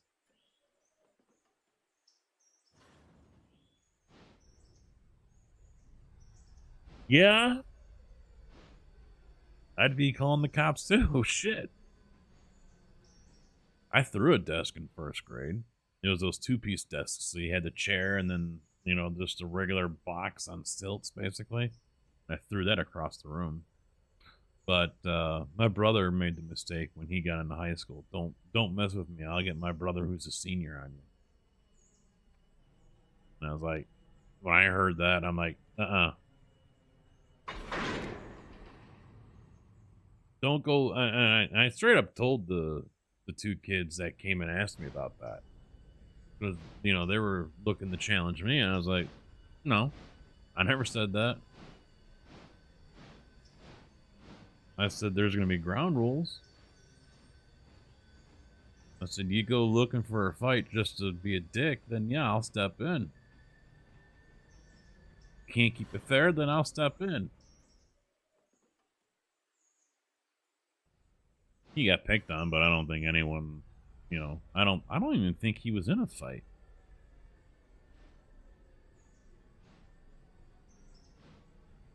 My brother was the weakest, you know, I would call a sissiest of the three of us. My sister could get scrappy.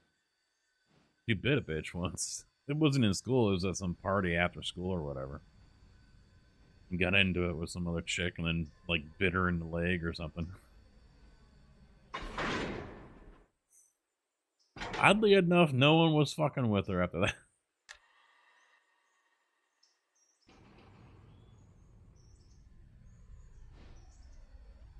I never said that to a teacher, but then again, I don't remember ever having a teacher that was deserving of it.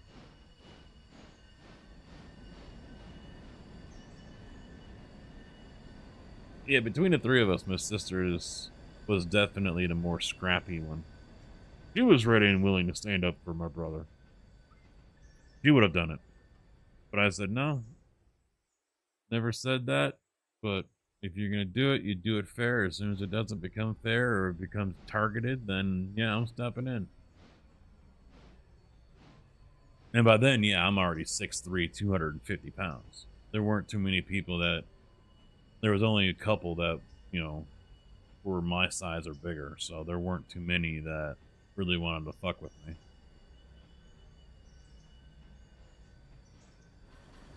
They were just the types that would do it in the evening under cover of darkness. Which that did happen.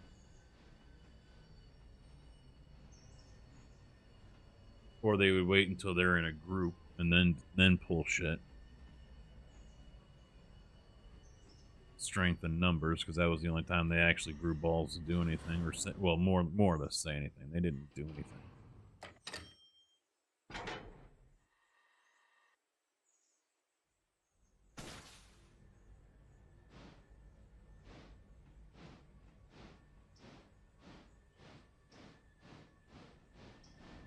My high school had adopted a no fighting policy.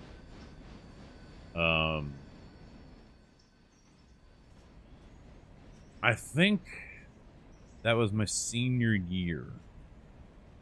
They started that. A no fighting policy, and or maybe it was just after. Where it was 100% guaranteed they were going to call the cops.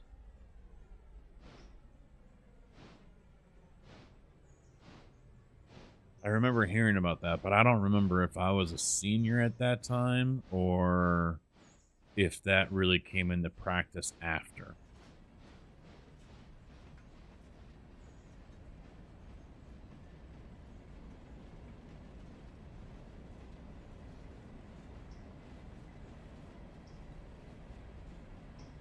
No, I always found it funny.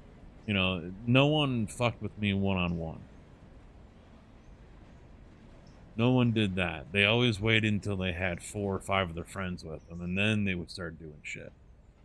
If they were not with their friends, they were cool. They didn't say a fucking word. They didn't look at me different. Nothing. And I knew better not to pick a fight with like 4 different guys. I wasn't that dumb.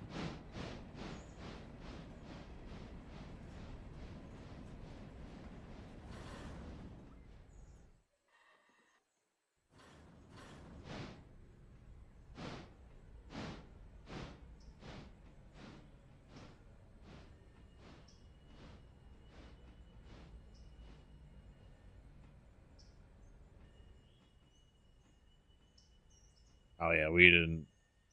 Our little country school didn't have anyone carrying guns or whatever. Didn't have to worry about that.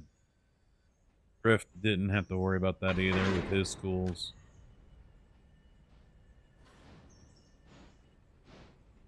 I mean, the elementary school or middle school that he went to here, yeah, they had security measures in place. If you had to enter the school, you had to get buzzed in, and you couldn't leave the office. I mean, they had security measures in place to protect the children or whatever, but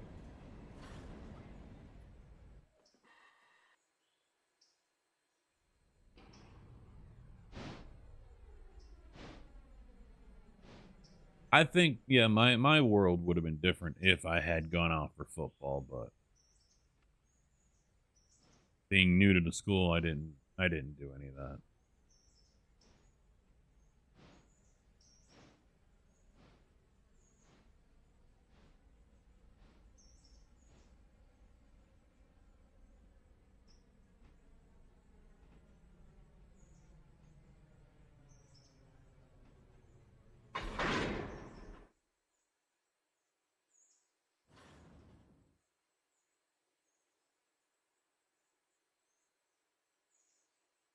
So,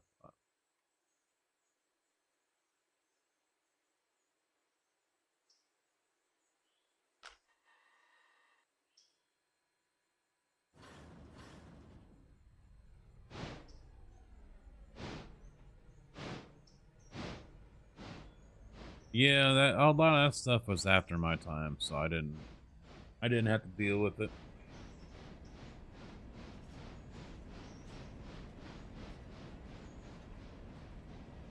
If we had stayed where we were, then yeah, I would have had to deal with the metal detectors and shit like that.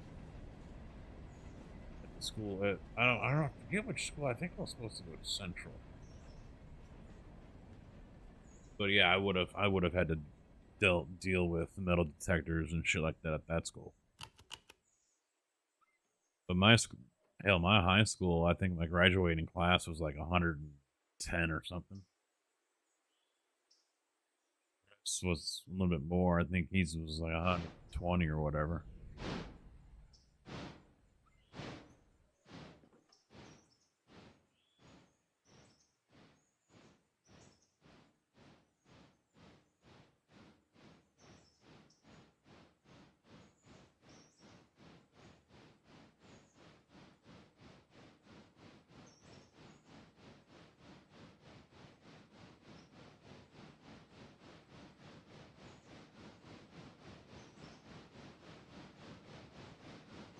Yeah, the wife had almost 1,000 or something. It's like 900 or whatever. I forget. She's told me before, and I can't remember it. I think her graduating class had more than my entire high school total. Same for you. I think my entire high school was the same size as your graduating class. The entire might be bigger. I think each one was like 110 to 130 or something like that. So, yeah, close. Close. But she went to Joliet, which is, a pretty big town. A couple 100,000 people over there.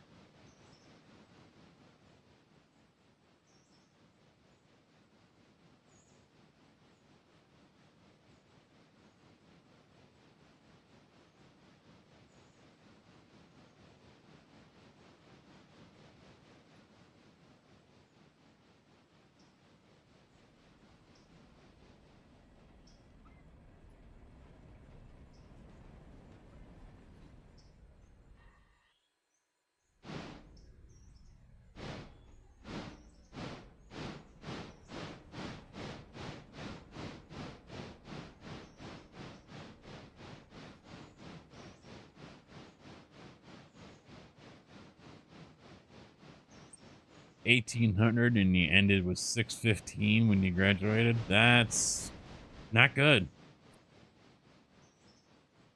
No bueno on that one. Ooh. Vertigo or dizzies. My head just got really lightheaded. My eyeballs started to feel like they were floating. Meaning I'm tired.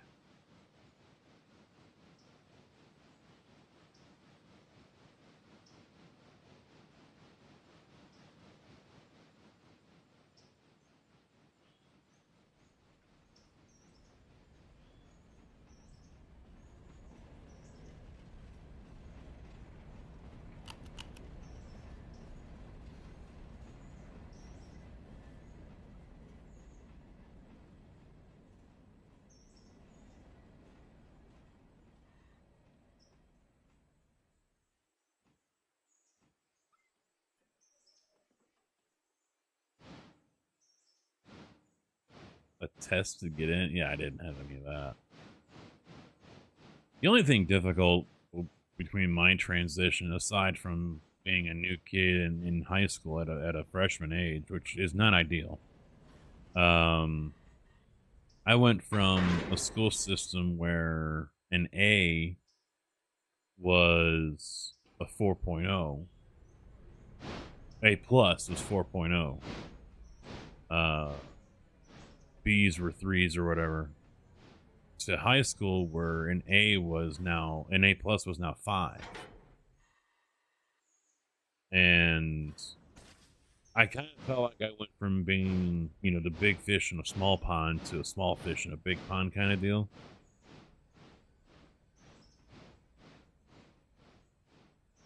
Nine stories? Oh, Jesus. Well, my high school was 2, but it wasn't very big. I think the Weiss was 3 or 4. So, I mean, I don't know if that's normal for high school to have a higher grading scale, but that was difficult. I think when they tested me for math, when I came into the school, if I had stayed up north, I would have been in algebra or something like that, or one step higher. And then I got down to the high school here and they put me in pre-algebra or whatever. I had to take up makeup courses, or not makeup courses, but basically beginner's math just to catch up to. I mean, I was so far behind in so many things, it was stupid.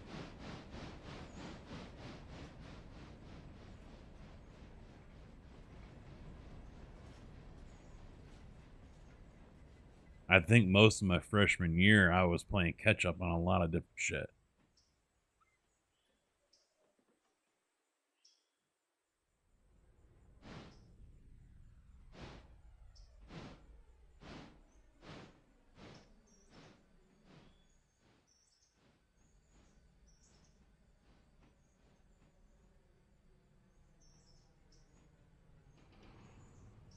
Yeah, that's what it was in my school too, in high school.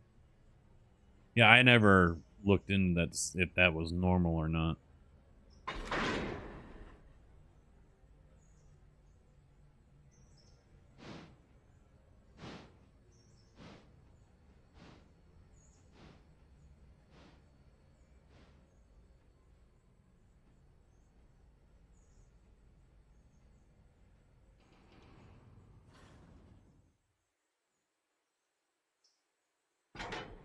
Well, I ain't going out that way.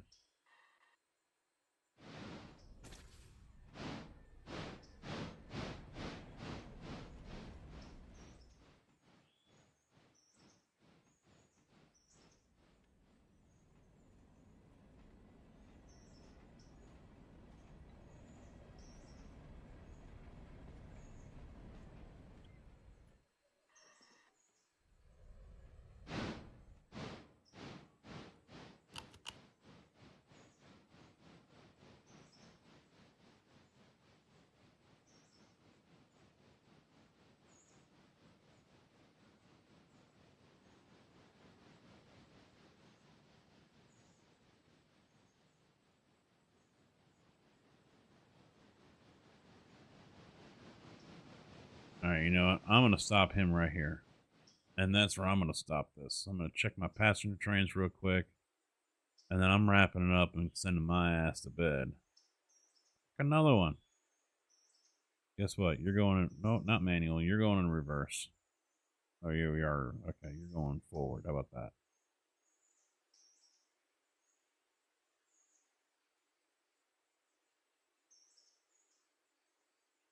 I'm not putting him in reverse again. Just did that. So yeah, time to call it a night. I know I'm gonna have to take the freaking dogs out too, so.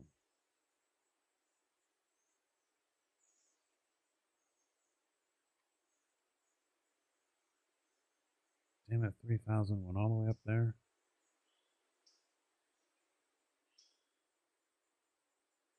I didn't flip that switch. Damn. But we got a lot done, still got a lot more to go. We're gonna be going into the evening with this shit, but I think everything is delivered. Well, no, not everything, but a lot of the stuff ain't gonna fit, so still gotta do a lot of pickups. And yeah, tomorrow is going to be crazy hectic. We'll see if Birdtown ends up staying or not. Not quite sure on that one yet, so we'll find out. But yeah, I'm gonna go to bed and pass out now. I should have done it like an hour or two ago, to be honest, but whatever. Catch you all back here tomorrow. Thanks for chilling. Thanks for hanging. Till then, take it easy. Good night. Good afternoon, good evening, and good night.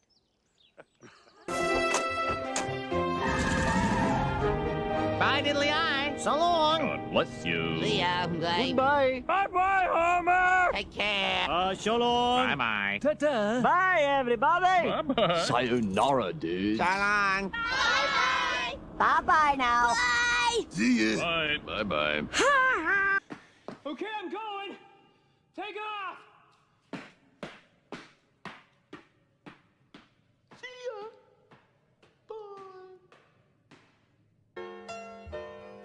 Well, kids, that's our show for today. And now, in the words of Mr. Cole Porter, every time we say goodbye, I die a little.